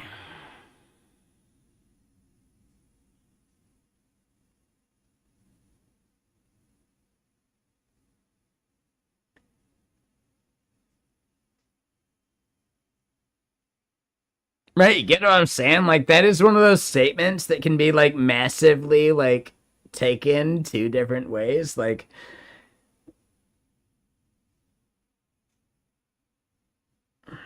yeah, like no, like I have a lineage of brave men. They run in my family. Or also, no, in my family, even the brave men run. Woo, they can be out of there even quicker than you even thought about it. They're out of there. They're fucking gone, man. Brave men run it, my family. Now that's just we just got a smart family, man. That's a separate thing. Yeah, brave men run it, my family.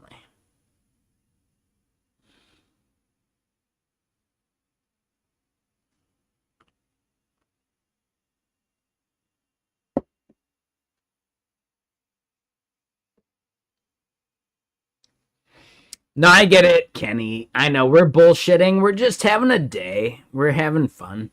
I do think there is something to do. I'm just wondering, like, what is like the scope that we actually care about this in? So we're looking at the monitor right now. Like fully specifically. This is only about the monitor. So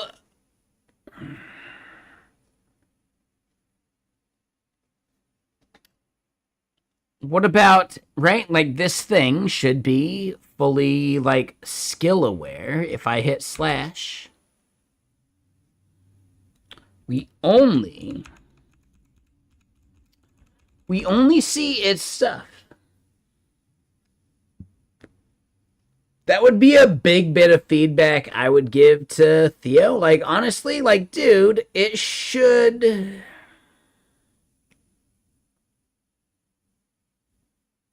any tool like this should be like fully aware of all of the other skills libraries out there in the world. Right? And it should prompt the user to maybe engage those. And if it doesn't engage them, well, okay, that's fine. But I could have sworn I still have some kind of skill out there. I still got something, man. I could have sworn, but maybe I'm wrong. Shit, maybe I fucked that up. That's on me. So maybe T3 chat, T3 codes. Sorry.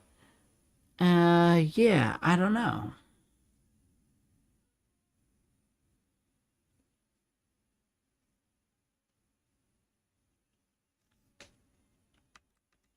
In my opinion, the best thing we could do is evaluate this thing before even a single prompt has been made. Like, what assumptions are being validated? Like, what is right, what is wrong about like the process, like in the bullshit. Like, we did ask something. I still think that was even like kind of premature. Like, we could have evaluated other shit, but we did question the repo.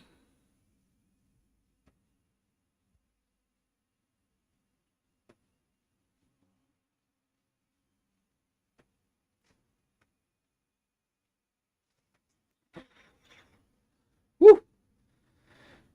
All right.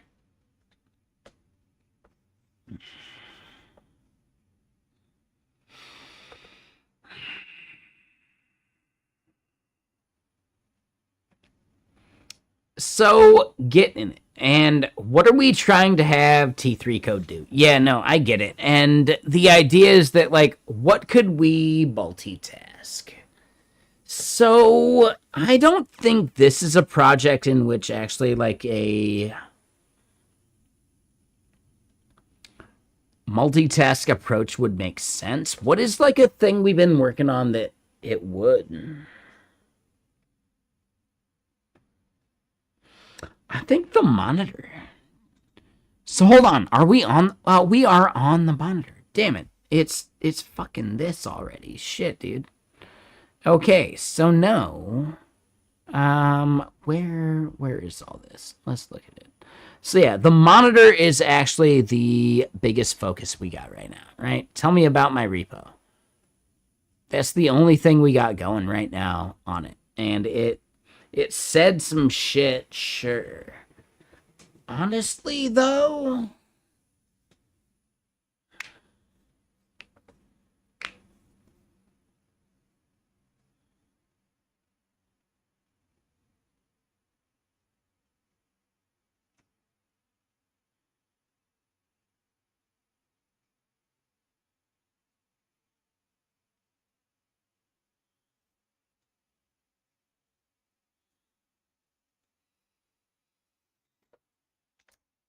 okay, so I get it.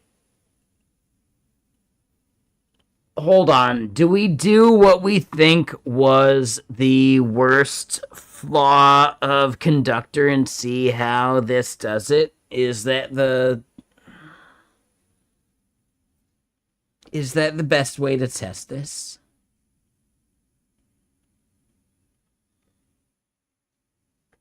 I think it is. Like, come on.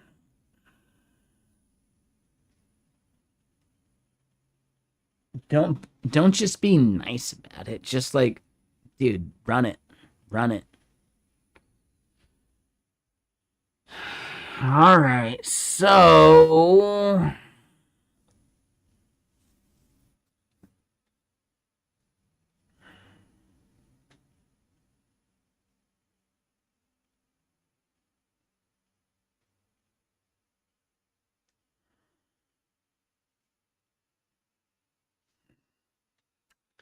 how do we get it towards what the other part is doing?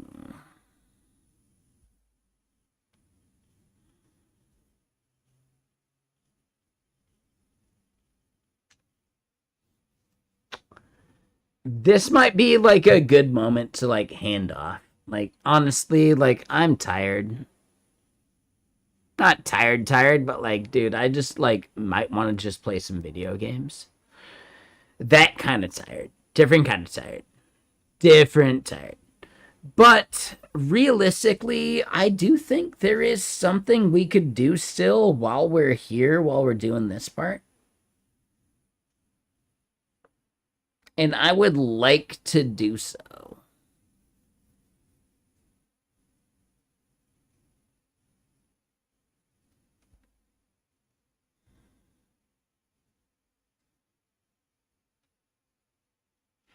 Like it's a thing for here, it's a thing for there, like it's a thing for like all of that, right? Like what is like the extra thing we could do to like solve some of this? So what I'm wondering is,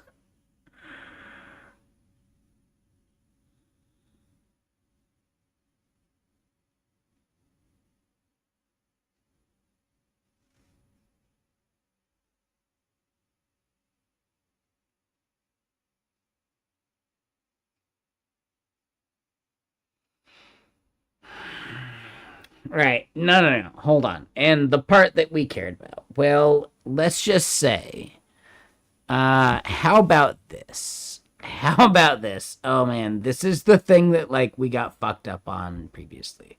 Now, you know what? Hold up. Hold up. We're gonna do this.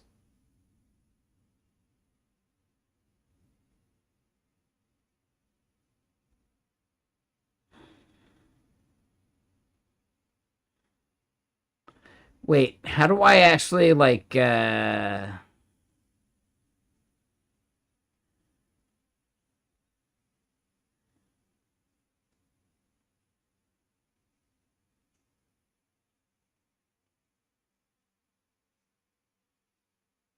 think I messed up. I have no idea what's going on. Okay, so here we are. If we look at Jetstream Turbo,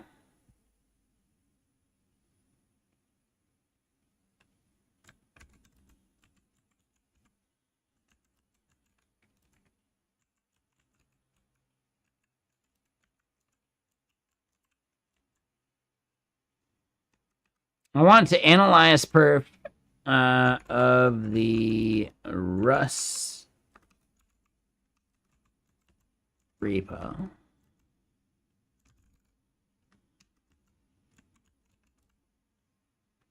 Right, and what is the extra context we want to like provide with that, right? So I want to analyze perf of the Rust repo, and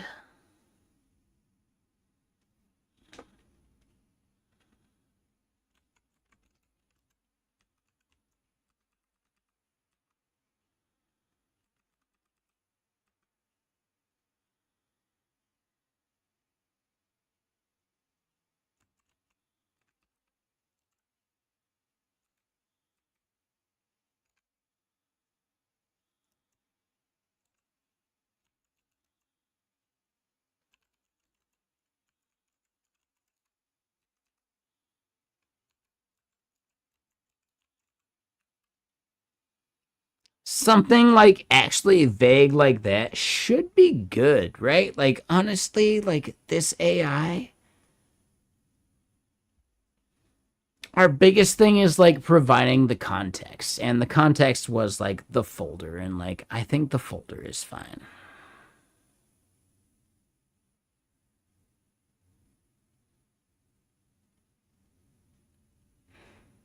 Smoking weed or something? Yeah, also maybe just tired. Yeah, I could be sleepy.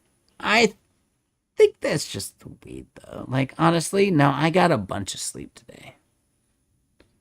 More than I should talk about.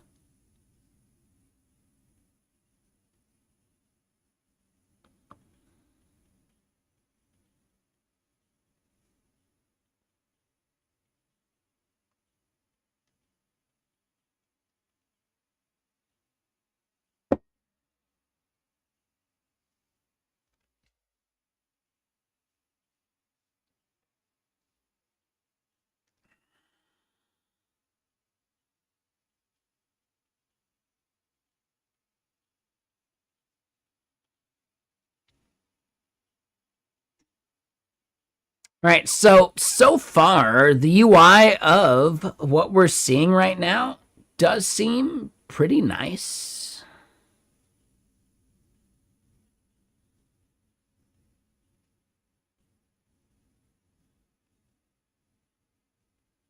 I do feel like we may be stuck in some kind of loop or something. I will go use the restroom, but yeah, maybe there, Pedro. Yeah, it does seem it is alpha, but it's out there. Like, yeah, give it a shot, man. Yeah, give it a try.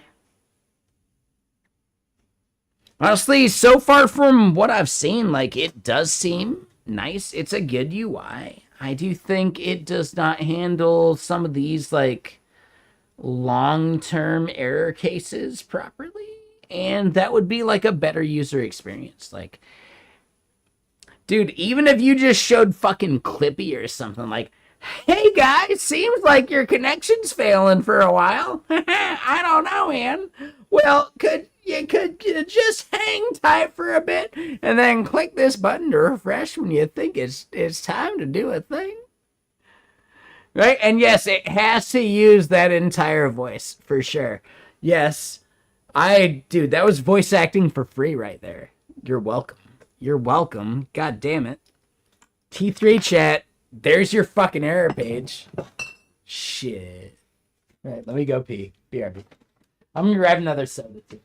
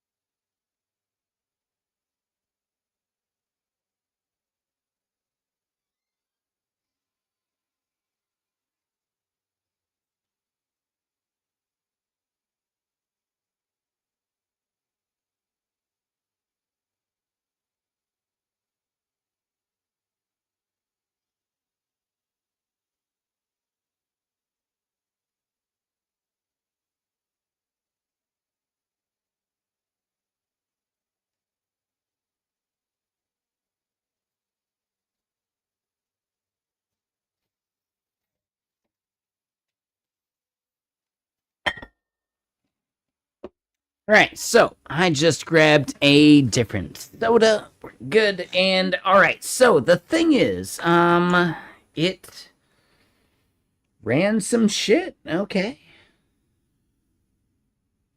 Hold on. Album wise. Should we hold on? We were talking about like 90s shit all day. We're at 7 p.m. Did we just go like just 90s music? Fuck it.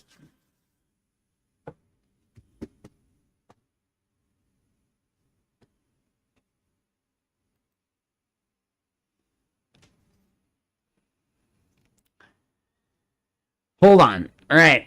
For everyone out there, chat, this your time. Just say it. Like, one's in chat for the same stuff we've been listening to. Some, like, really good, just, like, synth wave, chill wave, just, like, the same like stuff we've been doing, right? Like just awesome. Some fast, some slow, like, that's fine, but like the same kind of music. Or two's in chat for, dude, let's go fucking like YouTube music style, fucking 90s fucking grunge. Like, let's go fucking Stone Temple Pilots shit. And then what is 3? Yeah, Scrappy, what is 3? Ooh, what would 3 be? Ooh. 3 would be 3 Doors Down and only 3 Doors Down. Honestly, there's only like the one song I like, so it'd be just that one song over and over and over and over again.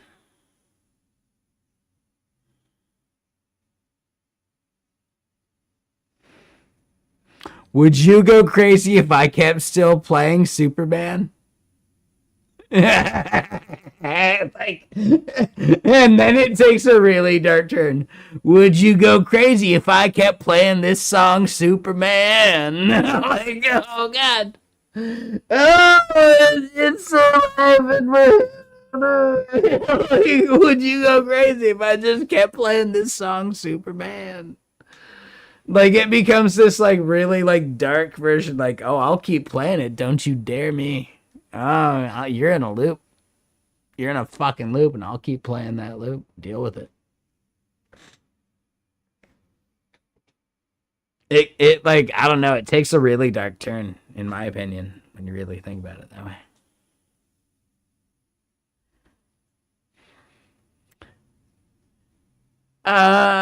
No. There was like the 3 Doors Down song.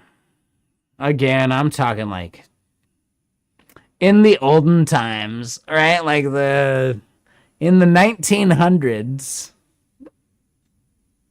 Jesus fucking serious.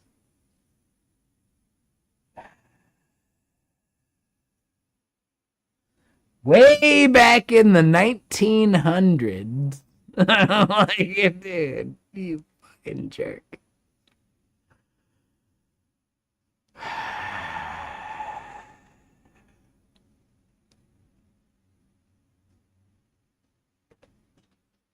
Anyway, now I kind of want to make you like live through some of that music now, and like I believe we are the unks now. Yeah, exactly, Commander. Fuck. Well, we can just make them listen to it. So yeah. What would you say is your like favorite 90s song that you would want to like make these kids listen to?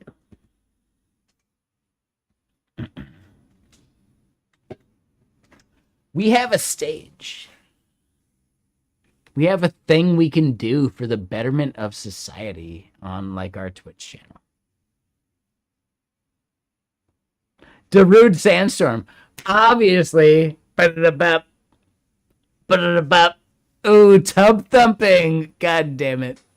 See, this is why you can't trust Twitch chat. God damn it.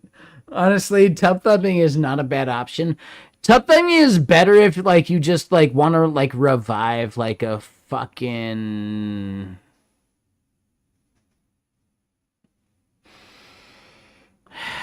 like a fucking karaoke bar. That's the way to do that one. Teardrop? Ooh. Okay. Ooh, Commander. Ooh, hold on. What if I take it and twist it just a little? Would that be okay, Commander? Can I like fiddle with your recommendation? I like that one. That one's good.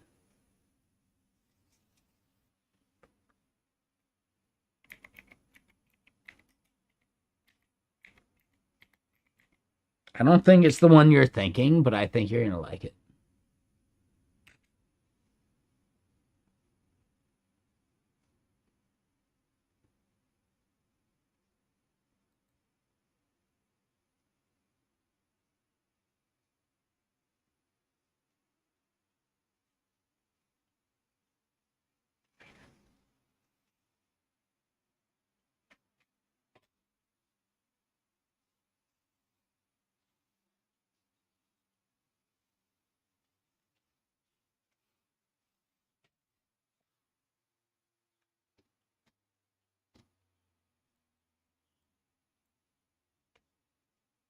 It's a little different there, but yeah, I think you'll like it there, Pedro.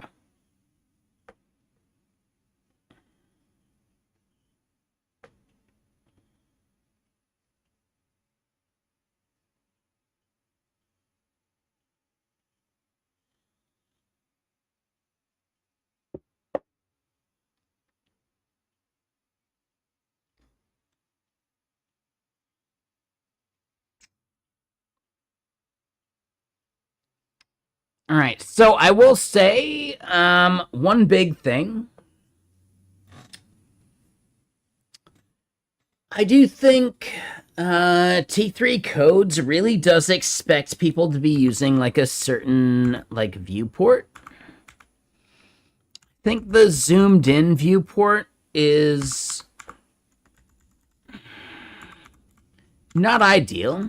Like honestly, when we go out just a little bit, it becomes really fucking good. Like, oh man, dude, this is really nice, and then it gets like, eh.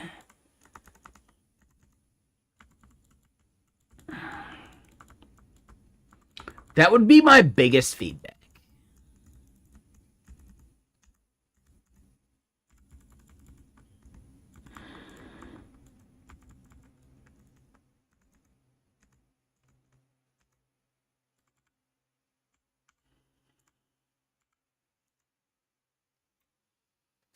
Right? So I would say it's not entirely like fucking like streamer friendly. Let me put it that way. I think that's the best way of evaluating the UI that T3 chat has. And I know, oh my god, he's finally getting around to like looking at it and checking it. It does feel better than Conductor, sure, but like honestly, Conductor didn't necessarily break that much in the way that I was like laying it out, like way zoomed in. Maybe like I don't know. It's not an apples to apples comparison. Sorry, my bad. It's not fair. That's a bad comparison. Touche.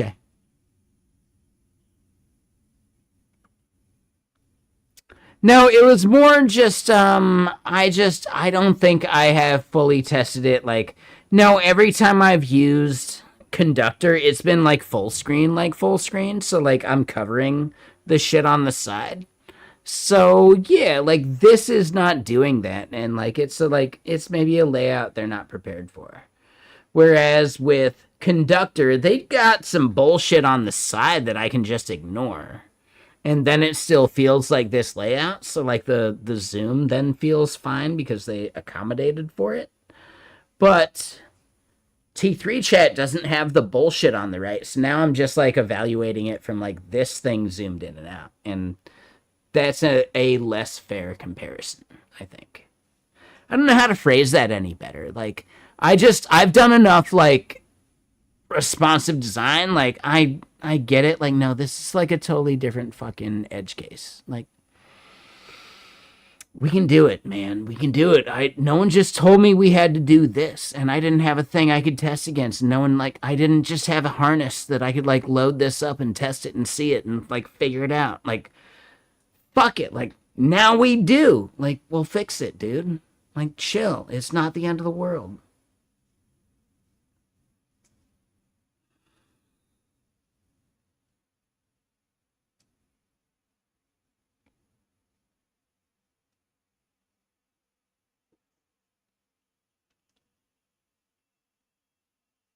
Well, are we going this 90s with it? All right, I wasn't intending this kind of 90s. But this is solid. Nah, this is good. Dude, the Toadies? Ah, oh, man. Classic. I don't know. Hold on. Is there something better we can listen to? It's a good song. It's a great song. It's fucking amazing. But is there something... I'll continue it. We can just play it. Right? It's just pause. But also, is there a better vibe?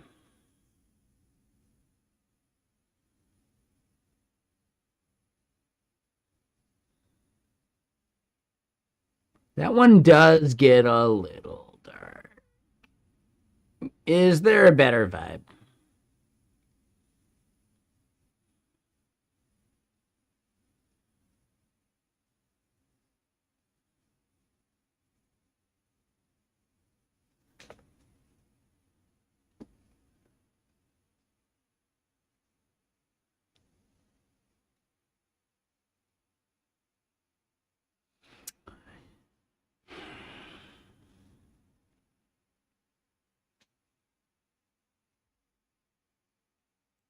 I think it's a better vibe.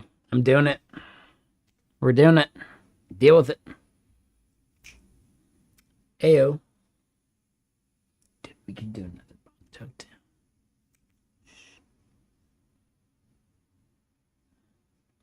All right, so back into it. So yeah, we got this. What I really do want to know, like...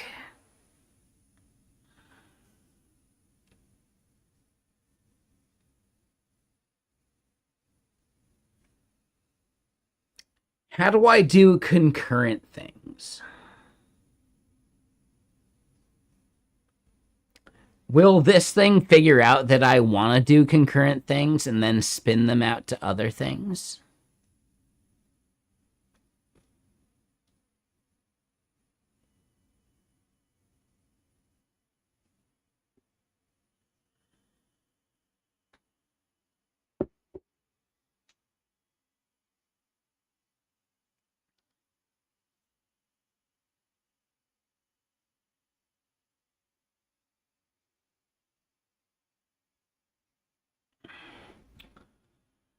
Dude, I swear, you say this local thing is clickable. It's just fucking text, man. Like, I don't know what the fuck you're talking about, dude. All right, I'll try again. Like, what do I gotta do? A new thread first. How do I do that? Is that the button here in the on the right? That?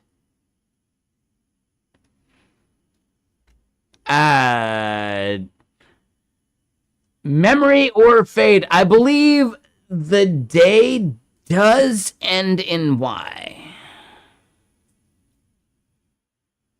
And I believe if you plug that into your, like, your probability calculator, the chances are high that the answer is yes at this point. Yeah, I'm pretty sure. Yeah. I'm almost positive. Yep. I can be wrong. I messed up that math before. I could mess that up. My bad. I do believe yes. Yes.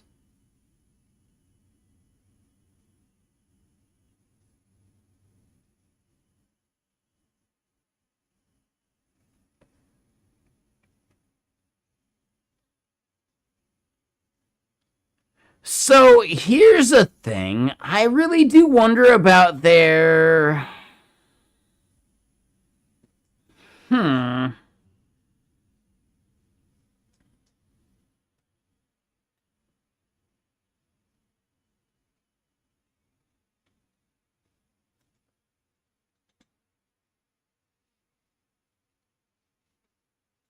So I guess here's the biggest thing. Like, what the fuck do we think?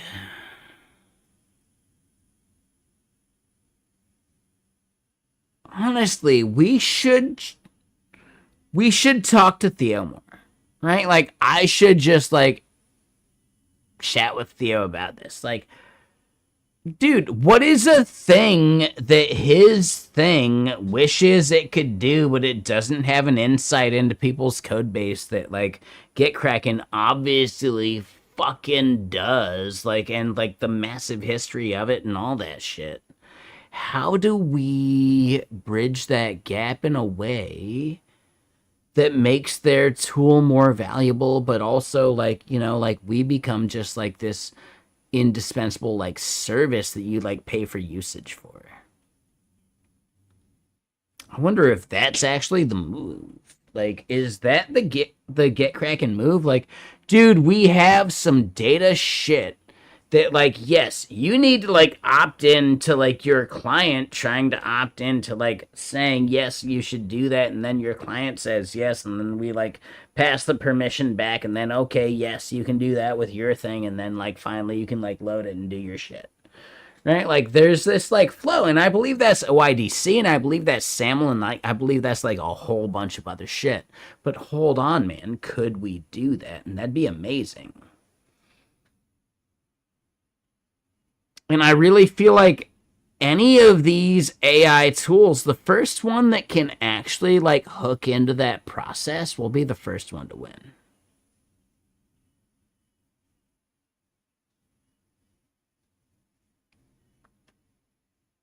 And all right, hold on real quick. It's like I'm smoking weed or something. Am I being roasted? Are you talking shit, dude? Like, are you being a jerk? Like, I don't know, man. This is a good song, right? Like, dude, it's a great song. Fuck yeah, man. My thoughts on Rust. You're learning Rust at the moment. Yeah, just do it. I would say don't treat a language as a sports team, man. Dude, it's funny to me how people are starting to treat even, like, models as sports teams. And then somehow, like, dude, Theo has even uncovered the fact that people treat even, like, flavors of models as sports teams. What the fuck, dude? And, like, some of them are even cult-like about these sports teams. I just don't get it, man. Like, these are tools. Just treat every single fucking model and thing out there as if it's a thing that'll be here maybe today, maybe tomorrow, and it's just a thing you, like, feed shit to. Maybe what you feed to it is right today and you get a good result, but tomorrow it sucks. Well, yeah, you just adapt to it. Fuck it. And that's all there is to it. Like, deal with it, right? That is the reality of it. Like, this shit will change. Who cares?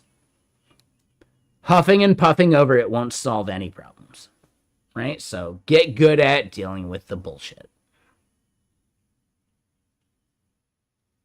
And I say this as a person that doesn't like the bullshit. I'm a fucking curmudgeon. I'm fucking old, man. Shit, I'm fucking old and fat these days. Shit. I'm trying to, like, get thinner. I'll do it. Don't you tempt me. I'll get thinner.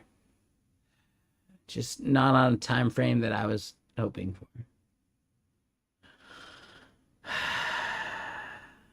Whatever. Gotta stay healthy, you know? Right?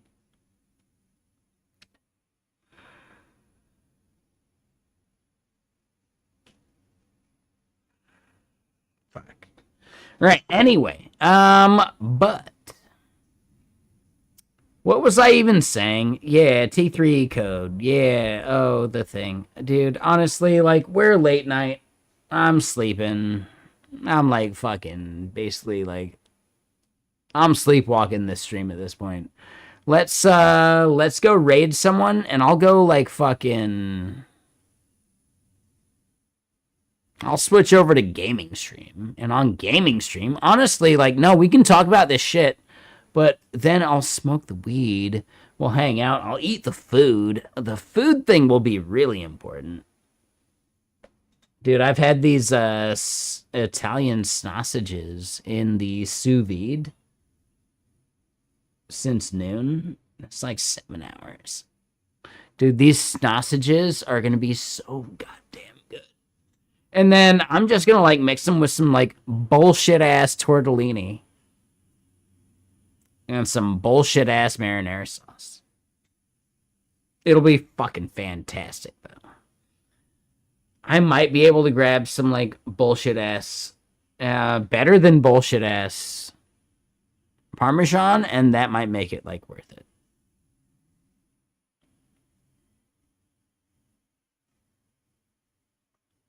Thoughts on being jobless and bitter? I don't know, Memory Fade, but man, that does sound like a you problem, if I'm being honest. Huh.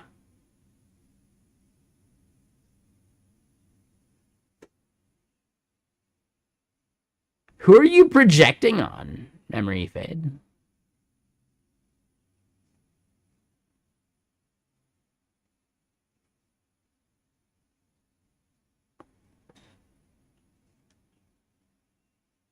I know, I called it. I'm saying just like, dude,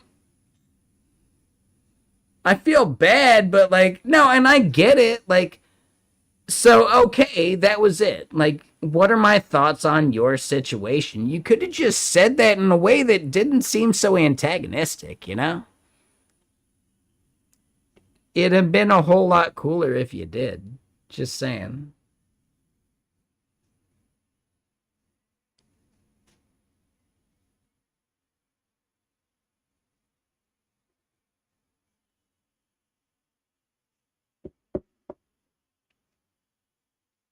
Like, come on, man. No one's perfect. Like, we're all just trying to live here, right? Don't feel bad about it.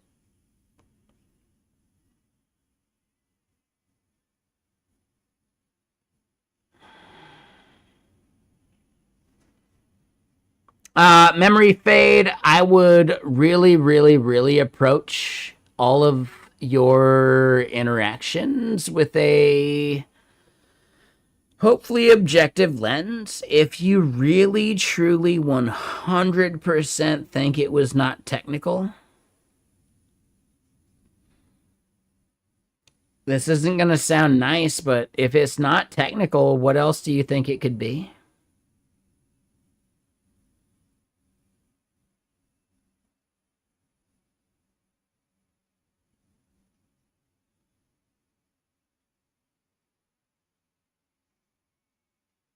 So, memory fade, I'm not trying to roast you. I'm not trying to be a dick, man.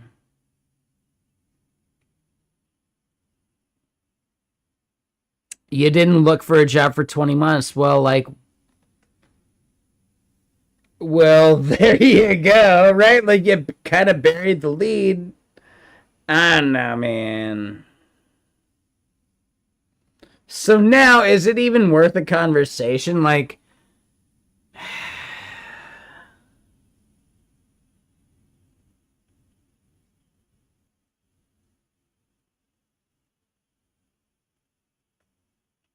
I don't know. Some people just aren't worth talking to sometimes. I don't know, man.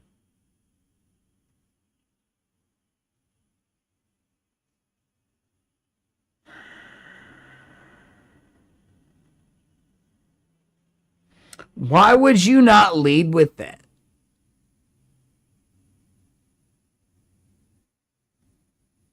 I just like, dude, memory fade. I think you are really, really bad at asking about any of this stuff. Why would you not lead with that? What is this like reverse fucking like Yoda bullshit? Like, I don't know, man. I don't know, dude. I don't know, man. No, thank you. I'll pass. I'm good. I'm good. I got stuff I want to do, maybe. Otherwise, I'm good on it. I appreciate it. Thank you, though. No, I'm good.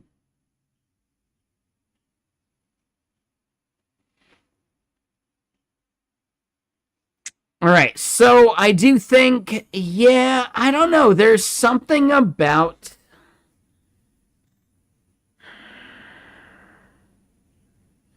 What I'm trying to do is like give Theo some good like UI feedback. But with the full context that like whatever feedback I'm giving Theo, like that's feedback I'm passing to Get Kraken too. Like, come on, for sure. Like we should be doing something like that. We have like a full on desktop experience that could do shit like this. Like So yeah, like Theo, I apologize, but like I'm thinking from it from like a selfish, I work at a company perspective, you know.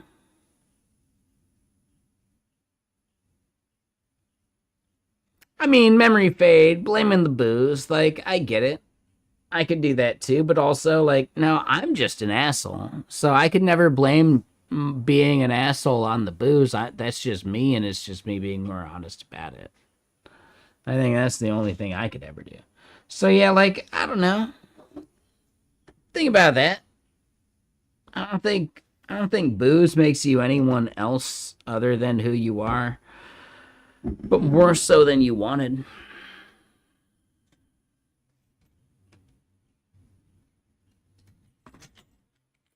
And I think most people need to actually like hear that.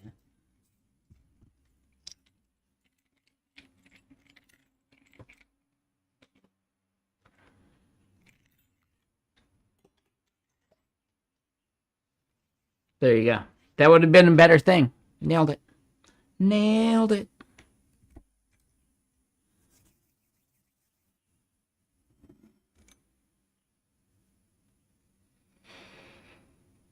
All right. So, yeah, I don't know. There is definitely something about the UI and the layout.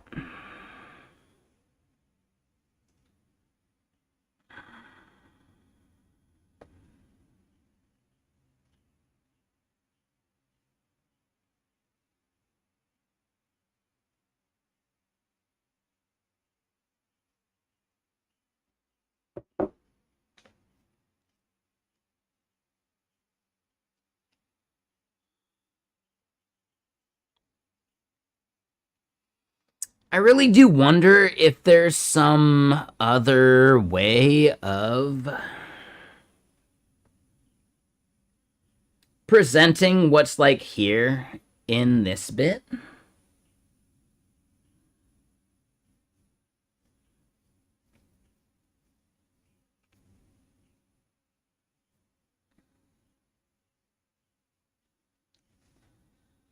Sorry, I have an itchy ear.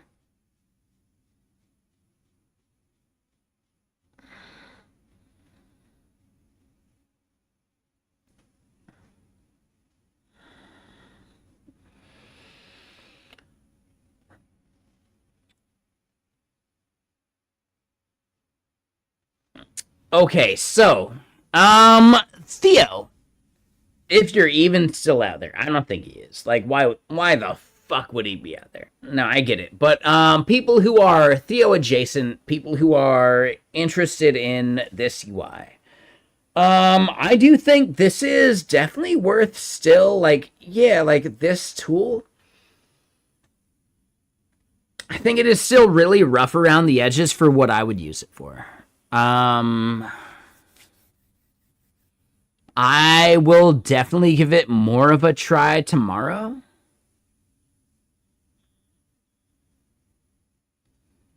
Because I think with a fresh brain, like I could actually farm stuff out to like multiple things and like how do the multiple things get juggled? And that would be the biggest part where I start to like find my friction on like conductor anyway. And I want to see how they approach the same conductor problem I have. And if they don't solve the conductor problem I have, well, like, I get it, that's cool, but it's just maybe it's not like still the thing I need, and they don't need to solve my problem. Like, I have my own problem. I still think there's something there. So yeah, I am not at a good point, but here's the biggest thing. Hail and Theo and all Theo adjacent people. Come on, man. Like, dude, Theo's a friend. He's a good dude. He's a friend. I will absolutely promote this towards the rest of, like, company chat shit. Because we do have channels of, like, dude, what is some, like, new shit happening in the space? Hey, hey, and it's, like, bullshitty, right? Fucking dude, it's so like fucking like, hey, who's more hip than the other, right? So I get to be more hip than the other because I got to show fucking T3 codes before any other person. Oh my god. Dude, we got one person at the company. Honestly, I should have let it be a thing that like this other person does because like dude they deserve the hype. I don't need the hype. Like dude, I don't need the fucking hype, man. I know I'm me. Like dude, I'm me. Like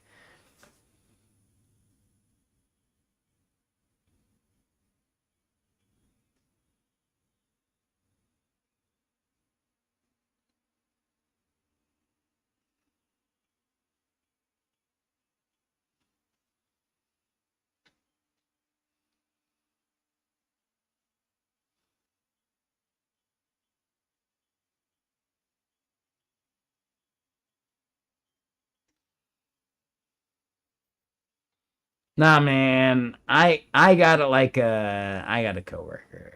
Ah, man. Nah, they'll just they'll hype this shit. It'll be fine.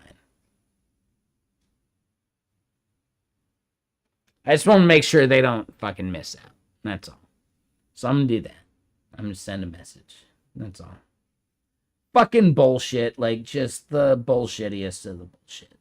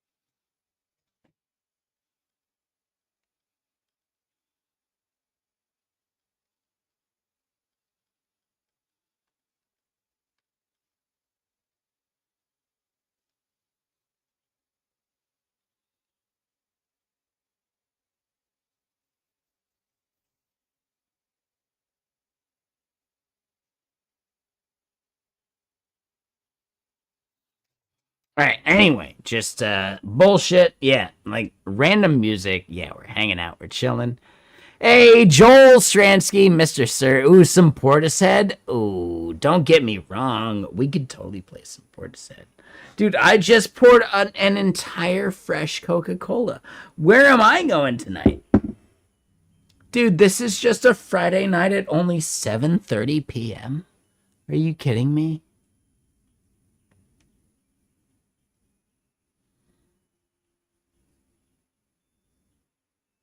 I got chili for days. If I need a meal within a minute and a half, sorry, 2.5 minutes, I think it's maybe more like 3.5 minutes on the chili. Dude, I got a meal right fucking there. And I got the fucking tortilla chips to back it up. Hey, yeah, like, yeah, now we're good. Dude, I don't know how to phrase that any better way. Like, dude, yeah, we're just hanging out, man.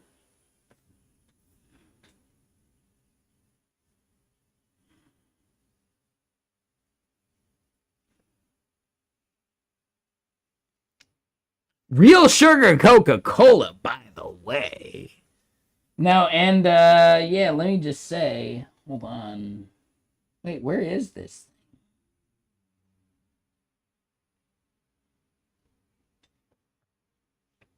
Dude, it was incognito. It was fucking living behind a mask. This fucking old Fitzgerald. Man, he thought he was fucking safe.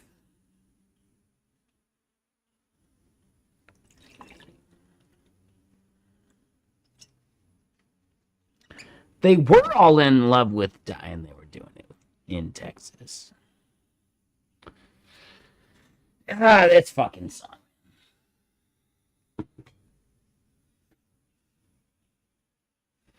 Right. So no, yeah, no, I think honestly the UI of this thing is the most important part of how do we evaluate Theo's application, right? And I do want to say, like, I think we already hit like way beyond a bottleneck that it's even trying to solve. So I don't think it's the problem necessarily.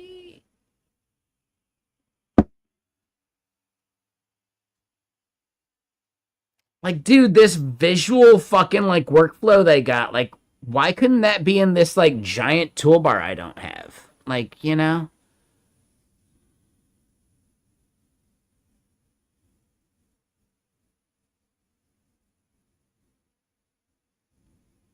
Why couldn't that be part of the massive empty space that's already fucking there, you know? Like, so I wonder about the plan, right? And the plan not being part of like some other thing that like we could view some other way because like vertical space is important, you know, and it should like be collapsible another way, right?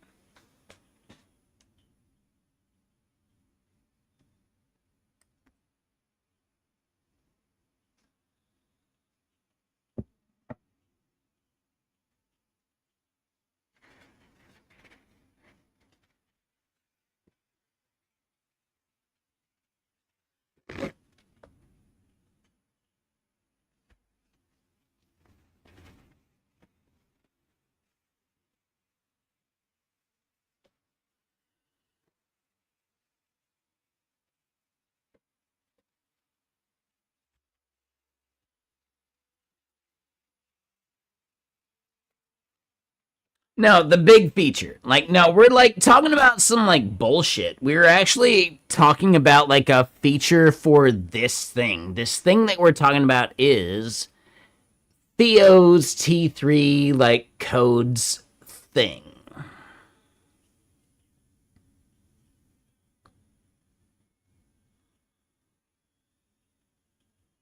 So we have run into enough like random fucking bullshit.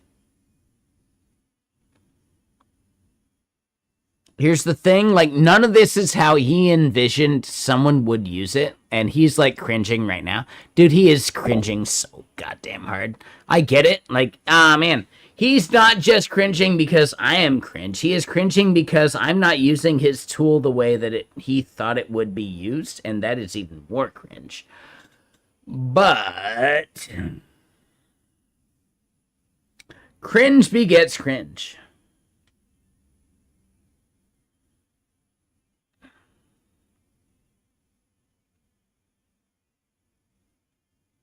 So yeah, Joel, Theo has this new tool, T3 dot codes. I think you should check it out, man. I know you're a I don't know if you're like a fan of Theo, but like you do follow his shit. You comment, you're like you're not a dick, you know? So you should check it out.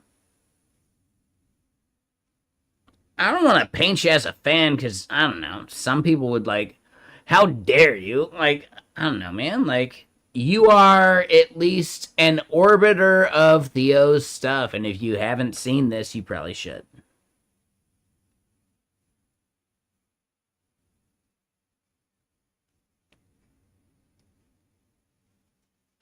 Have you heard of Conductor? It is aiming at filling a similar space as Conductor. It is definitely not there. I think it needs a lot of work.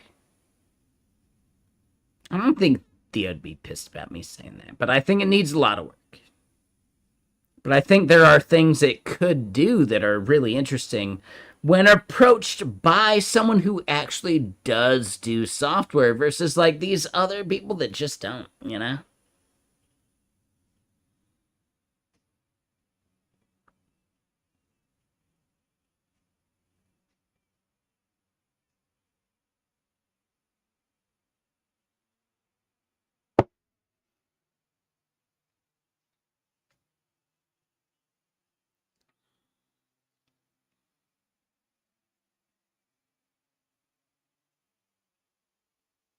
Then you're doing your own TUI. I get it. Like building your own harness is very attractive, but I think there are other things to aim at. I think it like goes way beyond the harness at some point. Like what do you like here's the biggest thing, Joel. I believe you are a massive fucking entrepreneur, right? And you're like looking at these things as an entrepreneur. The winner is not going to be the thing that focuses at the bottom layer. That's fucking infrastructure. Concentrate on not even the first layer, but second layer problems that will happen and be the first person to do those just right. That is actually the biggest goal. But there is so much like room to do it wrong that's why that's a problem. But be the first second layer provider. That's where the money's actually made. I don't know how to phrase that any other way. Like, just be the first second layer provider.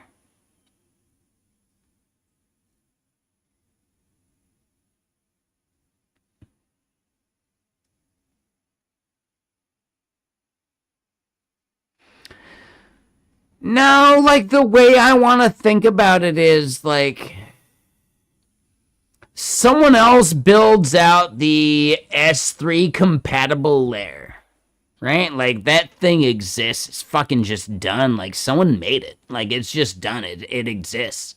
But who hosts it, right? Who runs a tool that allows you to host it, right? And both of those two problems are second layer problems, right? If that makes sense, right? It's not like they came up with the original fucking problem. No, the problem's solved. But there's still this like extra layer that has to happen, right? So you be that second layer and you solve that problem for a business that has that problem, you know?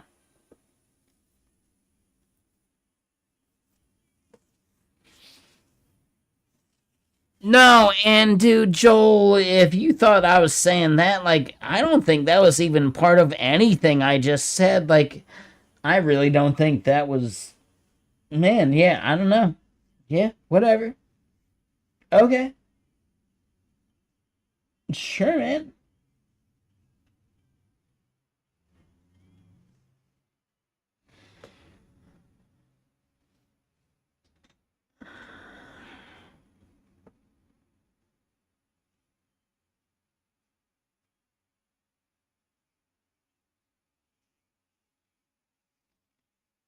Sure, man. Yeah.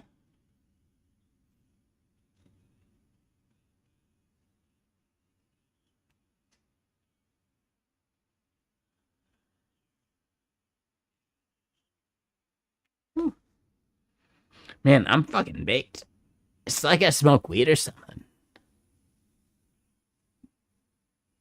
Yeah, don't take my opinions elsewhere. Otherwise, like I don't know, man. I don't know shit. Don't trust me. Fuck. I don't know. Whatever.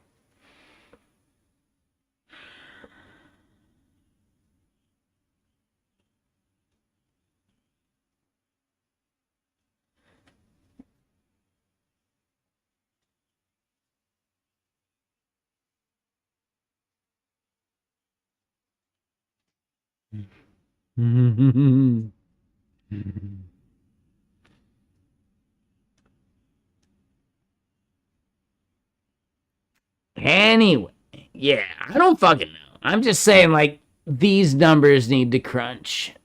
Gotta fucking crunch. Damn right, crunch. Shit. Well, I should not make any music beyond the crunch. Oh, man, it's like I smoke weed. Crunch.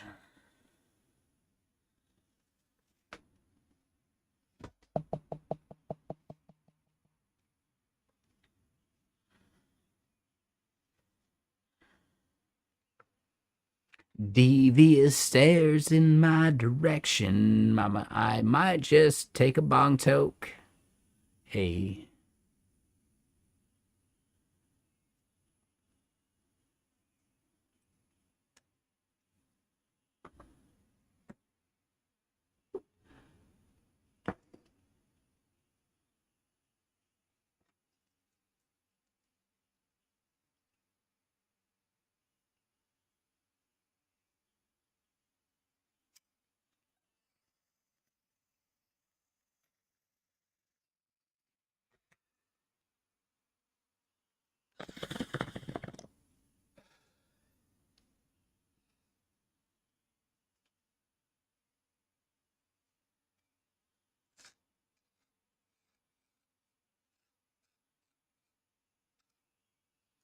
Dude, honestly, we're like so late. We should just go raid like another stream. Like, why am I just like, dude, I could just do this on gaming and we're good.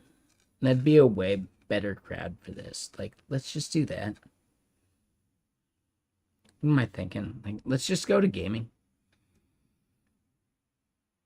That said, yeah, shit. All right, so let me put this fucking. All right, so let's just say, let's get a finite, like, review of this thing.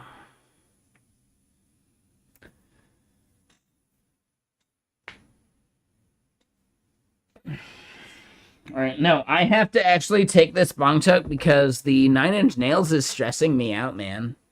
Like, this is fucking gnarly, dude.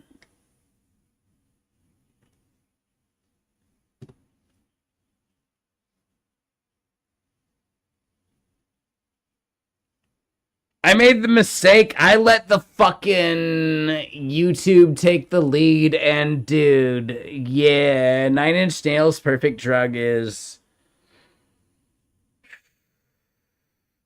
No, that's too much, man. Shit, dude. That's just too much, dude.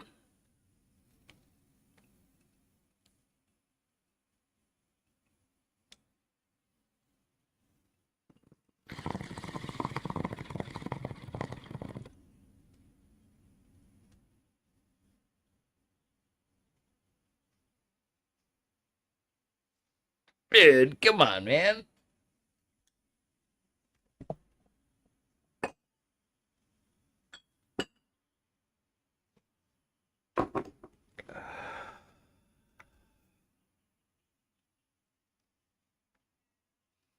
All right, no, this song just goes too far, man. Dude, Nine Inch Nails, good job, man. Good job, dude. Way to be the thing. Yeah, no, so I want to say, like, finally, like,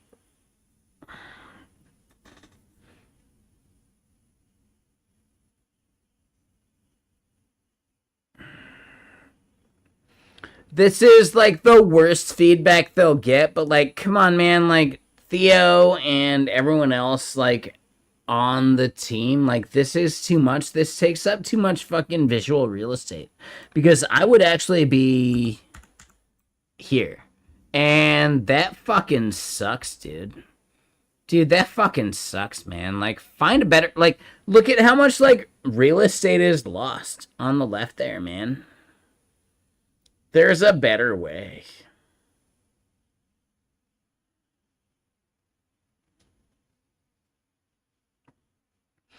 So I think, yeah, the entire, like, Theo responsiveness team is concerned. I don't know what that team is. Like, I assume it's just Theo, right? But, like, dude, there's something there that actually just kind of sucks. Like, dude, this is unfucking reasonable. Right? Oh, and why am I zooming in that much? Because I'm a fucking streamer, dude. And I break everyone's UI. But I would think that Theo would understand that fucking context more than any other person. But, you know, again, he has customers versus me. I'm not going to pay a dime for this shit. So, like, I don't know, man. I do think there's a better approach, and I would love some kind of like sidebar approached way of doing this. And they could intercept the individual threads in a way that would be really fucking cool. I have no idea how that would work. Like, oh my god, dude, that's an insane problem to solve. Dude, I don't fucking know. I do not fucking know. Please don't blame me. I don't know. But I really do fundamentally believe Theo or any other tool needs to solve the sidebar problem in a way that doesn't fucking suck. But still allows me to see every single thing I've done. Conductor sucks.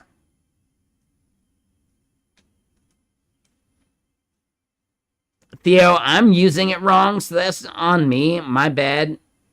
But the way I'm using T3.codes, no, it doesn't do it.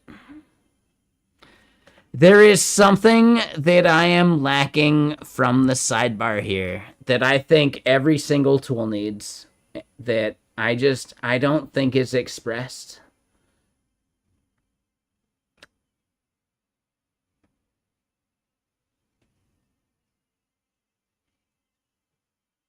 Let me just say this. I will say this regardless. I don't give a fuck. If GitKraken does something for it, fuck yeah, do it, GitKraken. If you do it, if anyone does it, everyone should do it. I am on the boat of every single tool would be better if they understood this kind of workflow better. I just do not think whatever we've done just now, like, warrants the effort we put into it. And like, dude, like this right here sucks. This sucks. Like, dude, this is fucking bullshit. Like, dude, like Theo, like obviously, Theo, you're out there. This sucks. This fucking sucks. Well, why would someone zoom in that much? I do. Deal with it. Right? Such is the nature of making a consumer application. I do zoom in that much. And this sucks.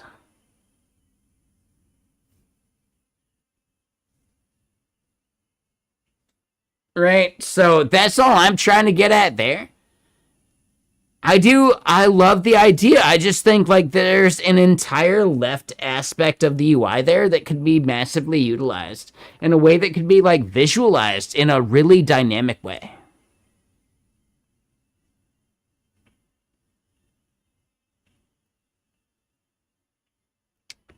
I get it, FN goofs. I'm making the point because I don't think I made it properly myself, and I'm trying to like understand how I could say this better. I'm a fucking stoner that is maybe just like saying words and still doesn't like the words I've said yet. But I get it, effing goofs. Okay, man. If you want to be a dick about it, sure.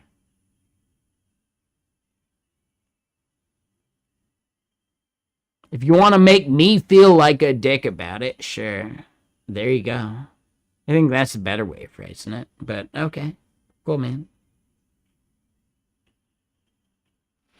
I like to reiterate the thing I've said 1,000 times so that I can finally say it the right way.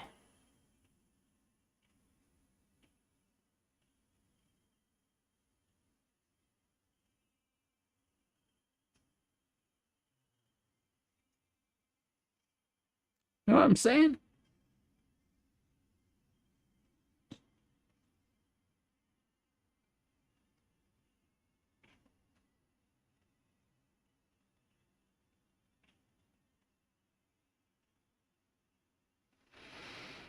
Here's the thing, like, did I get my point across that there's not a single person that says anything? Like, I don't know. If a bullshit artist falls in the woods, does it even make a sound?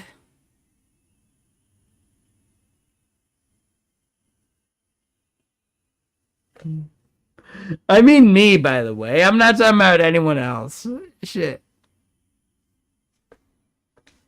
I'm talking purely only absolutely about myself. By the way. Come on. If a bullshit artist trips and falls in the woods, does it make a sound?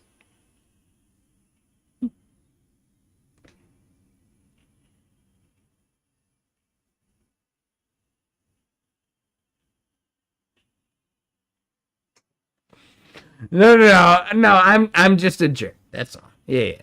Sorry, no, I'm not fishing for compliments. That's not what I meant. Sorry. No, we're good.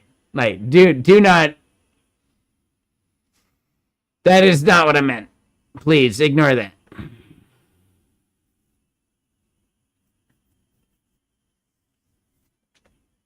Shit, man. Nah, dude, I am not making those comments. Please, let me just self-deprecate.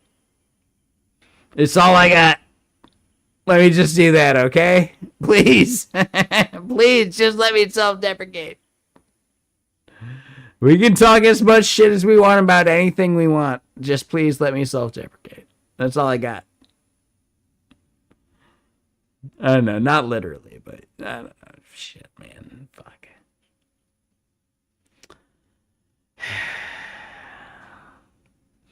Yeah, no, here's the biggest thing I have to say about T3 codes.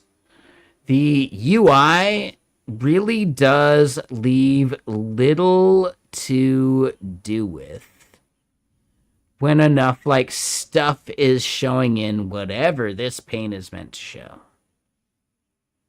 And I think that is a bit of a problem, and I think it's something they could solve for sure. And I think a lot of this stuff could actually move over to the sidebar in like a really intuitive way, for sure.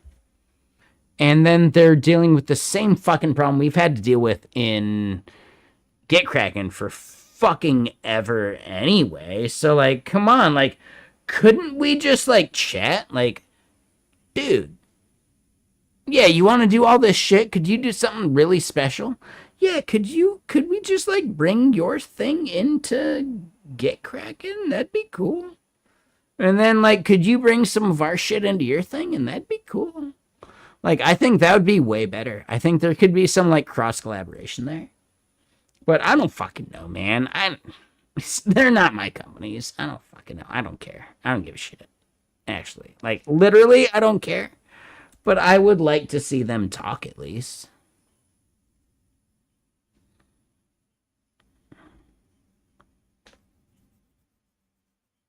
No, I don't know, man. I'm just bullshitting. I don't fucking know.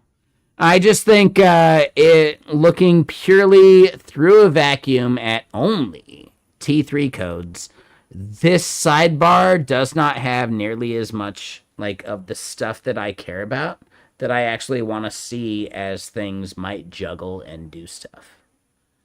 And it's the same problem I have with Conductor. Like, honestly, my biggest problem with Conductor is holy fuck, dude. Like, it did a bunch of shit, and I can't find any of it in, like, the history or UI or any of that.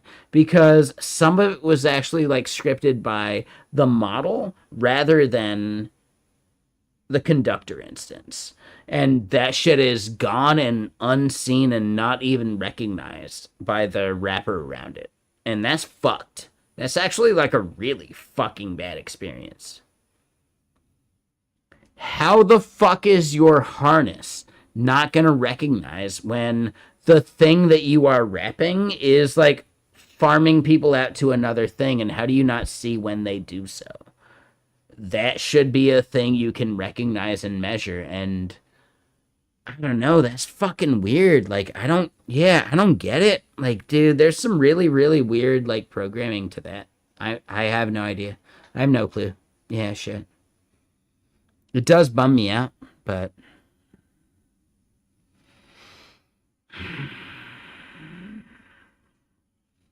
I do not have any personal tools that would care or give a shit. But man, get cracking wise. Some of this shit actually fucks up and sucks based upon some of this. And that's a bummer.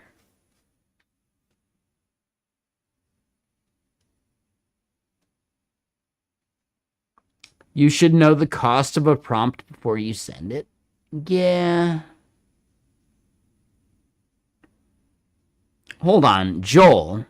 Have I shown you this? Oh no.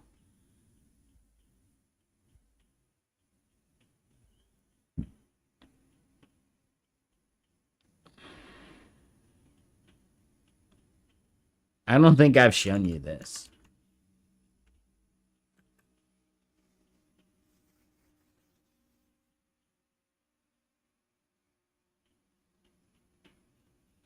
Oh, dude, hold on. Did you see them when they did their like 20th year thing, like 20 whatever, like last year? Dude, it was so fucking goddamn good. Oh, dude, it was so good. They're like 25th. That was it. It was like their 25th something. Did you see them last year? They were so good. They were fucking so good, dude. Yeah, they were really good.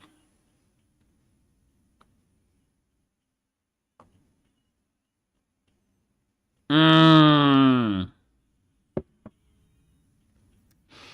So I did not know them when I was young, so I'm a Fairweather fan at this point, but let me just point this out. I went to some fucking thing, some fucking investment random, like, I don't know, like some shit to like drink and talk about bullshit in Capitol Hill, and then knowing that this concert was going just there. When I got to this concert, I walked in and they were playing that fucking St. Louise's listening song, and it was amazing. So hold on. Yeah, we're hearing this one. I don't give a shit about this song specifically.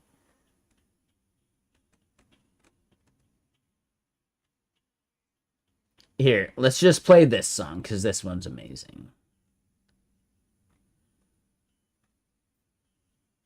Whatever. It's fine. But dude, I walked in and they started playing my favorite song, that St. Louise's listening song. That's my favorite song by them. It was just like, it was so goddamn cool.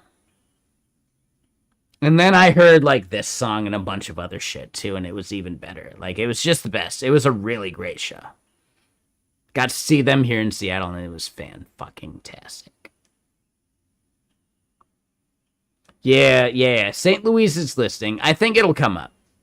I'm pretty sure. This is my favorite song by them. And I feel bad for not recognizing how good it was when it came out.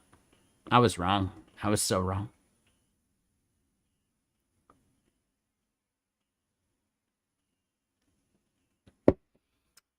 Now, here's the thing, Joel. It was like, dude, I was baked. I like had hung out, did some like Seattle like tech bullshit, then drove, found a place to park, smoked a fucking joint, and got so goddamn baked. And then as I was walking into the show after scanning my ticket, this, like, not this song, but that St. Louise's listening song came on. Like, literal, just like timing as I walk in kind of shit. It was so goddamn pure. Like, it was really cool. There's very few times in your life you can find something like that and just like, you know, it was nice. And then they played this, I think, to like end the show. This was the song they played at the end, I'm pretty sure. But it was a good one. Yeah, dude. So yeah, Soul Coughing. Solid, man. Like, such a good dude. They kill it, man. And yeah, I had friends that are like really into like the dude that does the singing. Like, what's his name? I'm sure you know his name, right? Like, what's his name? I don't know. Yeah, I don't know. I'm sure it's good. I should. Mike Doughty. I think, dude, I could spend like eternity trying to pronounce it, and then I'd just like, how'd he die? Well, he just stood there like trying to pronounce it, and he just like got shot in the head because like he was in a loop. He couldn't figure it out. He was broken.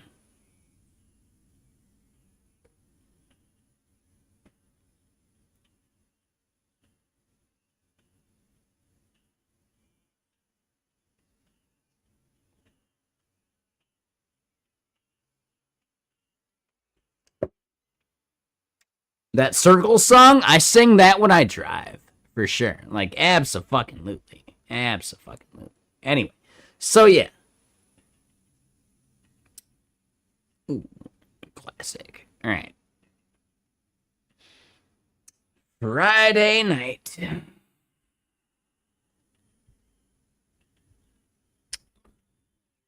All right. So, yeah, I just want to make sure, do we have any other feedback we want to give on this?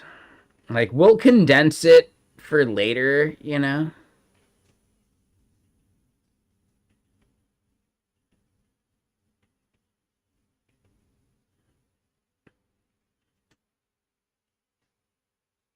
I think Thea will solve whatever feedback we got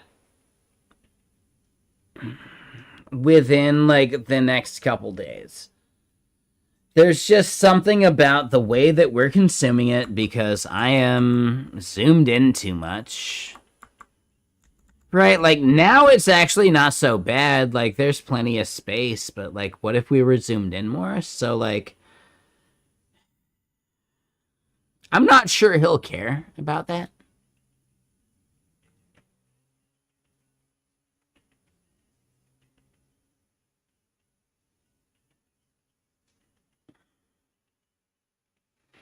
I just think there's so much left hand space that's being ignored right now that's just like almost like, what the fuck, dude? You know?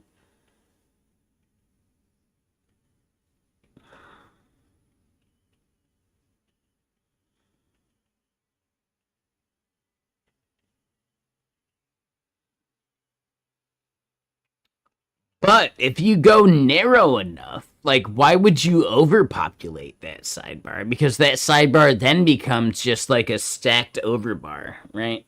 And then, like, you need to be, like, really condensing at that point. So then, like, fuck. So, yeah, I don't know. That actually becomes, like, a separate problem to solve. Fuck, yeah, no, I get that. That's actually, like, a. Ah, shit, I didn't think about that. It's all about like the stacking of those like contexts. No matter what, like every single thing you do over here on the right becomes a thing that has to be represented on the left. And we've seen it even over on what's the other bullshit we got? Like, god damn it. Like, I don't know. Whatever. It does not matter. The end of the day, it's the same fucking consideration, right?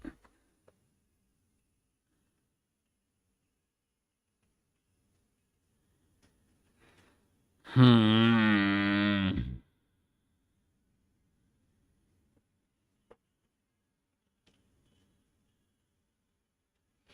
Dude, it's insane to me how bad this like left sidebar they're trying to show is rendered. Like, dude, get cracking. This is our time to shine. I think just be like a better tool that lets you see that. Because some people really, really, really, absolutely, totally, goddamn fucking want that. Just be the person that shows you that in the way that makes it, like, actually usable. Dude, that is our win. That's the way we fucking usurp it. Like, that's the way we at least get in there at the baseline. There's other ways we got to get there at other levels, but god damn it, that's how we fucking, like, we just sit there at the fucking bare minimum.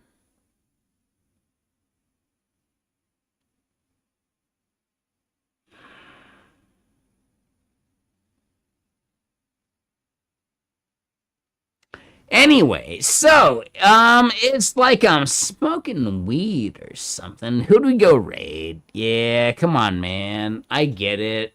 Yeah. Hold on, dude. Come on. Thank you, Theo, again. That was such a fucking cool raid of you. Like, just the dude, man. You're the best. Come on, man. Thank you. You know that. Who do we go raid? Honestly, anyone from Theo's channel? Even Ben, you out there?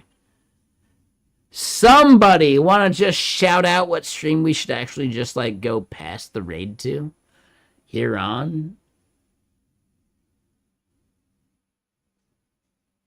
The Twitch?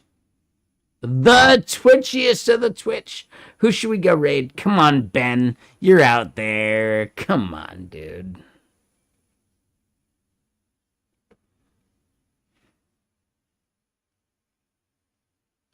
Who'd you go raid, Ben? Dat Nerd? Dat Nerd's fantastic. He's great. Dude, he's a fucking dude. Yeah, he's great. He's just so nice. Oh my God, he's like the nicest dude. For sure. That'd be fantastic. So yeah, everyone from Theo Stream, thank you for rating. I appreciate you. I'm a jerk. Appreciate y'all hanging out, being present for our stuff and things we've done and whatever. And we're gonna go raid some other stream, and the other stream is a dude who is just so nice. Like, honestly, Dat Nerd is, man, he might be like the nicest dude. He has like a good sense of snark, but he's still just so nice. That's like, it's crazy. Judge him on your own. He's the dude, though. He's the best. All right, so let's go raid. Hold on. Is that shit taken down? Did I not, like, click the button? Wait, where'd it go?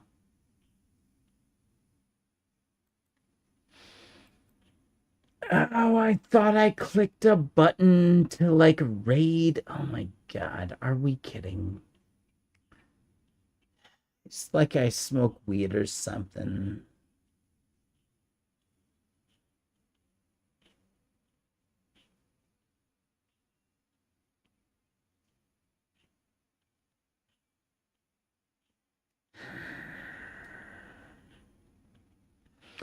Don't be mad at me. Be mad at just me. Shit. All right, hold on. Where are they? No, we'll just like we'll click the button. We'll we'll click the raid. It'll be easy. Wait, did they finish?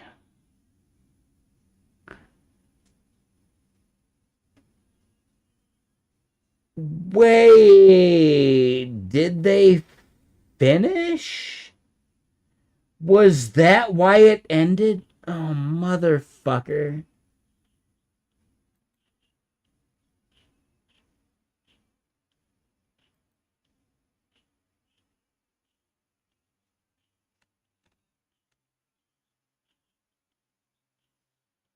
Son of a bitch. God. That was actually it. We actually tried to raid a stream that ended. Oh my God. God damn it.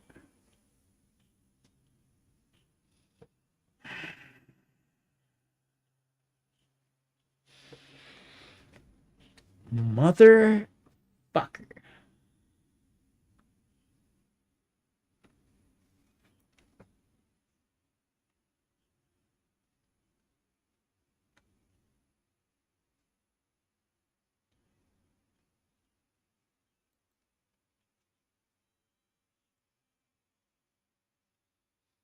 Wait, stream pause. Hold on. No, maybe they didn't finish. Why did it not show up? God damn it, dude. This shit is such bullshit.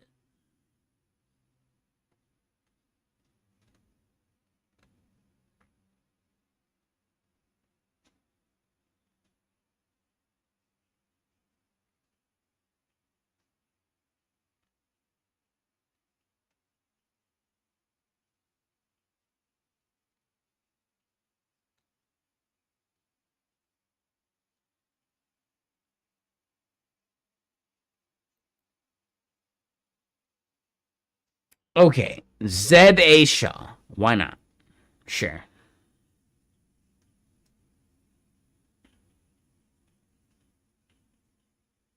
He's on an ad break too. God damn it. Oh, these fucking dudes.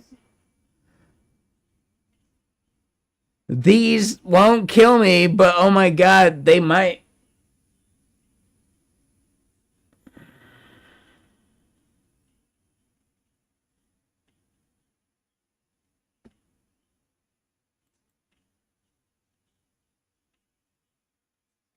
Dude, I just tried to raid like 2 different streams. Are you kidding me?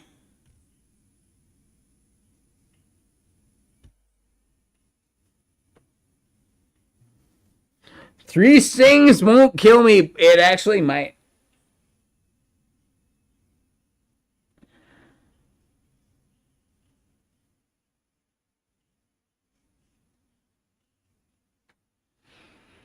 Dude, this song was super fucking good in concert. Dude, these guys are solid. Yeah, the singer is actually like a dude that you can actually see it like via like other names, and he kills it. Yeah, if you get a chance to see like the soul coughing guy, like I don't know his fucking name. He's fucking good though. Like, dude, it was a really good show. It was an amazing show.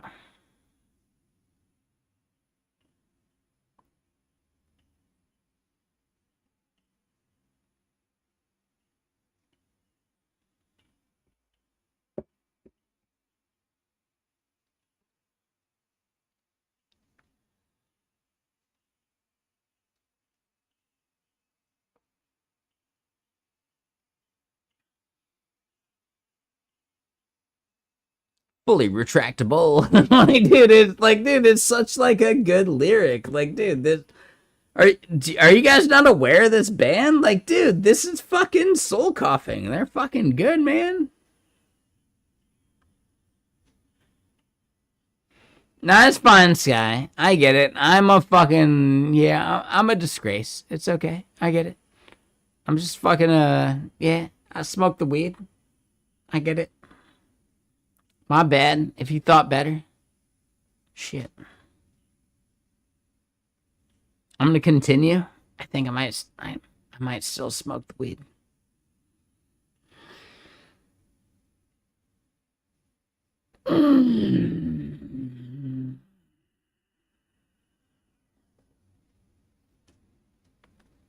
But yeah, later, Sky. No big deal.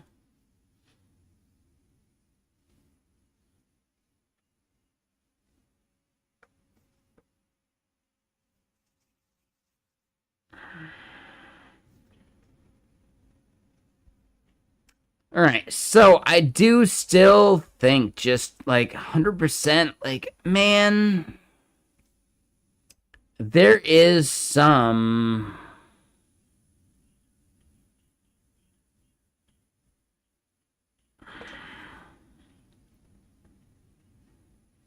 There is some recognition of like, what could this UI do better? And we need to really evaluate that. Like, just for a friend, like, come on, man. Like, I, as it is, I wouldn't use it. Like, dude, it's like it's only very specifically useful for one single fucking thread that got called out for that thread, you know? Meanwhile, like, dude, the winner of any of these tools and spaces be the thing that like orchestrates the shit. Yeah, you want to spawn out some fucking Claude Code shit? You inject Claude Code with a fucking skill that says, like, hey, call out to the fucking orchestrator above with a fucking context and, like, let us solve that and create some bullshit. And, like, dude, yeah, give us this, like, payload.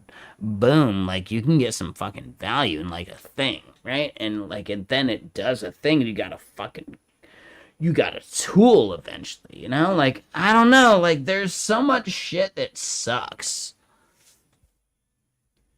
And, dude, like, this is not a solution to the problem.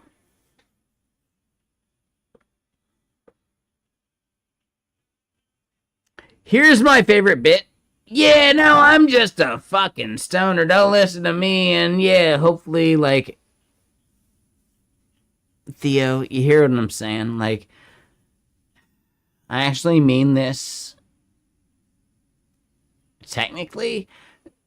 This is not the tool. I don't want the thing sitting here. I want the thing sitting here.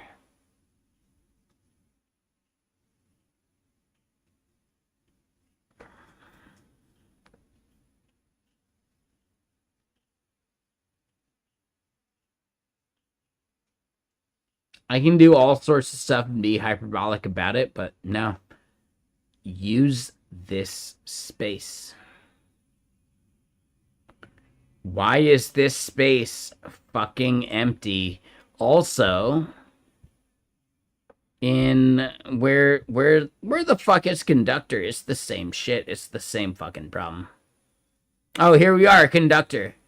Yeah, this space. This is not an accurate representation of like the work that I've done because Claude Code will spin shit up on its own inside of something like this, and there's no visualization of that.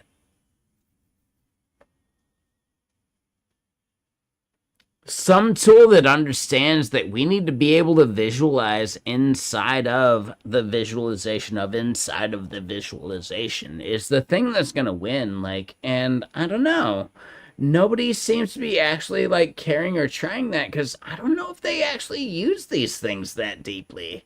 Like, there's no fucking way I'm the first person saying that. Like,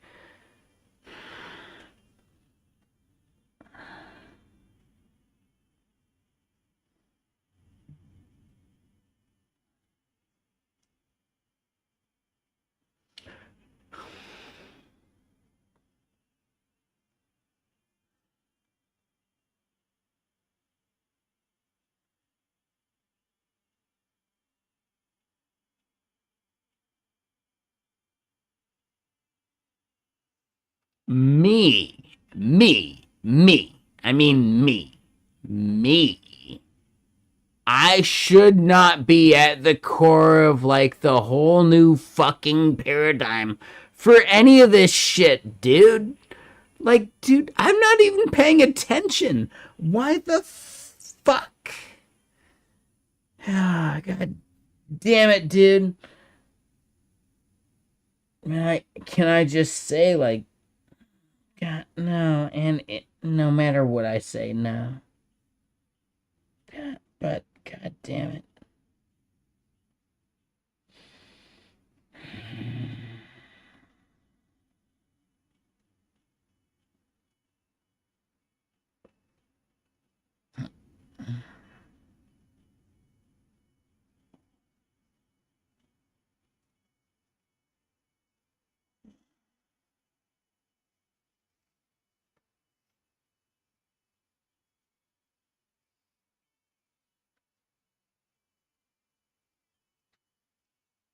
Yeah, like I just don't. No matter how far I go through like the chain of the bullshit to get the like why the like why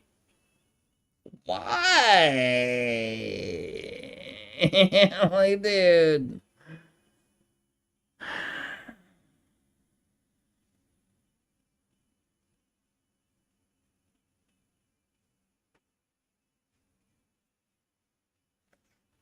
Yeah, all I can do is think about like the flow between all of like this like production like bullshit.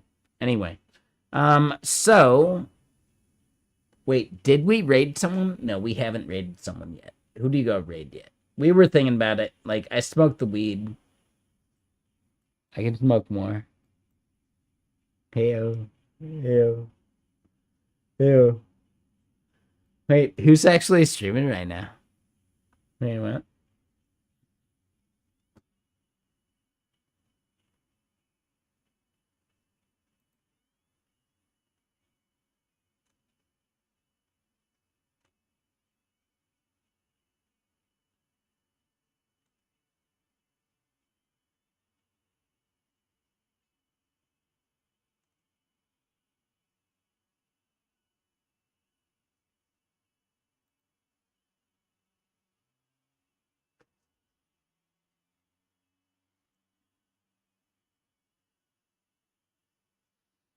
So Zed Isha, like, we just raid him, right?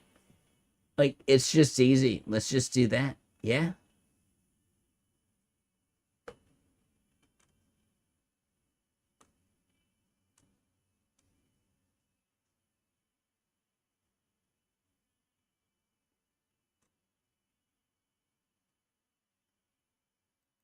He was on ad break and he's back now. There it is. Hey, there it is. All right. There we go. There it is. There we go. All right. So we go raid Zed Isha.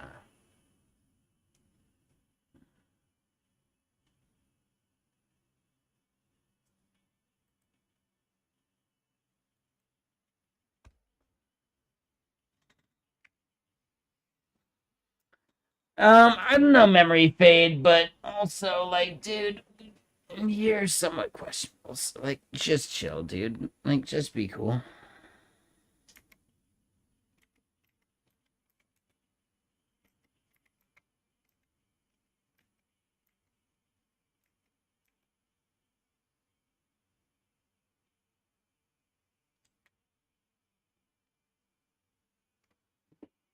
Hey, I typed it just right. Damn, I am good.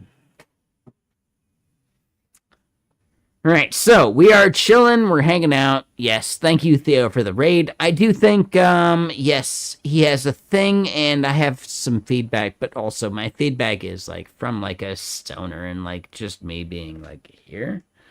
I'll look at it later, and I think it's a better lens. So, well, meh, ignore whatever I've done here. Yeah, no worries, Theo. Yeah, no big deal. So we're gonna go ahead to Zede Shah and see what he's doing. Can we talk about T3 codes? I don't think I will. I think we're good. Anyway, later. See y'all soon. Cheers. And maybe I'm over on gaming. Maybe I'm just on shit tomorrow. Whatever. I don't know. Whatever. We'll see.